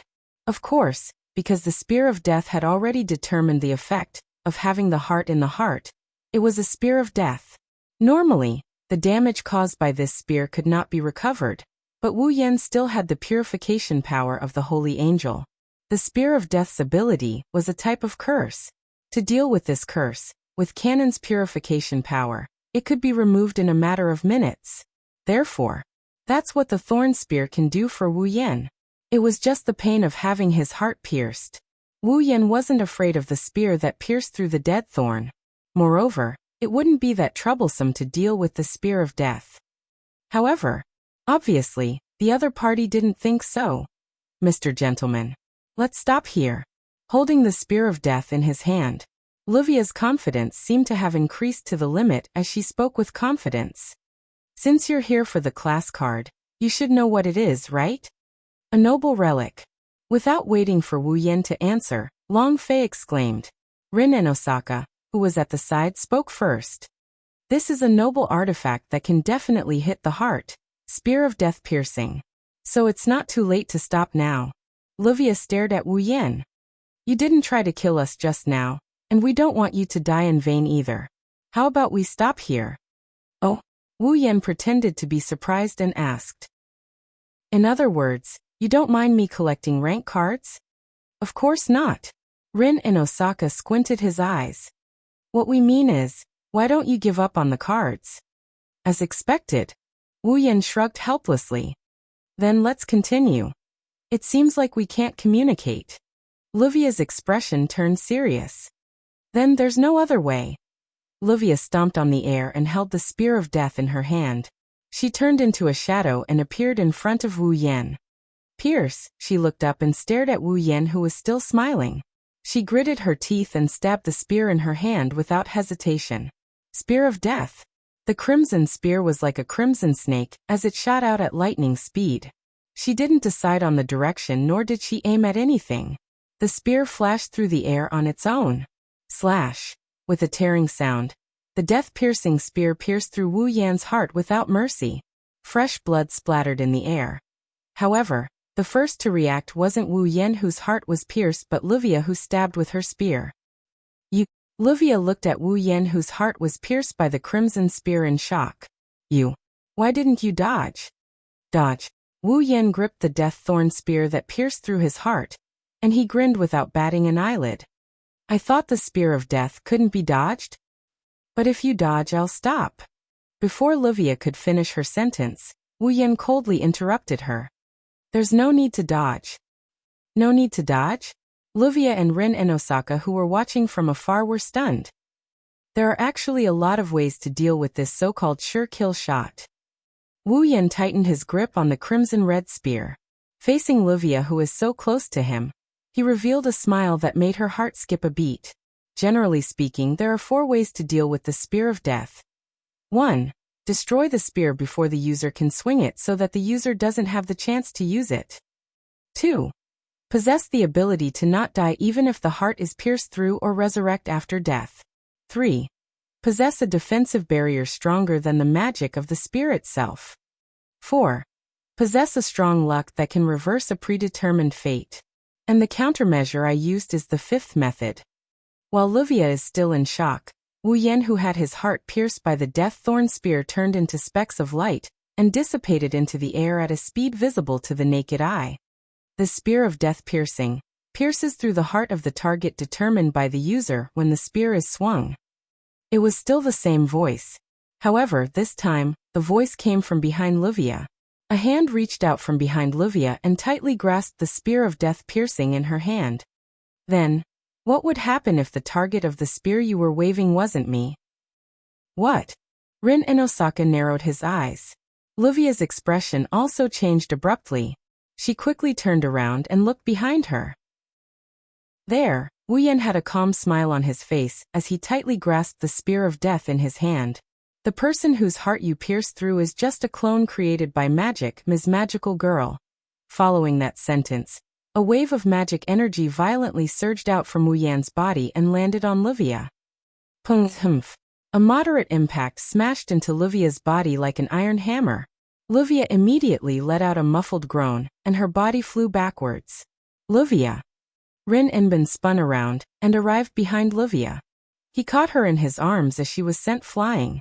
Hey! Rin Enosaka lowered his head to look at Livia in his arms. Are you all right? I'm fine. Livia clutched her chest and broke free from Rin Enosaka's embrace. She bitterly smiled. He went easy on me again. The two of them looked at Wu Yan at the same time. Their expressions turned ugly when they saw Wu Yan.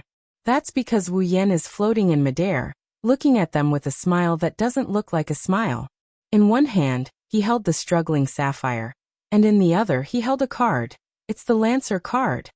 So this is the Lancer card?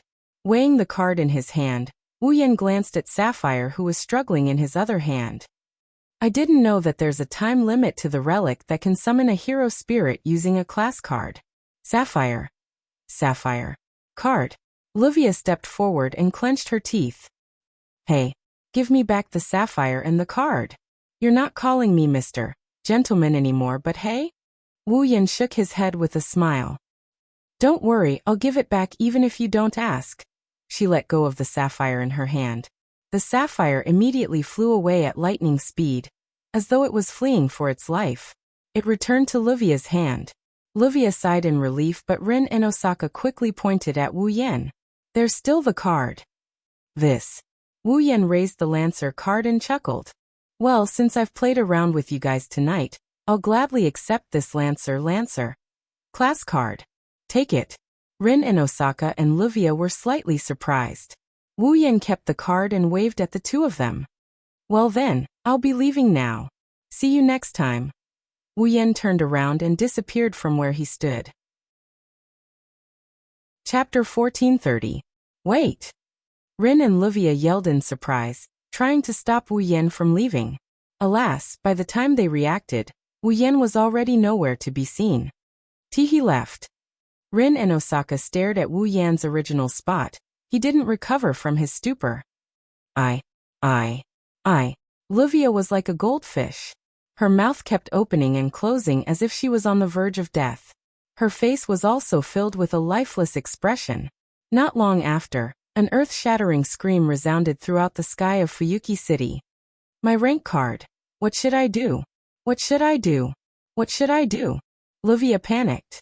Like a cornered dog, she grabbed Rin Enbin's shoulder and screamed hysterically. Rank card. Rank card. Rank card. Rank card. Rank card. You're so annoying. Rin Hasaka waved his hand in annoyance after hearing Livia's words. Even if you whisper it in my ear, I can't help you get your rank card back. It's over this time. As if facing the end of the world, Livia hugged her head and squatted down in despair. In the end, not only did I fail to retrieve the class card tonight, I even lost the Lancer's class card. If Master finds out about this, Livia's delicate body trembled. She couldn't say the rest of her words. After all, on the surface, Rin and Livia were sent by the Magic Association's chronometer tower to retrieve the rank card. But secretly, the two girls agreed to come to Fuyuki City to retrieve the rank card with their own motives. The master they were talking about was Kajuya, Zerich, Shubi and Ogu. Not only was he one of the top 5 magic users in the world, but he was also known as the Marshal of the Demon Path. Even if he didn't have a second spell, what about Keishua? Zerich? Shubi and Ogu was also a magician at the peak of the world. When such an existence entrusted Rin Enosaka and Livia to come to Fuyuki City to retrieve the rank cards, he promised that he would, as long as the two girls collect all 7 class cards: Saber, Swordsman, Lancer, Archer, Rider, Caster, Magician, Assassin, and Berserker. Then I'll accept them as my disciples. This was an opportunity that any magician could only dream of. Once Kajuya, Zerich, if Shubi and Ogu became Rin and Livia's teacher, then not only would the two girls have the opportunity to learn one of the top 5 magic in the world, the second magic, it would also mean that the two girls would have a good teacher in their magic practice. Which magician wouldn't be tempted by such a condition? If it weren't for this condition, Rin and Osaka and Wuxia, this pair of sworn enemies, would never have gotten together and carried out this mission together. Now, once he arrived at Fuyuki City, he hadn't retrieved his rank card yet. However, he had already lost one of his rank cards. This was no joke. Before they arrived at Fuyuki City, the Magic Association had already detected the source of the distorted magic and sent someone to investigate. Then, at that time, the person who executed the mission retrieved 2 rank cards. An archer, a lancer card. It was also because of these 2 class cards that the Magic Association was able to analyze class cards and obtain part of the usage of class cards. With the use of rubies and sapphires as mediums, they could temporarily instantiate the heroic spirit relic. But other than that, the Magic Association couldn't get any more information. They didn't know the creator, the structure, and the usage. The only thing they knew was that the rank card could draw out the power of a heroic spirit of the corresponding rank.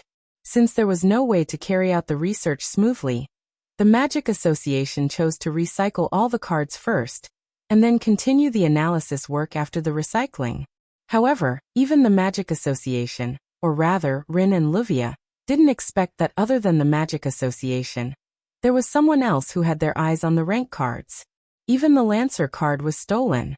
Thinking of this, Rin Enbin had a happy expression and took out a card from his body. Just like the Lancer card, the card in Rin and Osaka's hand was rectangular in shape and had a similar design. The difference was that the Lancer card depicted a nobleman holding a gun, and the words Lancer were written at the bottom of the card. The card in Rin Enbin's hand depicted an archer holding a bow, and the words archer were stamped under his feet. Obviously, this was the rank card of the archer. Luckily, Rin let out a sigh of relief and touched the archer card. Luckily, my archer card wasn't stolen. Rin. Wuxia abruptly raised her head and roared at Rin Enbin like a demon. Are you mocking me? I don't have the time to mock you. Rin pursed his lips in disdain. I'm just glad that I have 1 card left. It's better than losing both, right? Then why was my Lancer taken away and not your archer? Wuxia yelled out in dissatisfaction. If you had been willing to use your rank card to face the enemy, my Lancer wouldn't have been stolen. When that happens, my archer will be taken away. Rin Enbin was also furious. The enemy can even see the weakness of the spear of impaling death, let alone the archer, bow that doesn't have any special ability. Damn it, if that's the case. Wuxia stared at Rin Enbin with a ferocious expression. To be more precise, she was staring at the archer in Rin Enbin's hand. You. What are you trying to do? Rin looked at Wuxia cautiously. Wuxia laughed sinisterly. Do you even need to ask? Of course I'm going to steal your archer. Wuxia raised the sapphire in her hand and shouted. Let's go. Sapphire. However, not only was sapphire silent, it didn't even provide the slightest bit of magic. Wuxia was stunned. What's wrong? Sapphire. Lil Blue is disappointed in you. It wasn't the sapphire that answered Wuxia, it was the ruby. No, to be exact, we're both disappointed in the both of you. Ha. Rin and Osaka and Wuxia were both stunned. We were partners on a mission together, but not only did we keep arguing along the way, but we didn't reflect on ourselves after our class card was snatched away. Instead, one of us rejoiced, and the other even tried to snatch the other person's card. Ruby sighed. I've had enough of the both of you. The Great Master handed us sisters over to the 2 of you, so that we could assist the 2 of you in your card recycling mission. Sapphire spoke up. However, instead of saying that you're on a mission, it's more like you're having a personal argument. You don't care about the mission at all. You. Rin and Wuxia couldn't back down after being lectured by the 2 canes. What do you mean by this? I mean, the ruby twisted her body and broke free from Rin's grip. You 2 have. You don't have the right. The sapphire also broke free from Wuxia's grip. Be our master. With that, the 2 staves flew off at the same time. They turned into 2 streaks of light and flew off into the distance. Rin and Osaka and Livia were stunned for a moment before the rage in their hearts exploded. Stop right there. Just 2 canes. How dare you disobey us? However, the 2 girls who were roaring didn't notice it. My transformation state has been removed. Neither Rin and Osaka nor Livia knew how to fly. They were only able to fly by relying on the strength of their staffs. Now that their transformation has been cancelled, they can no longer fly. The next moment, a sorrowful cry echoed in the night sky. Chapter 1431.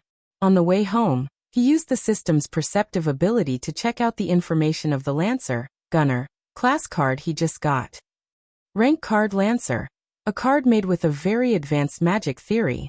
It has the magical ability to trigger the power of a certain heroic spirit corresponding to the rank of the card. The usage method is as follows. Limited expansion. Using the magic attire as the medium and the rank card as the pass of the heroic spirit seat.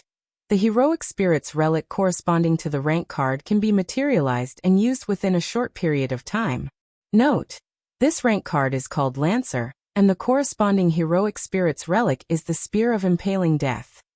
Parallel limited expansion. With multiple magic attire as the medium and the class card as the pass to the seat of heroes, multiple heroic spirit's relic corresponding to the class card can be materialized. The same relic can be materialized repeatedly. This is the overlapping expansion mode of limited expansion. Note: this rank card is called Lancer, and the corresponding heroic spirit's relic is the Spear of Impaling Death. Dream summoning. With the user as the medium and the class card as the pass to the seat of heroic spirits, the user can summon the power of the heroic spirit corresponding to the class card and materialize it on the user.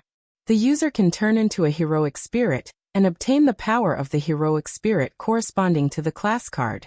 Note: this rank card is called Lancer, and the corresponding heroic spirit is the half-human, half-god mythical hero Cuculin. Spear of Impaling Death.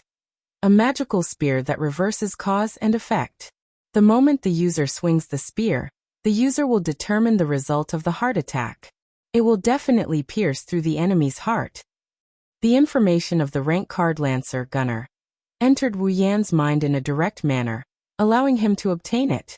As the information of the Lancer rank card was injected into his mind, the 3 methods of using the rank card were also engraved into the deepest part of Wu Yan's memory. Limited expansion. Side-by-side expansion, dream summoning. There wasn't the slightest bit of hindrance in how to use the 3 kinds of class cards, which were easily obtained by Wu Yan. As long as Wu Yan wanted to, he could use the Lancer card at any time. He used the heroic spirit corresponding to the Lancer, which was the Spear Knight Cuculin's treasured artifact, the spear-piercing spear, and his power. Wu Yan couldn't help but feel speechless. Although the power of the heroic spirit summoned by the power of the class card was only equivalent to the power of the heroic spirit itself, and the summoned power might be weaker than the current Wu Yan, the same could not be said for the treasures. Every heroic spirit had a weapon that symbolized their power, a noble relic. It was the embodiment of the heroic spirit's true power. It was the final equipment of every heroic spirit. It was known as the materialized miracle, or the noble fantasy. Not only were they super strong armors that could trigger miraculous powers, but they also had all kinds of magical abilities. For example, the Spear of Piercing Death had the ability to pierce through the opponent's heart no matter what, achieving a one-hit kill. Such an ability could be said to be extremely terrifying. Wu Yan did not care much about the power of the heroic spirits.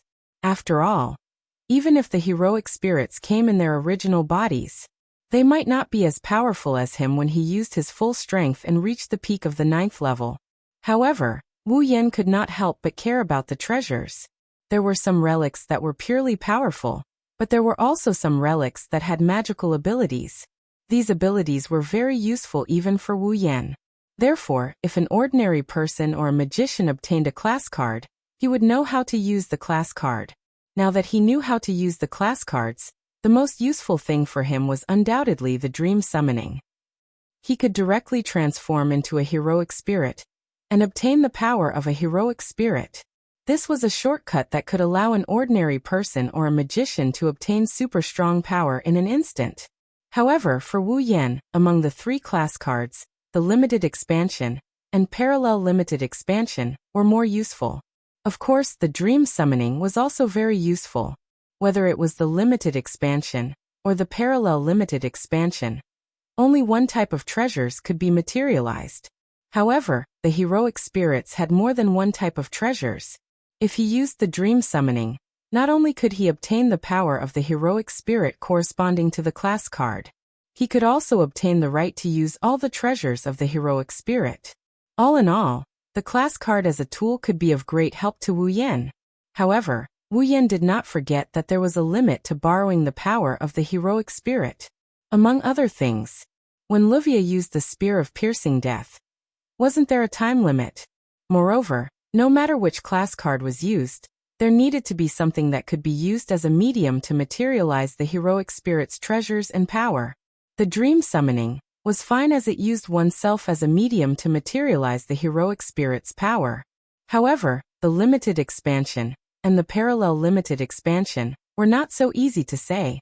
The Magic Association's chronometer tower used rubies and sapphires as a medium to attach the heroic spirit's treasures to the magic attire and materialize them. If Wu Yan wanted to use the class card to materialize the heroic spirit's treasures corresponding to the class card, then it was necessary to find a medium. Wu Yan looked at the Lancer class card in his hand and murmured, "Medium. Huh." While murmuring to himself, the door of his house appeared in front of Wu Yan. Wu Yan shook his head and put away the Lancer class card and walked into his house. Without knocking, Wu Yan pushed the door open and changed his shoes at the entrance. He then walked into the house and went to the top floor where the 3 of them lived. "I'm back." After a casual greeting, Wu Yan opened the door to the living room. However, as soon as he took a step into the living room, Wu Yan's lazy expression froze and his eyes widened. Yan, Chuju and Mikoto were standing next to the sofa in the middle of the living room. They turned to look at the door and were stunned, because at this moment, the 2 girls were standing there naked. Their bodies were clean, and they were holding clothes that they had just bought today, as if they were comparing them to their own bodies. Obviously, Chuju and Mikoto were trying on the new clothes they bought today. Trying on clothes? Wu Yan rolled his eyes when he regained his senses. "Why don't you try it on in the room? What if someone else came in?" "What? What's the difference?" Chuju and Mikoto also reacted. Their faces turned red, and they glared at Wu Yan. "It's the same if you come in." "Me." Wu Yan pointed at his nose with a confused look on his face. "Why? We're husband and wife." Who's husband and wife with you?" Mikoto's face turned even redder. As usual, she had no immunity to this topic. "All right. Get out of here." Chuju picked up a piece of clothing and used it to cover her body. She walked in front of Wu Yan and pushed him out. Wu Yan was dissatisfied. "Aren't you treating me like an outsider? Haven't I seen it before?" "So noisy." Mikoto's ears turned red. She followed Chuju and used a piece of clothing to cover her body. She walked to Chuju's side and together with Chuju, they pushed Wu Yan's back. "Get out! Get out!" Wu Yan didn't know what to say.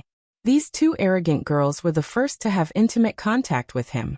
Even if they didn't see it 1,000 times, they've seen it at least 100 times.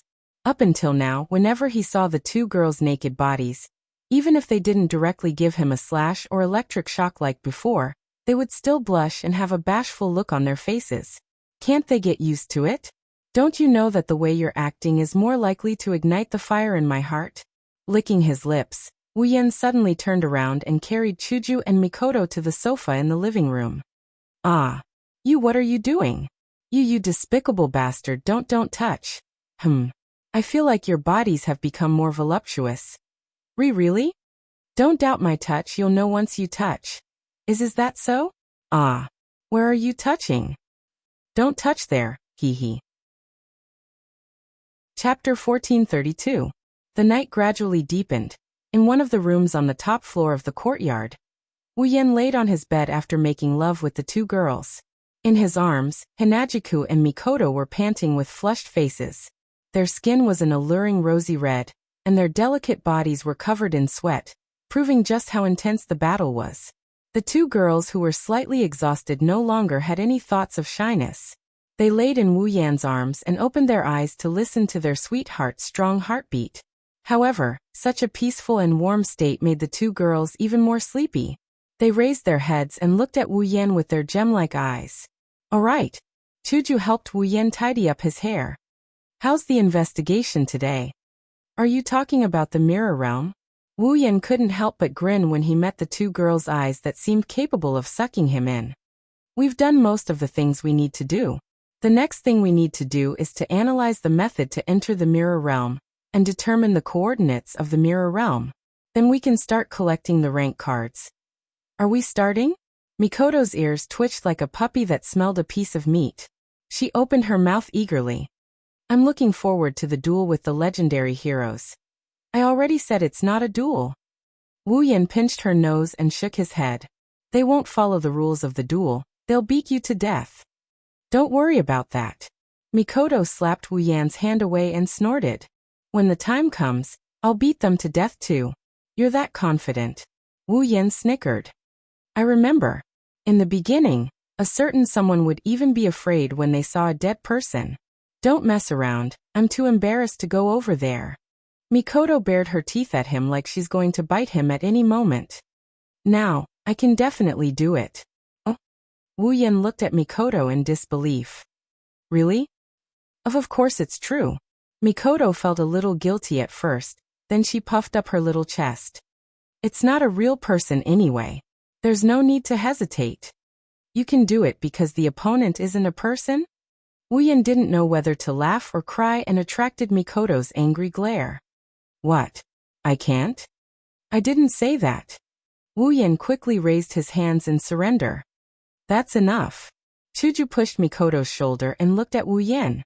When can we start the mission? We should be ready by tomorrow night. Wu Yan's hand slid down the sweaty backs of the two girls. In the past, I didn't know why we had to wait until midnight to enter the mirror world, but today, after investigating the mirror world, we found out that the mirror world was a very dangerous place. After some investigation, I found out that the mirror world isn't a real world. It's not a real world? Hinajuku and Mikoto pretended to listen attentively. It's like the other side of a mirror.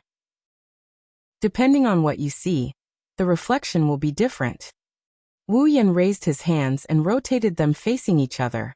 It's used to describe the existence of the mirror world.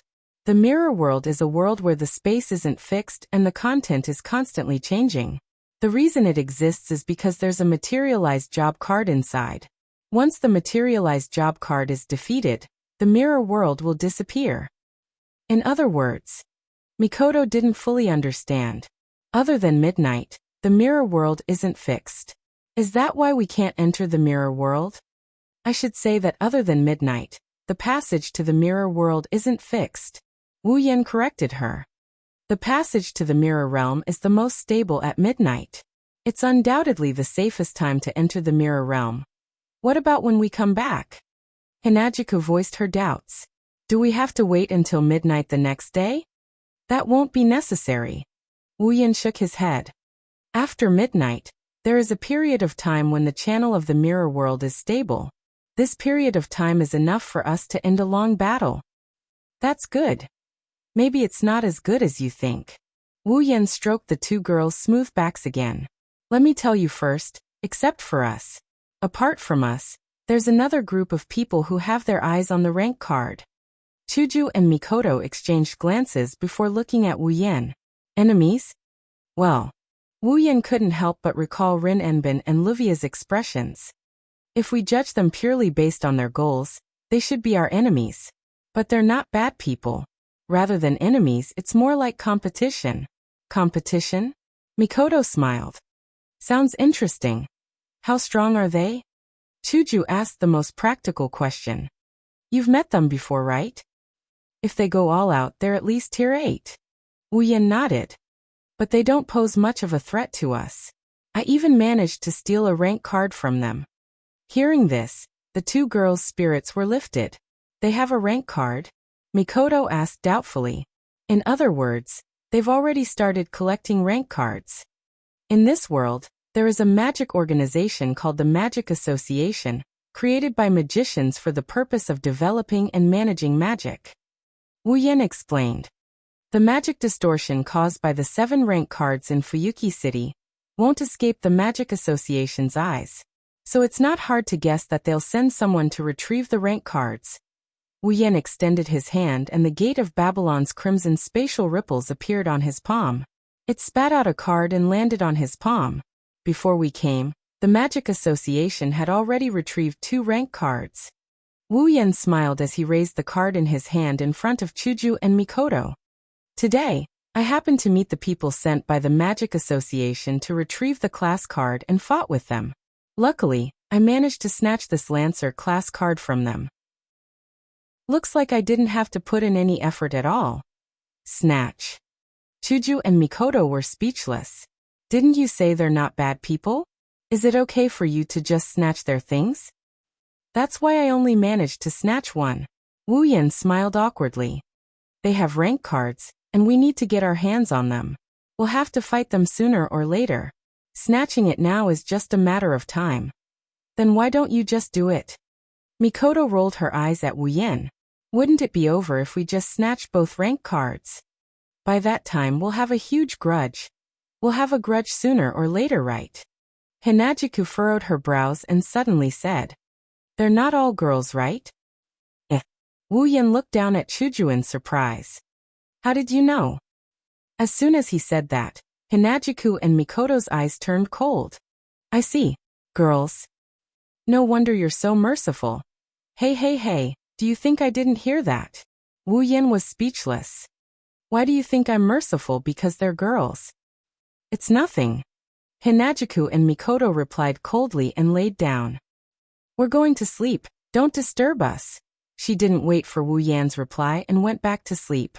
Looking at the 2 girls sleeping soundly in his arms, Wu Yan couldn't help but laugh. These 2 people are really not frank at all. Good night. Wu Yan kissed the 2 girls on their forehead and picked up the Lancer rank card. Wu Yan, Chuju, and Mikoto's level are suppressed to 75. They don't have overwhelming power anymore. The power of the heroic spirit is still unknown. A rank card can trigger the power of the corresponding heroic spirit. If used well, it's a good item that can reverse the situation at a critical moment. If I study it carefully, it might be useful in tomorrow's battle. Chapter 1433. The next day, at night, standing in front of his house, Wu Yan looked up at the starry sky and the moon. He took out his Dragon Knight's certificate silver pocket watch and opened it to check the time. The Dragon Knight World's time calculation method is a bit different from Wu Yan's common time calculation method. But if it's converted to the time he can understand, the current time is about 23:40 in the middle of the night. There's about 20 minutes left before he enters the mirror world. With a slight hook of his finger, the Dragon Knight's certificate cover was put back on. Wu Yan turned around and looked at the 2 girls behind him. Chuju, Mikoto. Perhaps it's because they know there's going to be a big battle tonight. The 2 girls didn't wear skirts or tight clothes. Instead, they wore clothes to make it easier for them to move around. Their upper body is the same short-sleeved shirt. Chuju's is the same pink color as her hair while Mikoto's is white. Their lower body is the same pair of denim shorts. Their 2 white and alluring thighs are exposed to the air. On their feet is a pair of thick boots. Such simple attire on the 2 girls didn't diminish their charm at all. It's said that people rely on clothes and Buddha relies on gold. But whether it's Chuju or Mikoto, their body condition is very good. No matter how simple their attire is, they're still prettier than the average girl. If there's a flaw, it's probably that the upper body of the 2 girls isn't too prominent. But that would make the battle more convenient for him. It's almost midnight. Looking at the time again, Wu Yan looked at Chuju and Mikoto. Are you ready? Ready. Ready? Mikoto flashed an excited smile. I should say we've been waiting for a long time.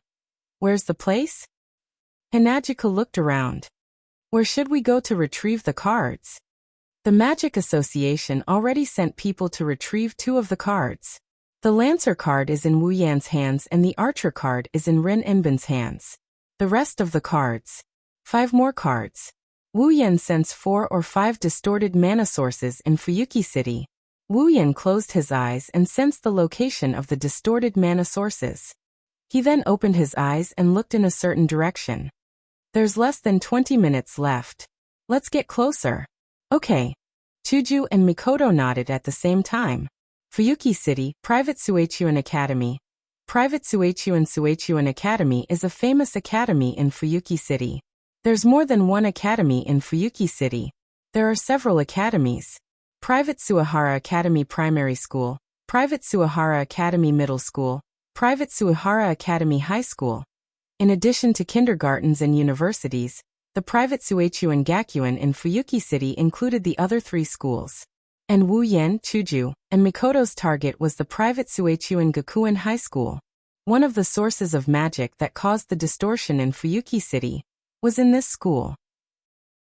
As it neared the wee hours of the morning, the entire school building was shrouded in darkness. It wasn't so dark that one couldn't even see their own fingers. However, it also severely obstructed one's vision. At this time, even the security guards and night patrol personnel had returned to the duty room to rest. The entire campus was silent, without a single ray of light. Wu Yan sensed the exact location of the source of the distorted mana, and brought Chuju and Mikoto to the school field. However, what surprised the 3 of them was that there was someone else in the field. And it's someone Wu Yan knew. She was wearing a white coat, a black pleated skirt, tall stockings, and her shoulder-length black hair was tied into 2 ponytails. Rin and Osaka. She's here too. Wu Yan was surprised for a moment, then he understood. That's right, her mission was to retrieve the class card. What? Chuju, who was next to Wu Yan, asked in confusion. Do you know her? Didn't I tell you guys? Wu Yan shrugged and sighed. The Magic Association also sent someone to retrieve the class card from Fuyuki City. I snatched one from them yesterday. Oh? Mikoto raised an eyebrow. Her brown eyes stared at Rin and Osaka. Is she the girl you let go of yesterday? The 2 girls looked at each other. Then he looked at Wu Yan with a frosty expression. She's a pretty girl. No wonder you let her go. You're too sensitive. Wu Yan facepalmed, then he frowned. That's strange, why is she alone? Where's the blonde girl? And his eyes were locked on Rin and Osaka. Wu Yan's eyes rippled with the system's perception. Rin and Osaka level 60. Sigh. Rubbing his forehead, Wu Yan couldn't help but mutter. Rin and Osaka, who isn't a magical girl, is so weak. The 3 of them subconsciously lowered their voices, so the entire conversation was rather low. However, Rin Enbin, who was standing in the middle of the field, still noticed something. Rin and Osaka's expression froze. She turned around abruptly and tensed her body. Who's there? Rin and Osaka saw Wu Yan and the other 2 standing on the edge of the field. She was stunned for a moment before she exclaimed, It's you. Oh, we meet again. Wu Yan smirked. Miss Magical Girl. Aren't you going to transform today? Who's Miss Magical Girl? Rin gnashed his teeth as he picked up a few gems that are bright red in color. Holding them between his fingers, he looked at Wu Yan cautiously as if he was going to throw them out. Why are you here? Don't tell me you're still asleep? Wu Yan pursed his lips. Why am I here? Isn't the answer obvious? Rank card. Rin and Osaka's expression darkened. Her eyes were filled with uncertainty. At this moment, a series of footsteps sounded from the other side of the field and entered the ears of the 4 people present. Wu Yan, Hinajiku, and Mikoto looked at the source of the voice. Rin, on the other hand, was shocked. He turned around and he yelled at the source of the voice as if he knew who it was. Don't come over here. Ah. The owner of the footsteps seemed to have been startled by Rin Tobasaka. The owner of the footsteps let out a cute cry and stopped at the edge of the field not far away. Wu Yan, Chuju, and Mikoto were stunned when they saw the intruder. This was because the newcomer was more or less out of everyone's expectations. It was a girl of about 10 years old. Her hair was as white as snow and as smooth as water. It gently hung down to her waist. Her skin was also as white as snow. Although her pupils were not white, they were very clear. Her entire person was like a snow fairy. Even if one looked at her from a harsh angle, she was still extremely cute. She was wearing a plush shirt with an orange camisole and a purple pleated skirt. Her eyes were like red gems that shined in the night. Such a cute girl was looking at them with a bewildered expression, as if she didn't understand what was going on. On the side of her head, a pentagram with 3 pairs of pink ribbon-like wings was suspended there. It was Ruby. Ruby's voice turned serious when she saw Wu Yan. Ilya, back off. What's wrong? The girl called Ilya had a confused expression on her face. What's going on? Listen to me. Listen to me. Back off. Ilya. Rin and Osaka walked in front of Ilya and shielded her behind him. He stared at Wu Yan and the other two with vigilance. Nah. Mikoto wrinkled her nose and put her hands on her hips in displeasure. Why do I feel like we're playing bad guys? No. It's not an act. Hinajika sighed. There's only a girl and a kid. No matter how you look at us, we're the bad guys. Wu Yan didn't say anything, he just stared at the cute little girl who was hiding behind Rin and Osaka and peeking at them. This girl, Wu Yan found her in his memories as well. Ilya Sphere? Fong? Einsbaron. Just like the name of this world, magical girl Ilya, this girl is the main character of the original work. Chapter 1434. Ilya Sphere? Fong? Einsberg. Wu Yan muttered Ilya's full name. He glanced at the ruby floating beside her before turning his attention back to Rin Inbin with a mocking smile. Miss Magical Girl, why did your transformation device come with that little girl? I told you not to call me Miss Magical Girl. Rin and Osaka glared at Wu Yan. My name is Rin and Osaka. Alright, Miss Rin. Wu Yan shrugged. Don't you want to transform when you're facing a big enemy like me? Why do I feel like you're making fun of me? Rin and Osaka clenched his fists so tightly that his forehead looked like it was about to explode. If I could transform, things wouldn't be so troublesome. In other words, you can't transform now, right? Wu Yan pretended to be suspicious. Miss Rin, don't tell me you've been abandoned by the flying transformation device? Rin and Osaka's face froze. Looks like I'm right. Wu Yan was amused. He looked at Ilya who was hiding behind him. Then, is the little girl behind you the new owner of the transformation device? You're so annoying. Rin and Osaka cursed. It's all your fault that I ended up like this. It was because the Lancer rank card was taken away by Wu Yan that the Ruby and Sapphire chose to abandon Rin and Osaka and Livia. However, the 2 canes were taken away by Kishiya, because they wanted to recycle the rank card? Zelrich? Shubin Ogu had lent the cards to Rin Inbin and Livia. Even if they had abandoned their original owners, they wouldn't have forgotten about the matter of recycling the cards. Therefore, the 2 canes decided to find a suitable owner for themselves. To recycle the card, Ilya was the one chosen by the Ruby. It was also because of this that Rin and Osaka, the original owner of the Ruby, had sought out Ilya. This was also the reason why Ilya had appeared here. Without the Ruby, Rin Inbin was no match for the Valiant Spirits, even if the Valiant Spirits were only clones that were created using the original body as a reference. They even lost their minds because they used the rank card to materialize. Rin and Osaka had no choice but to let Ilya, who was just an ordinary person, recycle the rank card. Ruby was the highest level of magic attire. Even if the person using it was just an ordinary person, they would still be much stronger than the average magician. Naturally, they would be stronger than Rin Tozaka. Therefore, Rin and Osaka had no choice but to let Ilya do it. Thinking of this, Rin and Osaka felt indignant. If it wasn't for Wu Yan, this wouldn't have happened. Are you thinking if it wasn't for me, this wouldn't have happened? Wu Yan said coldly. Rin and Osaka's heart skipped a beat. I'm sorry. Wu Yan's mouth twitched. I think that even without me, with your attitude of quarreling with that blonde curly hair in front of the enemy, you'll still be abandoned in the end. That's right, that's right. Ruby agreed without hesitation. You're already an old girl, and you still want to be a magical girl. Although I don't have teeth, don't make me laugh. Bam. Before she could finish her sentence, Ruby was punched hard by a fist. She fell to the ground and smoke rose from her body as if she was malfunctioning.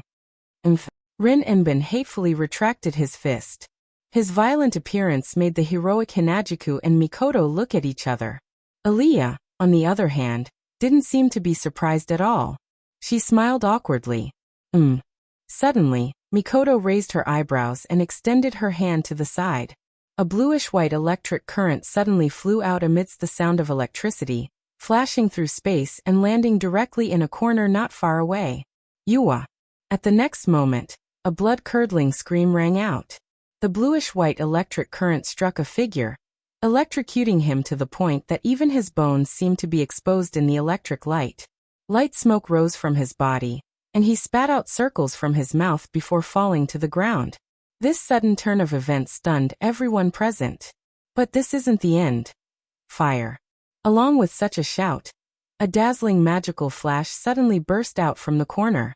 Like a beam of light, it rushed towards Mikoto. Ha! Unfortunately, before Mikoto could make a move, a long sword made of crystal appeared right beside her. It pierced through the air and collided with the incoming mana flash without any delay. Bang!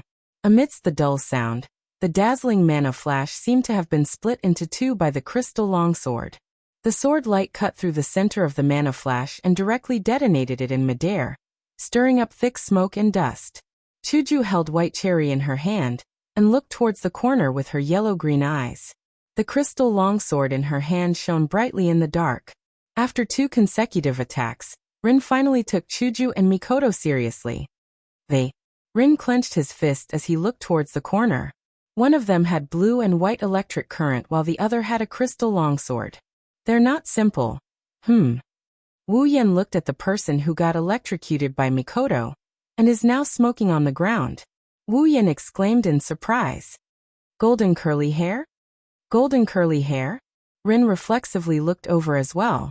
When he got a good look at the person's face, he was shocked as well. Livia? No. It's not just her. Chuju stared at the corner. What? You don't plan to come out? As soon as he finished speaking, the scene fell silent. Everyone looked at the corner with different expressions on their faces, but all of them were more or less on alert. A short while later, another figure walked out from the corner. What was surprising was that the owner of the figure was also a young girl about the same age as Ilya. Her shoulder-length hair was tied into 2 small ponytails that hung down to her ears. She had 2 bunches of shoulder-length hair on both sides of her forehead. Her bangs were fixed and separated by 2 hairpins, causing a small tuft of hair to be left in the center of her forehead. She had a delicate face. Without a doubt, she was a cute girl that did not lose out to Ilya. However, this cute girl didn't seem to be as energetic as Ilya. Her beautiful face was ice-cold, giving people the feeling that she had matured early. However, the most eye-catching thing about her is her outfit. The dark blue tights looked like a school swimsuit with a rather novel design. It was longer than her elbows, and there were cloth arm guards that extended all the way to her shoulders. The lower half of her body had a short skirt that looked like petals, and there was a winged cape behind her. She looked like a little elf that had crawled out of a flower bush. In her hand, there's a blue hexagonal staff with a blue ribbon on the front. There's still a trace of mana left on the staff. It proves where the mana came from. Livia. The girl stood in front of Livia, who's smoking on the ground. Her orange eyes stared at Wu Yan, Chuju, and Mikoto. Are you okay? I'm fine. Livia crawled up from the ground with difficulty. There are burn marks all over her body. She looks very sorry. You actually used electricity on a lady. That's unimaginable. Is that so? Mikoto stroked the bangs on her forehead. A bluish-white lightning accompanied her movements and jumped between her fingers and her forehead. I don't think someone who hides her head and shows her tail is a lady. Livia choked. She couldn't say anything to refute. Soon, she glared at Wu Yan. You bastard! Return my lancer to me. Are you okay? Wu Yan covered his head as he couldn't bear to look at her. If you snatched the rank card from me, would you return it to me? Livia was once again speechless at Wu Yan. Yan. Chuju came to Wu Yan's side and reminded him. It's almost time. Wu Yan looked at the pillar at the edge of the field. On the screen, the 2 needles were already pointing at the number 12. Chapter 1435. Time's up. With a slight frown, Wu Yan raised his head. Chuju. Mikoto. Hearing that, Chuju and Mikoto unhesitatingly put away their crystal-like swords and blue and white electric currents that were jumping all over their bodies. With a single leap, they arrived beside Wu Yan. At the same time, a wave of powerful magic power surged out from Wu Yan's body and transformed into a dazzling rainbow light. First, it soared into the sky and then descended from the sky. Then it enveloped Wu Yan, Chuju, and Mikoto. In the next moment, an intricate geometric pattern gradually spread out like ripples under the feet of the three of them. It was then surrounded by a circle, combining into a colorful magic array that began to rotate. That's... Rin and Osaka and Livia were shocked. Pay attention. The ruby floating above Ilya's head shouted. They're planning to enter the mirror world. Not good. Rin and Osaka reacted, and abruptly turned his head to look at Ilya. Ilya, hurry up and transform. Ilya was stunned. Now? There's no time. Hurry up. Oh. Ilya didn't care about anything else and grabbed the ruby. A beautiful, wave-like dazzling light enveloped Ilya's body. Intense flashes of light were also stirred up. When the strong light faded away, Ilya's casual clothes had also disappeared. Instead, she was wearing the same style of clothing as another young girl of the same age.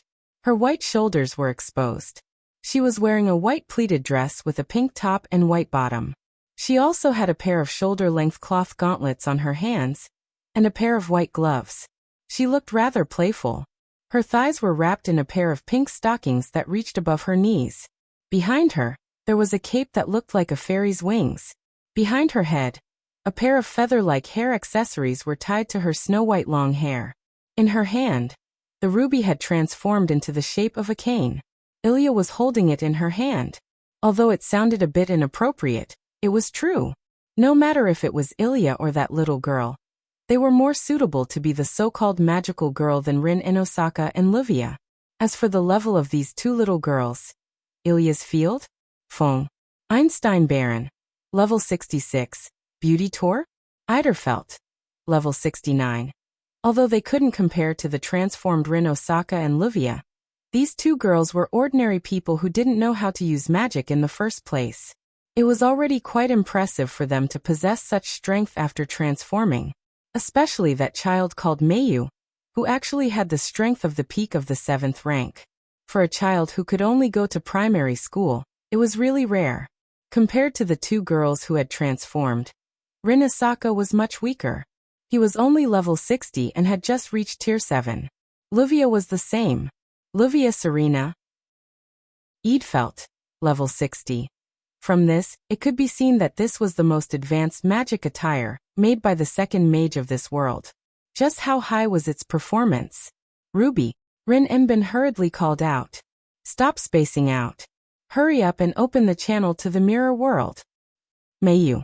Livia's expression also turned serious as she gave the order to the little girl named Mayu. Don't let them get there first. Hurry up. Perhaps because she sensed that Rin Enbin and Livia's expressions were a bit abnormal, Mayu's expression turned serious. Even Ilya couldn't help but swallow her saliva. Afterward, a multicolored magic array that resembled a kaleidoscope emerged from Ilya and Mayu's bodies and enveloped Rin Indo and Livia. Bzzz.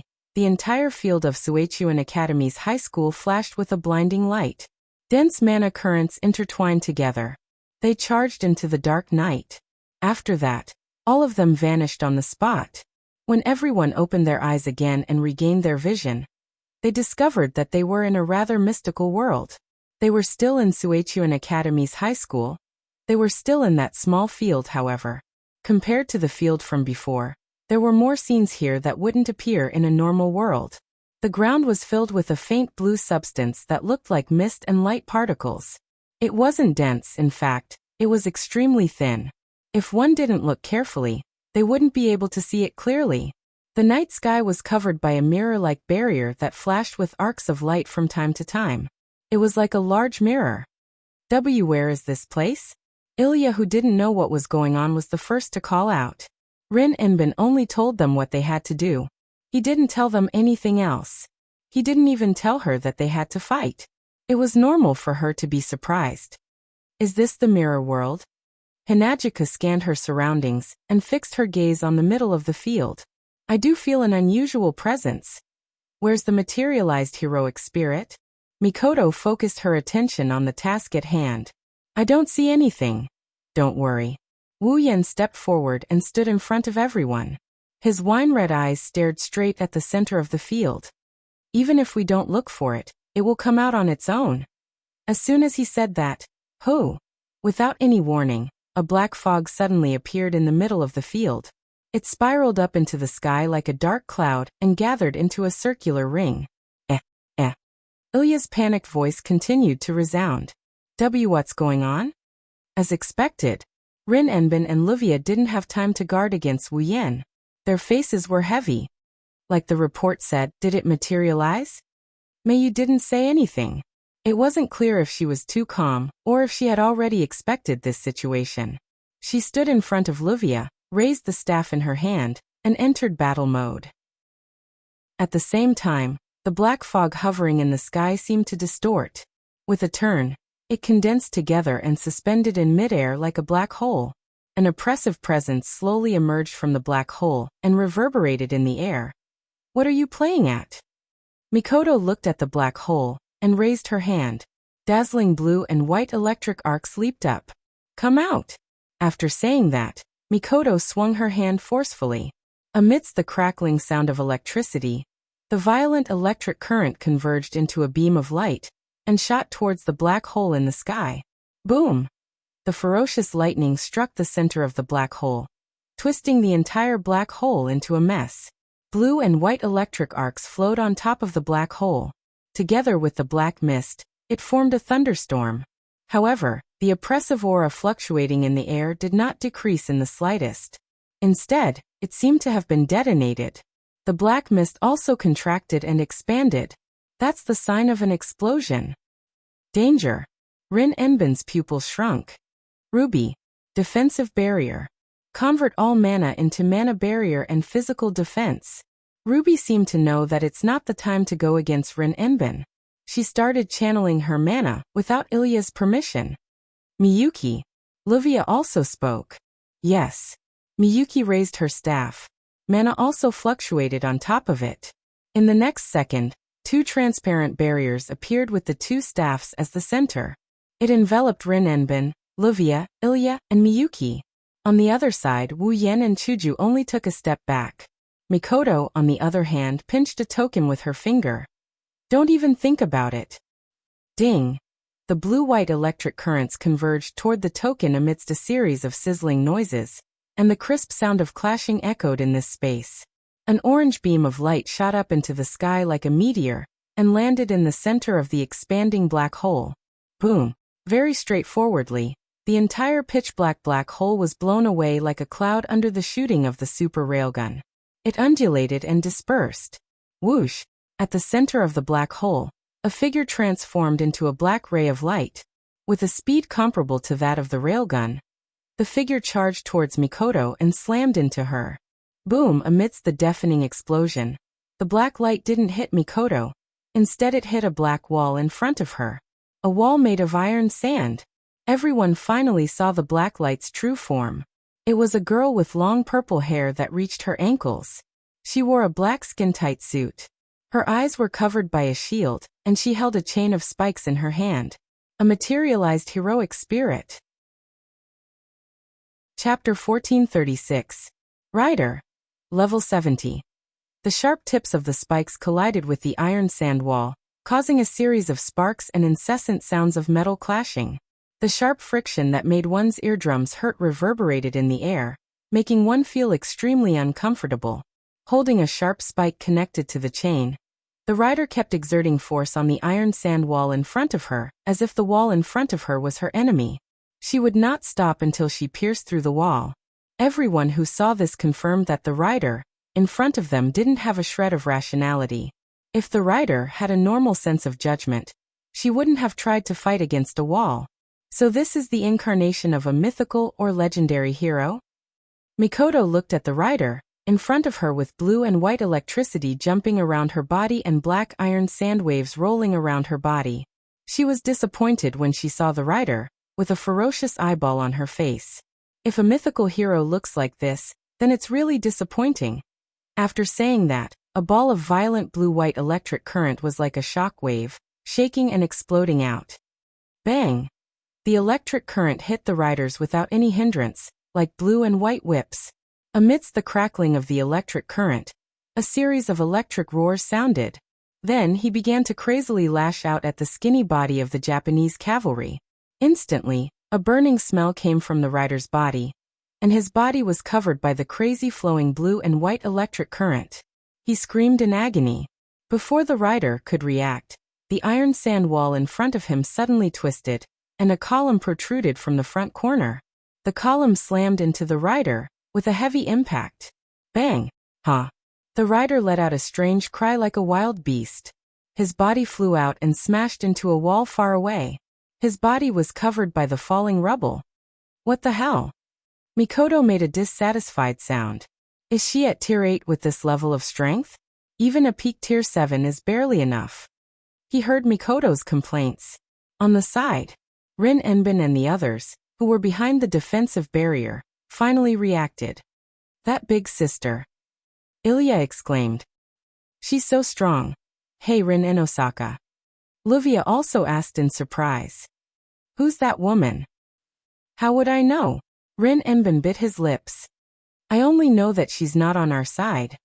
That's right. Livia calmed down. Just like Rin Enbin said, Livia didn't know who the rider was. She didn't know who the rider was, but her strength was obvious. She's definitely someone who can fight a heroic spirit one-on-one. Also, most importantly, the other party was the companion of the man who had snatched away the rank card in her hand. If that's the case then, this isn't something to be happy about. Oh, rank card. Livia snapped out of her daze and stared at the Japanese cavalry that was buried under the rubble as she spoke softly. Mio, if you have the chance, take that card back. Mayu nodded silently. She tightened her grip on the cane in her hand, and her eyes became sharp. But things aren't as they thought. Mio, don't be careless.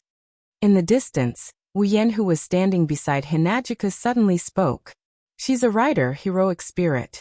Her combat power isn't based on her physical body, but on her noble phantasm and riding skills.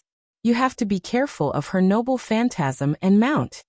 Unfortunately, it's too late. Reign of the Rider. A ghost-like voice slowly flowed out from the pile of rubble like sewage, spreading into the ears of everyone present. Boom! Amidst the explosion, a beam of light shot up into the sky from the pile of rubble, smashing the surrounding rubble and the ground into pieces. What happened? Ilya gripped her cane tightly in panic. Rin and Osaka and Livia were both shocked. She used her noble phantasm? Everyone raised their heads and looked at the light beam that pierced through the sky. Their pupils gradually shrank to the size of a needle tip. Everyone on the scene saw it. In the middle of the pillar of light, the rider held a glowing rein. She was riding on a white-winged horse that was glowing with white light. She looked just like a heavenly horse from the legends. Ha! The rider didn't give anyone a chance to react. The rider rode the heavenly horse that was covered in a blue and white mist and charged down. In that instant, it was as if everyone saw a white comet falling from the sky, bringing with it a deadly tremor in the atmosphere, leaving a trail of white light behind it, and fiercely crashing into Mikoto, who was on the ground. Yen. Chuju held her white cherry tightly. Wu Yen stopped Chuju, who was about to attack. He looked at Mikoto's face. On that beautiful and heroic face, there was a smile that could make one's blood boil. If you don't. The blue and white lightning bolts surged and flowed crazily. With Mikoto as the center, the area within 10 meters around her turned into a lightning zone. Lightning bolts flashed across the sky. She picked up a coin and put it on her finger. Then, she raised her hand and aimed at the white comet that was falling from the sky. On her face, a confident smile that hadn't appeared for a long time slowly appeared. Isn't this not fun anymore? The moment his voice fell, the wild thunder in the entire lightning field turned into electric current. It suddenly rushed into the small token, condensing the token into a small white dot. Ding! Then a clear knocking sound spread out like a ripple. Whoosh!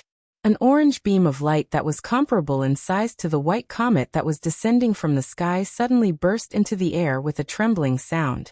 It was like a dazzling meteor that streaked across the sky and collided head-on with the white comet that was colliding head-on. There was no room for explanation. Boom! Under the gazes of everyone present, the white comet and the orange meteor collided in the air.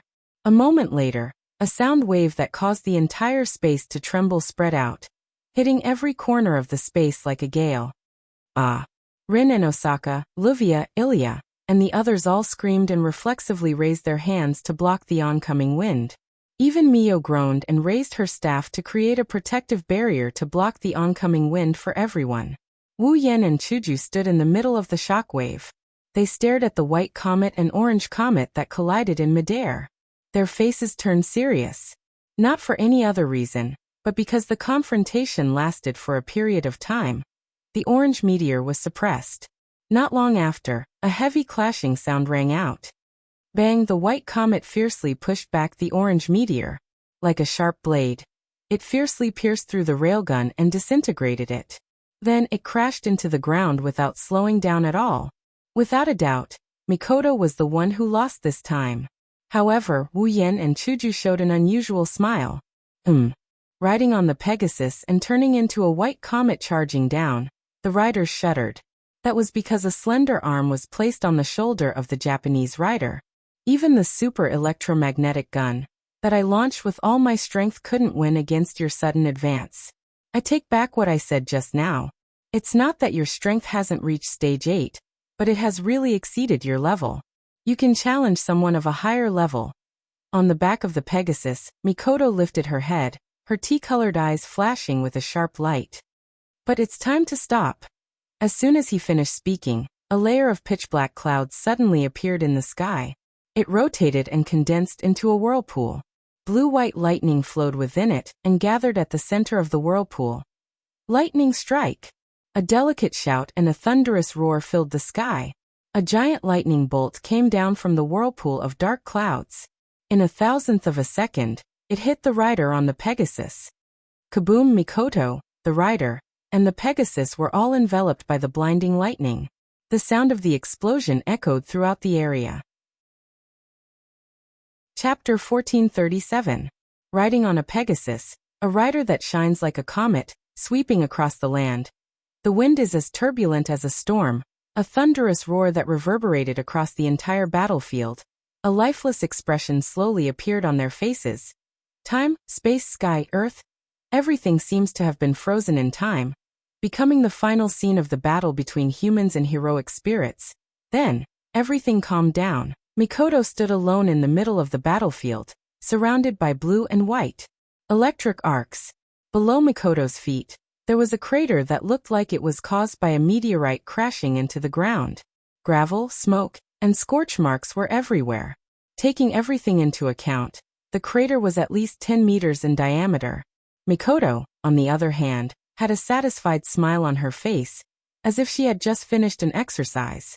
She stretched her back lazily and retracted the electricity flowing through her body. Her brown eyes looked towards the spectators at the edge of the crater. She suddenly smiled and raised one of her hands. There is a card on top of her hand. Class card. Rider. A card created with the highest level of magic theory. It has the ability to summon the power of a heroic spirit that corresponds to the card's class. The usage method is as follows: limited expansion. With the magic attire as the medium, the class card as the pass to the seat of heroic spirits. The heroic spirit's relic corresponding to the class card can be materialized and used within a short period of time. Note: this class card is Rider. The corresponding heroic spirit relic is Rider's Reins. Limited expansion. Using multiple magic attire as the medium. The class card was the pass to the seat of heroic spirits. It could materialize the heroic spirit's relic that corresponded to the class card multiple times. It could repeatedly materialize the same relic, which was the overlapping mode of limited expansion. Note: this class card is Rider. The corresponding heroic spirit relic is Rider's Reins. Dream summon. Using oneself as the medium. The class card as the pass to the seat of heroic spirits. It can summon the power of a heroic spirit that corresponds to the class card and summon it on the user's body. It can turn the user into a heroic spirit, and obtain the power of the corresponding class card. Note: this job rank card is Rider Cavalry. The corresponding heroic spirit is Medusa, a magical creature in Greek mythology. Hero's Reins, a precious artifact specially used for mounts. A rare pair of reins and whips. It can greatly improve the ability of the rider and strengthen all the strength of the rider. The effect is especially outstanding for fantasy breed mounts. The card in Mikoto's hand had a picture engraved on it. It was a soldier riding a chariot and holding the reins. In the center at the bottom of the pattern, a line of letters that read Rider was clearly reflected in everyone's eyes. That was the rank card of the Rider Cavalry. Looking at the Rider Cavalry rank card lying quietly in Mikoto's hand, Rin Asaka and Livia's pretty face changed. Mio, who had been silent the whole time, suddenly raised her head with a cold look in her eyes. Ah, the originally silent audience. Ilya's little exclamation seemed to be the signal to start another battle. Amidst the exclamation, Mio stomped hard on the ground. Her whole body surged with boundless magical power. Her figure turned into a black shadow, streaking across the dark field, rushing towards Mikoto. Then, before many people could react, Mio reached out her hand towards the Rider Cavalry card in Mikoto's hand. Unfortunately, the battle didn't start in the end. Before she could reach Mikoto, Mio stopped in her tracks, a pair of orange eyes staring at Mikoto. Her originally cold and indifferent expression fluctuated violently. That's because a crystal sword appeared out of nowhere and was pressed against Mikoto's neck. Kids aren't cute these days. Chuju, who was standing behind Mio, frowned. She held the crystal-like white cherry in her hand and placed it on Mio's neck. Although I don't really want to treat a child like this, that's what Yin wants. So, can you please not touch it for the time being? Far away, Rin, who regained his senses, was shocked. When did she appear there? This. Ilya stared blankly at Mio, who was being held hostage. She didn't react for a long time. What's going on now? Mio. Livia's pretty face was anxious. She wanted to rush forward, but Chuju glanced at her. She didn't dare to act rashly. Don't worry. Wu Yen slowly walked to Mikoto's side and took the Rider Cavalry card. He turned around and showed a helpless expression to Rin, Livia, and Ilya. Chuju won't do anything to a little girl. You don't have to worry about that little girl. Rin and the others calmed down a bit. Livia took a deep breath and looked at Wu Yen with a cold gaze. I thought you were a gentleman. I didn't expect you to know how to threaten a little girl. I should change my opinion of you. You have to understand that we're not the ones who made the first move. Wu Yen tilted his head and smiled meaningfully. Besides, if I'm really despicable, I won't just be threatening this little girl. I'll be threatening all of you as well. Threatening us? What? You don't understand? Seeing the confused expression on Rin and the others, Wu Yen chuckled and walked to Mio's side. He ignored her sharp gaze and patted her head. His face turned cold. If you don't want anything to happen to her, hand over the archer card. Rin and Osaka and the others' expressions immediately changed. Meiyu's expression also turned ugly. Do you understand? The cold expression disappeared and Wu Yen spread his hands.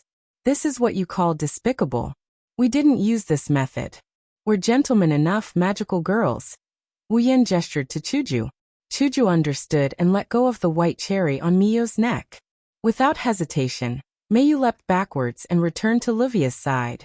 She raised her sapphire staff, and the vigilance in her eyes was unprecedentedly high. Only then did Rin Enbin and the others truly let out a sigh of relief. They were worried that Wu Yen would threaten them with that method. Then, Wu Yen raised the Rider Knight card in his hand and grinned. Class card, Rider Knight. I'll gladly accept it then. Rin and Osaka and Livia gnashed their teeth in anger. No matter how he looked at it, this line sounded exactly the same as the declaration the other party made when he snatched the rank card of Lancer, wasn't it? But what can they do? Fight?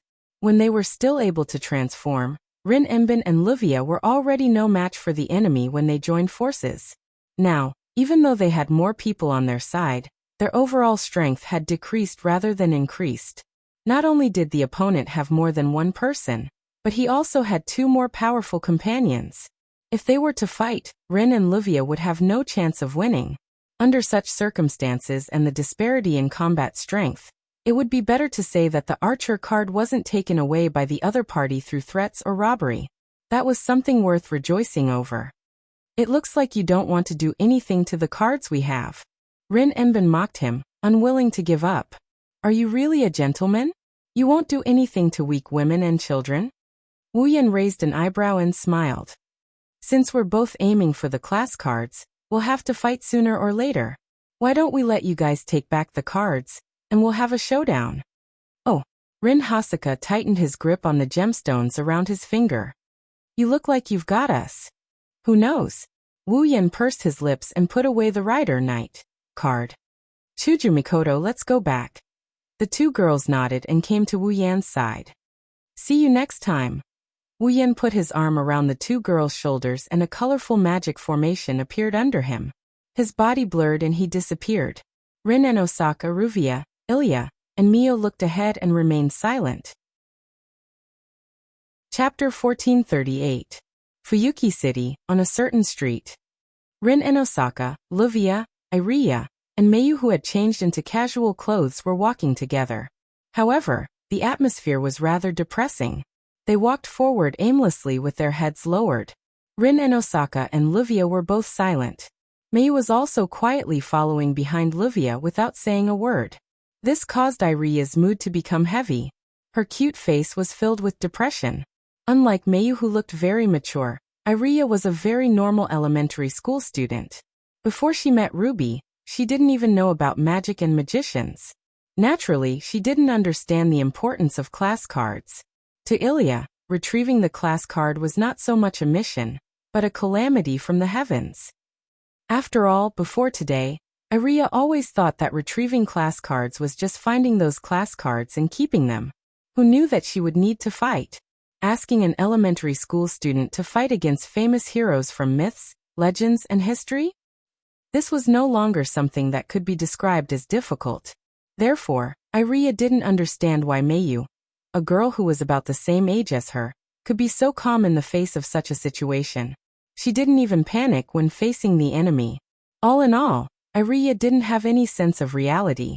Rin and Osaka and Livia both had their own thoughts regarding the class cards. Mayu had a calm expression as if she was thinking about something. Only Iria didn't feel anything. She only felt that the atmosphere was really uncomfortable. Unable to bear it anymore, Iria could only lower her voice and talk to Ruby, who was floating beside her. Hey, Ruby, what's wrong with everyone? Everyone is troubled. Ruby's ribbon-like accessory curved like a hand and scratched the top of the ring. It looked exactly like a person scratching their hair. There's an unknown origin, an unknown identity, a very powerful opponent. Their goal is to retrieve class cards. It's normal for Ling and Livia to feel annoyed. Indeed, those two big sisters seem to be very strong. Ilya could not help but recall the scene of the battle between Mikoto and the Japanese cavalry, as well as Hinajika's unpredictable performance when she held the crystal sword. Blinking her watery eyes, Ilya could not help but recall the battle between Mikoto and the Japanese cavalry. Those two big sisters are really amazing. I can't believe that you can still be so calm. Ruby sighed in bewilderment. You have to know, with such a powerful enemy, it will be extremely difficult for us to retrieve the cards in the future. In the end, we might not even be able to retrieve a single card. Is there a problem? Ilya tilted her head. Sister Ling said that the class cards have a very powerful power. If they are used to do evil, the entire Fuyuki city may be destroyed. That's why we need to retrieve them. That big brother and two big sisters don't seem to be bad people. The cards are in their hands, so they should be fine, right? After saying that, Ilya clapped her hands cutely. Let's say, if they help to retrieve the cards, those dangerous items like bombs should be retrieved very quickly. This way, Fuyuki City will not be in danger. Isn't that great? Ruby was speechless. Wu Yan was speechless. We're retrieving the cards not only to prevent them from falling into the wrong hands and bringing disaster to others. Rin Enbin suddenly said. The Magic Association has the obligation to manage items related to heroic spirits. Class cards are directly linked to heroic spirits and powerful items that can draw out the power of heroic spirits. No matter whether they fall into the wrong hands or not, this item will bring about a devastating disaster if it's not used properly. That's why it must be managed properly. Of course, since the class card is a card that is made from extremely advanced magic theory, it's very worthwhile for the Magic Association to analyze it since the nature of the card is still the research of magic. We won't deny that the Magic Association would also like to get their hands on such an experimental product. Wuxia said softly. But it is indeed a dangerous item that must be managed. Dangerous item? Ilya asked in a trembling voice. Is it that serious? It's an item after all. Since it's an item, it must have a source. Perhaps it's an item made by a great magician. Rin Enbin explained seriously. If someone with ulterior motives gets their hands on the class card and analyzes it to learn its manufacturing method, the item that can draw out the power of heroic spirits will be mass-produced. It's inevitable that it will become a tool for evil people to do evil. Rin Enbin glanced at Ilya. Ilya, can you imagine if everyone in the world has a class card? With the power of the class card, they can obtain the power of heroic spirits like the one we dealt with in the Mirror Realm. Once there's a dispute, they'll immediately use this terrifying power to fight? Hearing this, Ilya felt a chill in her heart. If that's the case, Ilya can't imagine what kind of chaotic world it will be. In the Magic Association, there are some people who want to analyze the class card and mass-produce it to increase the strength of the combatants in the association. This way, the Magic Association will have more influence in the world. Among them, there are also some people with ulterior motives who covet this power. Wuxia said seriously. That's why the master at the top of the Magic Association couldn't help but intervene in this matter. He asked us to retrieve the class card so that the power won't be used by those with ulterior motives. But now, Rin Enbin and Wuxia looked at each other and shook their heads with a bitter smile. Powerful enemies are appearing one after another. Their target is the class card. Although they don't look like bad people, we can't deny that they will use the power of the class card in an improper way. This is something that we can't let happen. Also, Rin Enbin's expression turned bitter. He was about to burst into tears. If we can't complete the mission, the master wouldn't have accepted us as his disciples. This is unacceptable. Ilya stumbled and almost fell to the ground. Even Miyuki was speechless. So these two women are doing this for me? The enemy is too strong. They're not something we can handle right now. Wuxia looked at Rin Enbin. So, should we report to the association and ask for help? Are you ready to be punished? Rin Enbin's mouth twitched. If we ask for help from the association, the fact that we dragged ordinary people into this mess will be exposed. This time, Wuxia shut her mouth. Kishiya? Zarich? When Shubianaogu sent Rin Enbin and Wuxia to Fuyuki City to retrieve the class card, he repeatedly reminded them that the two wands are the highest level magic attire. They have the ability to grant the wearer great power in an instant. Just like the class card, if used improperly, the magic attire can become a dangerous weapon. So Kishiya? Zarich? Shubianaogu seriously reminded the two girls to take good care of the wands and prevent any accidents from happening. But in the end, not only did the two wands break free from Rin Enbin and Wuxia's control, they also successfully dragged the two 10-year-old ordinary people into this mess. As a result, the two girls had to borrow their power to retrieve the cards. What if Kishiya was involved in this? Zarich? Shubianaogu knew that he would have to reconsider taking Kishiya as his disciple. Rin Enbin and Wuxia were sweating profusely when they thought of this. Maybe things aren't as bad as we thought. Rin Enbin forced a smile as sweat dripped down his face. Look, even the Magic Association can't do anything about the class card. They can't analyze it at all. How can others analyze its structure and mass-produce it? You're right, Rin Enbin. Wuxia forced a smile. Thinking about it carefully, this isn't a bad thing. Just like what that man said. We have class cards in our hands. Sooner or later we'll face them. Why don't we let them work hard to retrieve the cards and wait until the final battle to snatch all their cards? Wouldn't that save us a lot of trouble? That's right. That's right.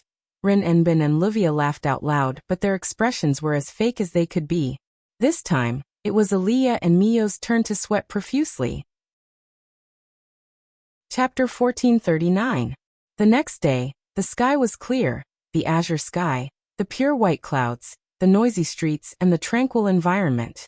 Everything seemed so serene, making people feel relaxed and happy. At the corner of the street, Rin Tobasaka was carrying a bag on his shoulder. He was wearing the same casual clothes as last night, and he was walking back and forth with the pedestrians around him. However, there was a hint of unhappiness on his face. Rin Inosaka reached into his bag and took out a bankbook. He looked at the numbers on it, and his originally unhappy expression suddenly became extremely unhappy. There was even a faint trace of sadness. Today, Rin Inosaka planned to buy some gems from the shops in Fuyuki City. For Rin Inosaka, gems were essential to her magic career. The magic trick Rin Inosaka used was called gem magic. It was a kind of magic that the user would store their own magic power and spells in a gem, and then use the gem to activate it.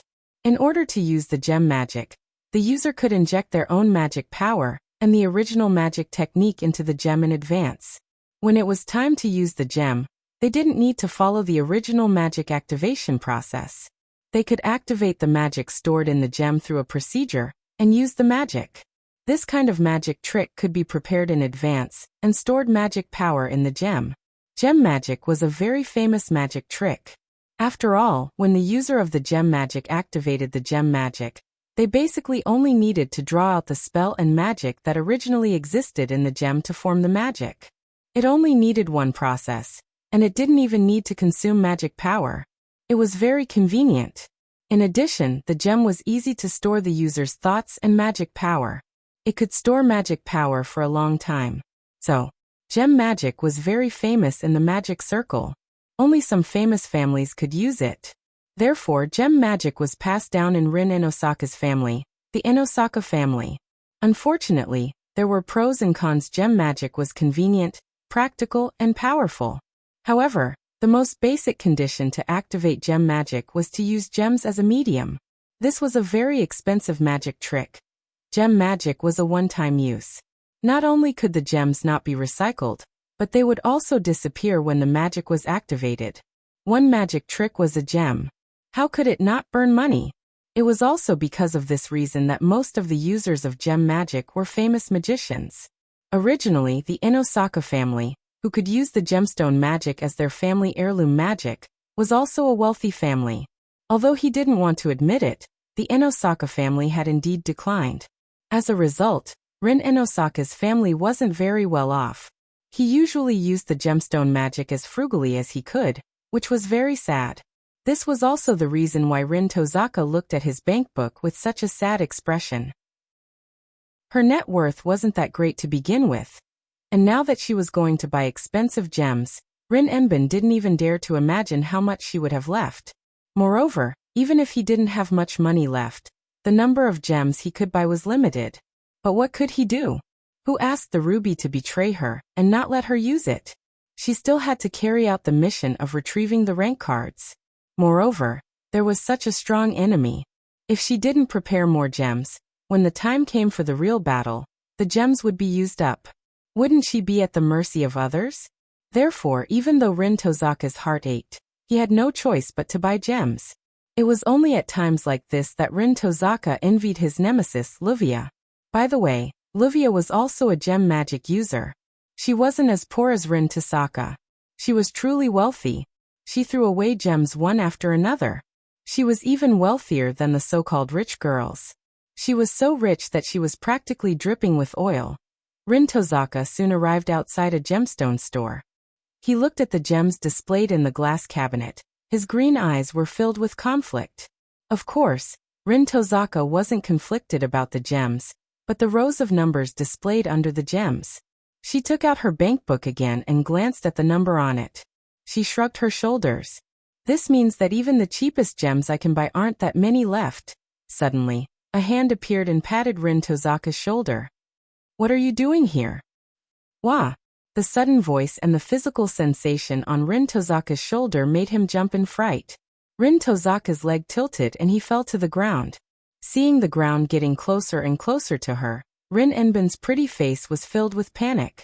She closed her eyes and prepared herself to be disfigured. However, before she could prepare herself, Rin Enbin felt that her body was frozen in the air, still in the position of falling down. Rin Tozaka opened her eyes and looked at the ground that was about to touch her face in confusion. Then, she realized why she didn't fall to the ground. That's because a hand went under Rin Tozaka's armpit and hugged her. She was suspended in midair and didn't fall to the ground. It must be the owner of this hand who saved Rin Tozaka. However, not only did Rin Enbin not feel the slightest bit of gratitude towards the person who saved her, her beautiful face slowly changed color. And in the end, it was completely dyed red. The reason was simple. That hand was holding on to one of Rin Enosaka's plump breasts. His fingers were even digging deep into it. Even the owner of the hand felt that something was wrong. He started to move his hand and knead Rin Enbin's softness. Why are they so soft? Ugh, whoa. With her chest being rubbed like this, Rin Enbin immediately felt a strange feeling in her body. She couldn't help but let out a delicate moan. The blush on her face instantly covered her entire face, causing her to scream out crazily. What are you doing? The hand that was pinching Rin Tozaka's breasts froze. At the same time, a stiff voice was heard. This soft thing can't be. Rin Tozaka's heart was filled with anger as she struggled to free herself. She covered her breasts and sat on the ground. She looked behind her with tears in her eyes. Rin Tozaka was stunned for a moment before she screamed in shock. It's you. Yo. The culprit, who had played with Rin Enosaka's round and smooth hand for a while, raised the hand that he had just enjoyed with an embarrassed smile. Even though it's the same line as last night, I'll take it as you greeting me. The person who came was Wu Yan. You. Rin Tozaka's hands trembled as she pointed at Wu Yan. Her eyes were filled with tears. How dare you? Wait. I didn't do it on purpose. I was trying to save you. Wu Yan retreated a few steps and shook his head without a second thought. Even if I wanted to attack someone's breasts, I wouldn't choose you. You don't have that much. What did you say? Rin Tozaka's eyes widened. This bastard, not only did he snatch the Lancer card, he also took back the Rider card and caused her a lot of headaches. Now, after touching her breasts, he actually said that she was not well endowed? Rin Tozaka was furious. You. Tell me. No. Material. Rin Tozaka stood up like a mad beast and walked in front of Wu Yan. Before Wu Yan could react, she grabbed his hand and pressed it against her breasts without hesitation. Pooh. Wu Yan felt something soft passing through his hands, and he froze up in shock. Tell me, who doesn't have any material? Rin Tozaka, who didn't realize what he just did, finally woke Wu Yan up from his stupor. Wu Yan finally realized what kind of situation he's in. Without thinking, Wu Yan rubbed the soft mounds in his hands. His eyes were glued to Rin Enbin's chest, which was changing shape as he rubbed it. It's not that unattractive. Is it? Rin Tozaka's body trembled and her face twisted. Then, when are you going to stop rubbing? Wu Yan continued rubbing her breasts as he stared at Rin Tozaka's breasts. Let's wait a little longer. At that moment, Rin Enosaka felt as if a string in his head had snapped. You damn pervert! In the midst of the hysterical screams, the scene of a woman chasing a man on the street was played out. Chapter 1440. Fuyuki City, a coffee shop. Sitting across from each other at a table with 2 steaming cups of black tea and some desserts in front of them, Wu Yan couldn't bring himself to eat. The corner of his mouth kept twitching as he endured the negative gaze from the other party. He couldn't stay calm. Of course, if there's anyone who's not calm, it's Rin Enbin, who's staring at Wu Yan with a sinister gaze. After all, one of the most precious parts of Rin Enosaka's body had been captured and cruelly abused by someone. How could Rin Enosaka remain calm? That's not the most important thing. Most importantly, this man who was inhumane and torturing his most important part was destined to be his enemy, and he still had something he wanted in his hands. Rin Enbin felt like there's nothing worse than this. In fact, even Wu Yan himself doesn't know why this is so delightful. No, it's such a bad thing. He just wanted to stroll around this unfamiliar Fuyuki city and see if there was anything in Fuyuki city that was worth killing time during the day. The mission to retrieve the rank card could only be carried out after midnight. During the day, the passage to the mirror realm was extremely unstable, not to mention the problem of whether he could enter. Even if he could, it would be quite dangerous.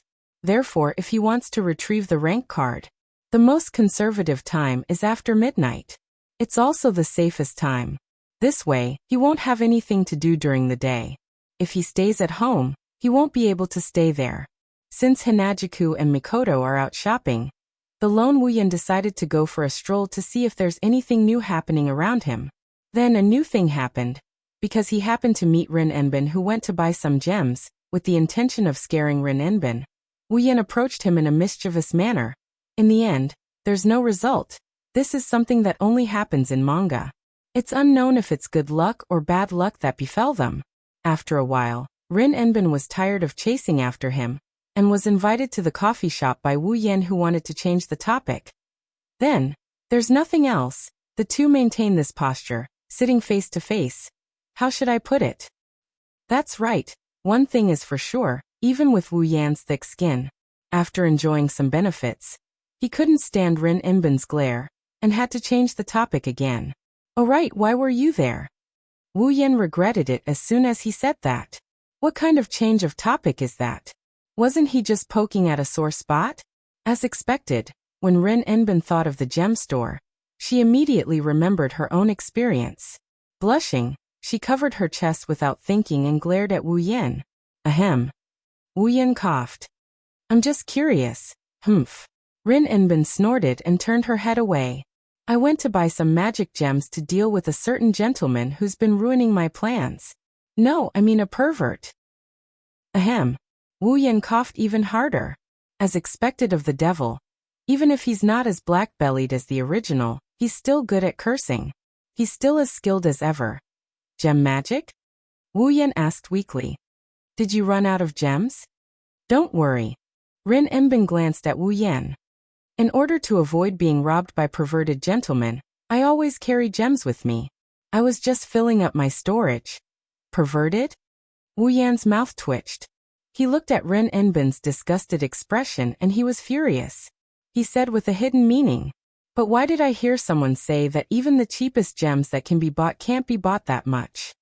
Rin Enosaka's expression stiffened as he fell into a state of paralysis. Oh. Wu Yan looked like he saw a new continent and he teased. Could it be that Miss Lin, in order to fill up your anti-wolf warehouse, you've lost all of your little treasury instead? Hisashi turned around and he glared at Wu Yan with a ferocious look. What's wrong? Can't I? Well, I'm not saying no. Wu Yan picked up the cup of black tea, and he started sipping his tea. Well, we're friends. If you're worried, you can tell me. I don't mind helping you. Help? Rin Enbin looked at Wu Yan suspiciously. Help me? Isn't it just a gem? Wu Yan pursed his lips. He recalled something and he flipped his hand. He took out a crystal clear gem. No, rather than calling it a gem, it's more like a crystal. Take a look at this. Wu Yan tossed the crystal to Rin Enosaka. Can you use this as a medium for your gem magic? Rin Enbin caught the crystal that Wu Yan tossed to her. She felt a cold sensation in her palm. Then Rin Enbin froze. She could feel that the translucent crystal in her hand contained an enormous amount of magic power. This. Rin Enbin cried out in shock. What gem is this? How can it contain such a large amount of mana? Wu Yan scratched his face. He didn't know how to explain it. Should he tell Rin Enbin that it wasn't a gem, but the crystal of an 8th grade magical beast? I'm afraid Rin Enbin doesn't even know what 8th grade magical beasts are. I got it by chance. Wu Yan could only give such an explanation. Tell me, can you use this gem as a medium for your gem magic? Of course it can. Rin Enbin looked at the crystal in her hand excitedly. To put it bluntly, gem magic is actually storing magic power in a gem, writing a spell pattern into it, and forming all the conditions to activate the magic. When it's time to use it, the magic power and spell pattern in the gem will be drawn out, forming the magic itself, and it will be able to form the magic. This gem already contains a large amount of mana. There's no need to store it. All you need to do is inject a spell formula into it. When it's time to activate it, the mana in the gem will be able to deal great damage to even heroic spirits with high mana resistance. It's a killing machine. Rin Enbin looked at Wu Yan with a fervent gaze. The mana in this gem is at least 100 years old. Where did you get it? There were good and bad gems, and this also had something to do with the quality of the gem magic. Better quality gems could store more mana, increasing the power of the spells cast by the user. On the other hand, poor quality gems could store less mana, and the spells injected into them couldn't be too advanced, so there were many limitations. It was obvious how important gems were to the user of gem magic. As for the mana that Rin Enbin mentioned, it was something that had never been seen before. At the very least, Rin Enbin had never seen a gem that could store 100 years' worth of mana. That was equivalent to a magician with standard magic power, continuously inputting magic power for 100 years to reach that level. How could a gem withstand such a large amount of magic? But now, a gem like this was right in front of Rin Enbin's eyes. Rin Enbin didn't dare to imagine how powerful it would be if he used this gem to cast a magic spell. In the past, Rin and Osaka had a gem that stored 17 years of mana. Each of those gems had the power equivalent to an A-rank magic spell. An A-grade magic spell was enough to deal damage to a heroic spirit. If he used a gem with 100 years worth of mana to cast a magic spell, it would be equivalent to a heroic spirit's full power attack with a noble artifact. In other words, with this gem in his hand, Rin and Osaka could perform a magic spell that was as powerful as the one the rider used last night on the Pegasus. If it wasn't a killing machine, then what was it? If this gem was used properly, it would definitely be able to deal a fatal blow to the heroic spirit. Rin Enbin didn't even need to inject mana into the gem. He only needed to inject a spell formula. Just like that, Rin and Osaka would have a trump card that could kill him. Chapter 1441. How would Rin and Osaka know that in the Spalier world, the magical crystals of magical beasts were all crystals that contained a large amount of mana? The power of magical beasts mainly consisted of two aspects. One was their powerful physique, and the other was their innate magic. Putting aside their powerful physical abilities, since magical beasts could use magic, their magic power was naturally indispensable. Magical beasts stored their mana in the magical crystal within their bodies. Thus, a magical crystal contained the mana that the magical beast had accumulated over its lifetime. This was why magical crystals had such a large market in the Spalier world. They could be used to create potions, tools, and even weapons.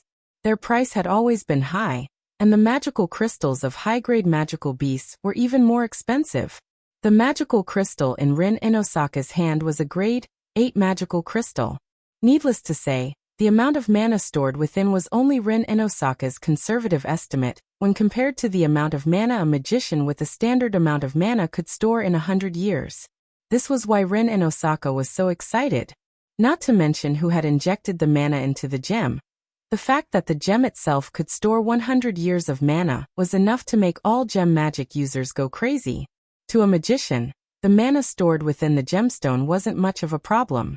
The quality of the gemstone was even better. At this moment, Rin and Osaka had completely forgotten that the person in front of her was her enemy.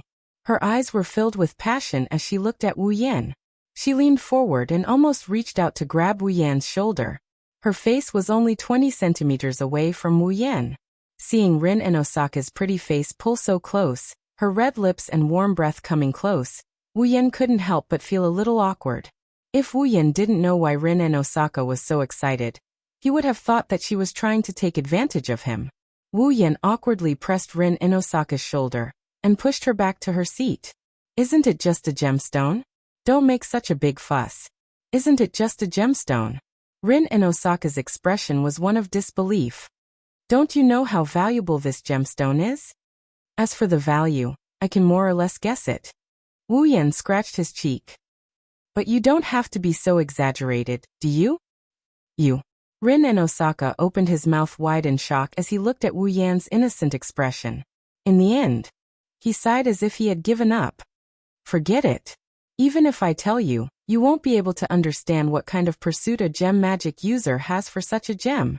To think that you have such a strong magic attainment. I'm sorry. Wu Yan rolled his eyes. I know a lot of magic tricks, but there's no gem magic among them.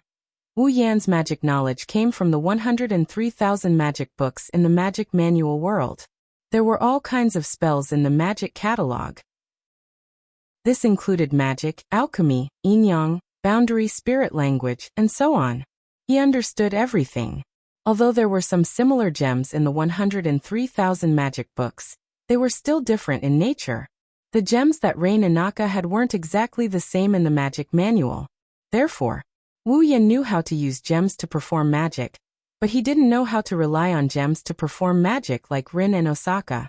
In Rin and Osaka's ears, Wu Yan admitted that he didn't know how to perform gem magic.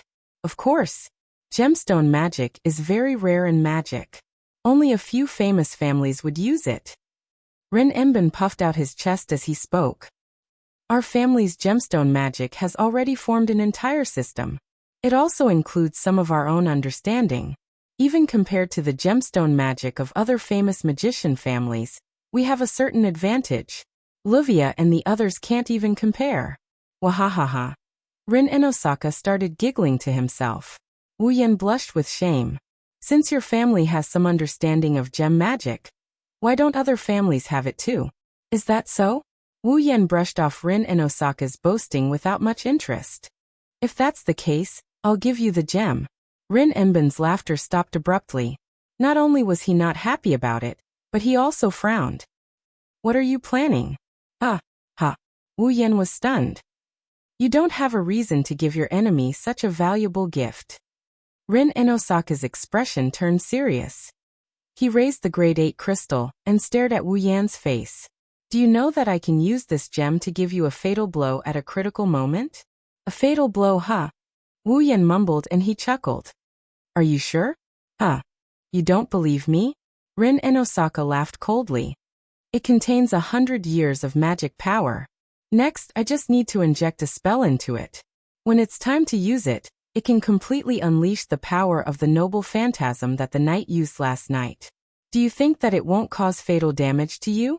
At this point, even Wu Yan didn't dare to make any assertions. If he unleashed all of his power, let alone the attack that was comparable to the last relic that the rider used last night, even if it was 10 times or 100 times stronger, he would still not be bothered by it. However, Wu Yan's level has been suppressed to 75. If that attack hit him, it would definitely kill Wu Yan. But that's it. Even if it hit him, he would only die once. Wu Yan has the body of a true ancestor, and has died before. Shouldn't you be happy? Wu Yan smirked. You have a trump card against me and I gave it to you personally. Why don't you take advantage of it? Oh. Rin Enbin raised an eyebrow as he stared at Wu Yan's face. He tried to figure out something from Wu Yan's expression. After a while he snickered. If that's the case, I'll take it. Rin and Osaka put away the Tier 8 magic crystal in front of Wu Yan and changed the topic. You're going to recycle the cards tonight, right? That's what I thought. Wu Yan took a sip of his black tea and he replied casually. What? You want me to give up again? At this point, I know that it's impossible for you to give up. Rin Enbin rolled his eyes and said. But I think we can discuss. Discuss? Wu Yan looked at Rin and Osaka with interest. Discuss what? Discuss, let's discuss our goals. Rin Enbin took out a map and placed it on the table. On the map, there were a few places that were circled in red. These are the places where the tier cards are. Rin and Osaka looked up and met Wu Yan's eyes. To be honest, if we meet like last night, it'll be difficult to recycle the cards. Not only do you have to be wary of us, we have to be wary of you too. It's too much work. You said it yourself. We're both aiming for class cards, and each of us has a class card. Sooner or later, we'll face each other. Rin Enbin's eyes narrowed. If that's the case, why don't we split up and recycle the cards? We'll decide the winner after we recycle all the cards. Wu Yan sighed. Indeed, if the two groups of people met like last night, it was inevitable that there would be some accidents. Wu Yan wasn't afraid of Rin and Osaka and the others causing trouble. However, it'll be a hindrance if Rin and Osaka and the others do something while they're recycling the cards. It'll be too much work, just like what Rin and Osaka said. It'll be better for them to recycle the cards separately and decide the winner in the end. Rin and Osaka had the same concerns. If they were to bump into Wu Yan and Co., with their current strength, it's very likely that they would be reduced to mere spectators like last night. Rather than that, it'll be better for them to split up and increase the tier cards they have. They'll see if they can use it as a trump card and think of a way to deal with Wu Yan. That was Rin and Osaka's plan. Okay. Wu Yan nodded and pointed at a circled area on the map. We'll go there tonight. Then we'll go somewhere else. Rin and Osaka smiled. It's settled then. Chapter 1442. Night on a mountain behind Fuyuki City. So we won't run into each other tonight, right? Standing in the middle of a forest, Hinajiku and Mikoto listened to Wu Yan and Rin's discussion at the coffee shop. They thought for a bit before nodding in agreement. Indeed, it's more convenient to split up. Mikoto crossed her arms in front of her. I don't want another little girl to jump out at me in the end. Me too. Chuju complained. Putting a sword on a child's neck, it's not a pleasant feeling.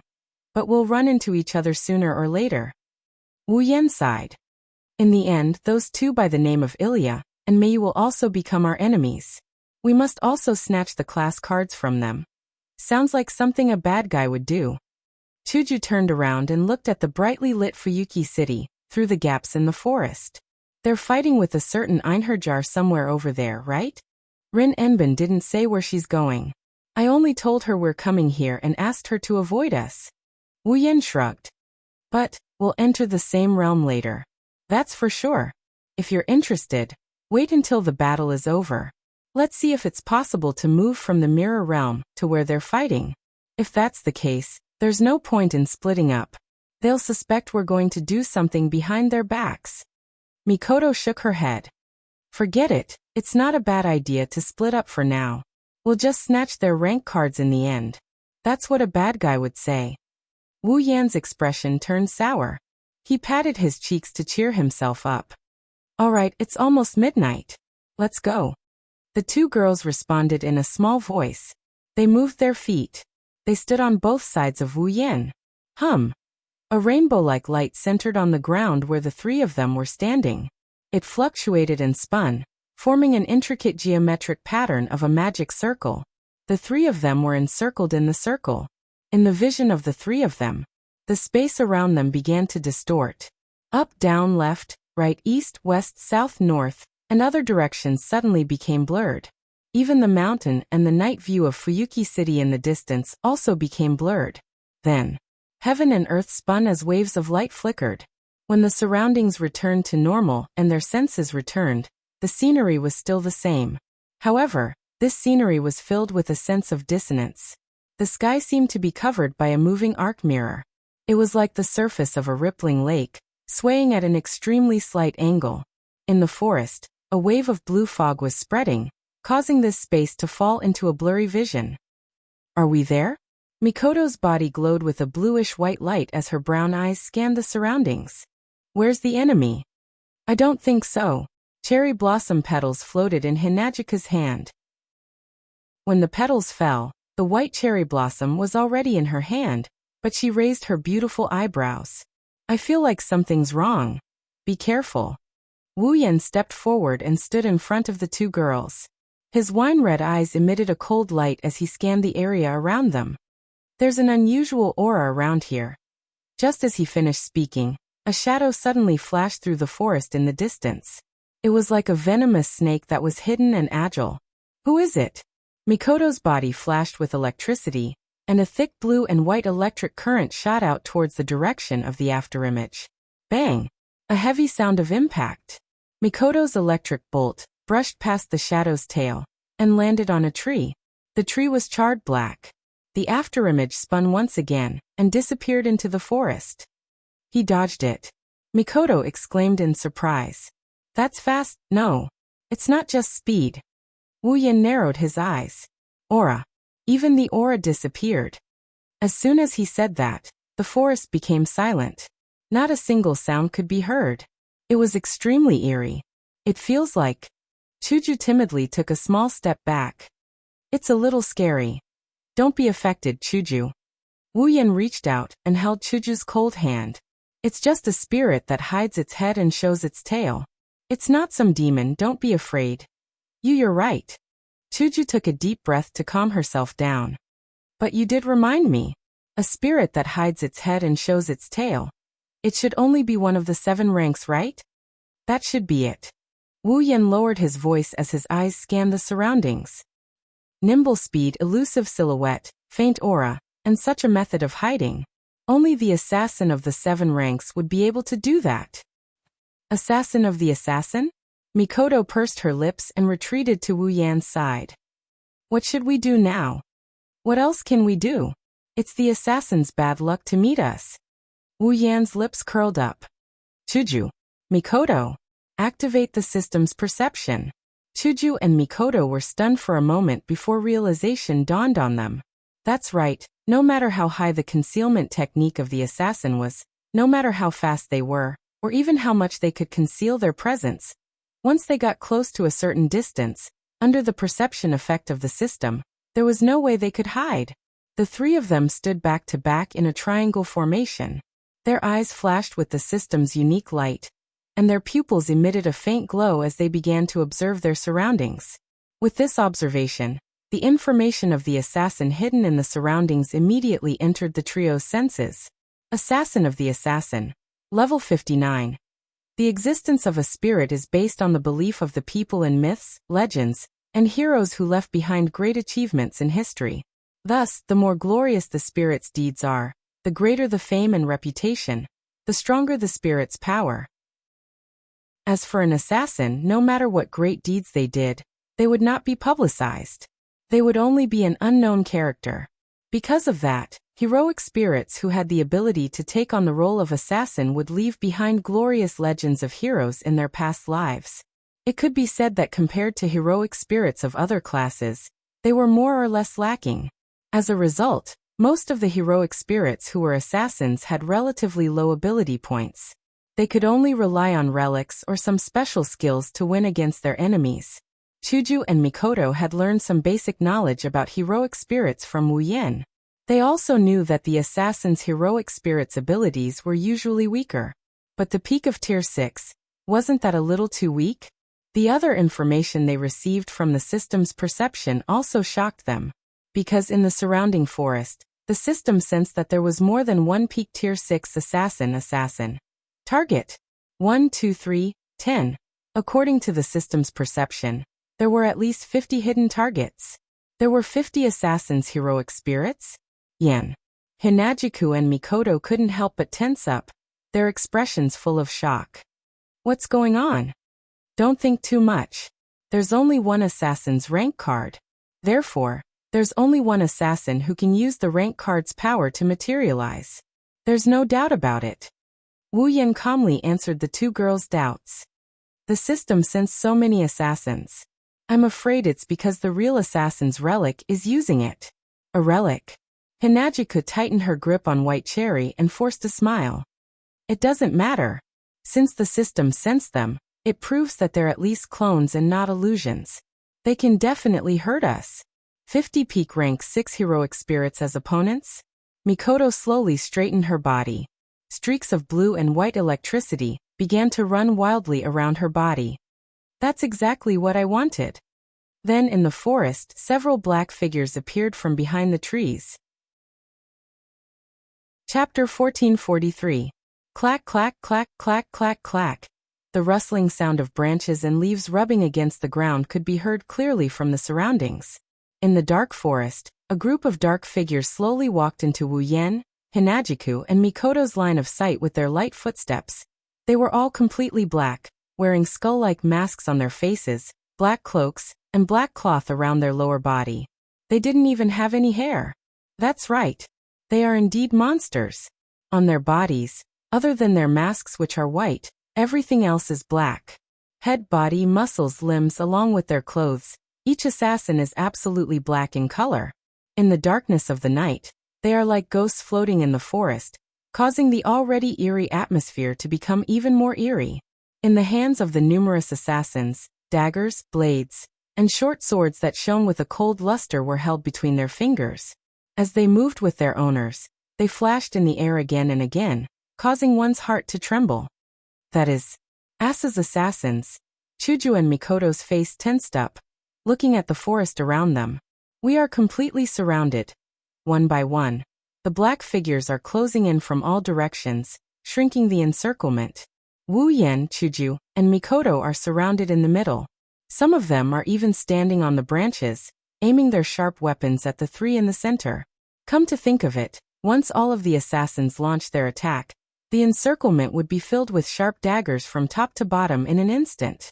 Even though they are only peak stage 6. However, the assassin had the right time, the right place, and the right people. With the darkness of the night as their cover, with the surrounding forest as their cover, they have the absolute advantage in numbers. If it was Rin Dosaka and his group who came here, they would probably be scared silly. No. It's Wu Yan, Chuju, and Mikoto. Looking at the encirclement, they also feel that it's a bit troublesome. Screw it. Mikoto was the first one to lose her patience. Electricity exploded from her body. Only peak stage 6. Let's start the fight. After saying that, the electricity on her body leaped and drilled into the ground, causing the ground to tremble, creating a black wave. On the other hand, the assassins seemed to be stimulated as they raised the sharp daggers in their hands one by one. Swish, swish, swish, swish. In the next moment, the sound of metal clashing against metal rang out in the surrounding space. Flashing arcs of light flashed in the surroundings, carrying with them a sharp sound. In this space, they converged towards the three people in the center. Those are the daggers that are flying through the air. Daggers that blotted out the sky and covered the earth shot toward the three people in the middle of the field like arrows, instantly filling everyone's field of vision. Huh. However, Mikoto's yell came in response to the onslaught of daggers. Like a gust of wind, the waves rolled. The black iron sand wave rolled up like a tornado, surrounding Wu Yan, Chuju, and Mikoto. Clang, clang, clang, clang, clang. Not long after, a series of crisp clashing sounds rang out around the iron sand wave. The overwhelming number of daggers landed on the iron sand wave, as if they had collided with a violent wave. They were all sent flying without a single exception. Seeing this, Wu Yan also raised his hand, planning to attack the assassins. However, someone moved faster than Wu Yan. Whoosh! In the woods, a gentle breeze blew. A pink stream of light carried a sharp edge as it flew around the surroundings. Like a cool breeze dyed with color, it flashed across the middle of the many assassins that formed the encirclement at a speed invisible to the naked eye. Then the assassins that were hit by the pink ray of light froze in place. TSS, TSS, TSS, TSS. A series of ripping sounds echoed without any warning. The assassins who froze suddenly trembled as if they were cut by a sharp blade. Their chests burst open neatly as red blood spurted out. They fell to the ground and lost their breath. At this time, the pink ray of light hovered and quietly landed, revealing its original form. Pink hair fluttered in the air, beautiful to the extreme. With white cherry in her hand, Hinajika tapped the ground with her feet, and a fierce look appeared on her pretty face.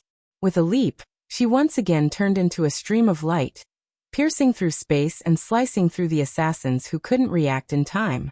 As for the assassins that were hit by the pink light, they all followed the path of the assassins in front of them. Their chests were neatly cut open, blood spurted out, and they fell to the ground, unable to get up. Chuju. Wu Yan's hand stopped moving. He watched the assassins fall one by one under the pink ray of light Chuju's slashes. He was stunned on the spot. It wasn't just because Chuju took care of the assassins one by one. It was also because he could only vaguely catch a glimpse of Chuju's figure. Fast. She was too fast. Surprised? Mikoto suddenly spoke as the waves of iron sand around her gradually subsided. Actually, we were all surprised at first. Wu Yan looked at Mikoto in confusion. Chuju doesn't have a mystical ability like me, nor does she have a myriad of tactics like you. She's just a normal human. The only thing she has is the sword skills she learned from the kendo department in school. Mikoto smiled and turned around to look at Hinajiku, who had transformed into a flash of light, and was reaping the lives of assassins one by one. Chuju was once confused. She didn't know if she should be like us and learn some mystical abilities, or learn doqi or magic like the practitioners in the spalier world. But in the end, Chuju gave up on all of these. Chuju felt that since the system gave her a level and allowed her to level up, then even if she didn't have any mystical abilities, she would still get stronger as she leveled up. Mikoto pointed at Chuju. Then this is where Chuju's true strength lies. Fast. Faster than anyone. Like a person who was genuinely happy for her friend, Mikoto laughed proudly. Her sword is faster than people, her attacks are faster than people, even her attacks are faster than people. In terms of speed, Chuju is definitely the best out of all of us. Wuyan couldn't help but look forward. Looking at Chuju, who turned into a ray of light and flew back and forth in the forest like a meteor, leaving a trail of light behind her as she slashed the assassins one by one. Wu Yan's wine-red eyes were filled with gratification. All this while, Wu Yan had been worried about Chuju's growth and strength. After all, just like what Mikoto said, Chuju didn't have any superpowers or magical powers. She didn't know how to perform magic or use any mystical abilities. She was just a normal human. Unlike elves like Kotori and Kurumi, her combat style had always been close-range sword skills. For this reason, Wu Yan had thought more than once of taking out some items from the system that could transform people or equipment with mystical abilities like relics for Chuju to use to increase her strength. It couldn't be helped. The abilities in the system, whether it was skills, talents, or lineage, could only be exchanged for by Wu Yan alone. Even for those skills that could be directly imprinted into Wu Yan's mind through memory, Wu Yan had to personally teach others before they could learn it. That's why Wu Yan could only rely on items and equipment. It's a pity that every time Wu Yan brought it up, Hinajuku would resolutely refuse his help. Chuju never once told him the reason. Wu Yan was always troubled by it, but now he finally understood. Chuju has her own way of thinking and Chuju has her own path. She must have thought that since she had a sword skill from the start, she should stay loyal to it and rely on herself to become stronger. It was also because of this that there was such a beautiful figure that was both graceful and as fast as lightning right now. This proves that Hinajuku herself is not weak at all. You're tuning in to the Li Mei's Wuxia Whispers YouTube channel. We're so grateful for your support, and don't forget to subscribe to join us on this incredible journey through captivating stories. Your generosity through donations truly makes a world of difference, as it's the primary source of revenue that allows me to expand and enhance this channel for you. Thank you from the bottom of my heart for being a part of this adventure.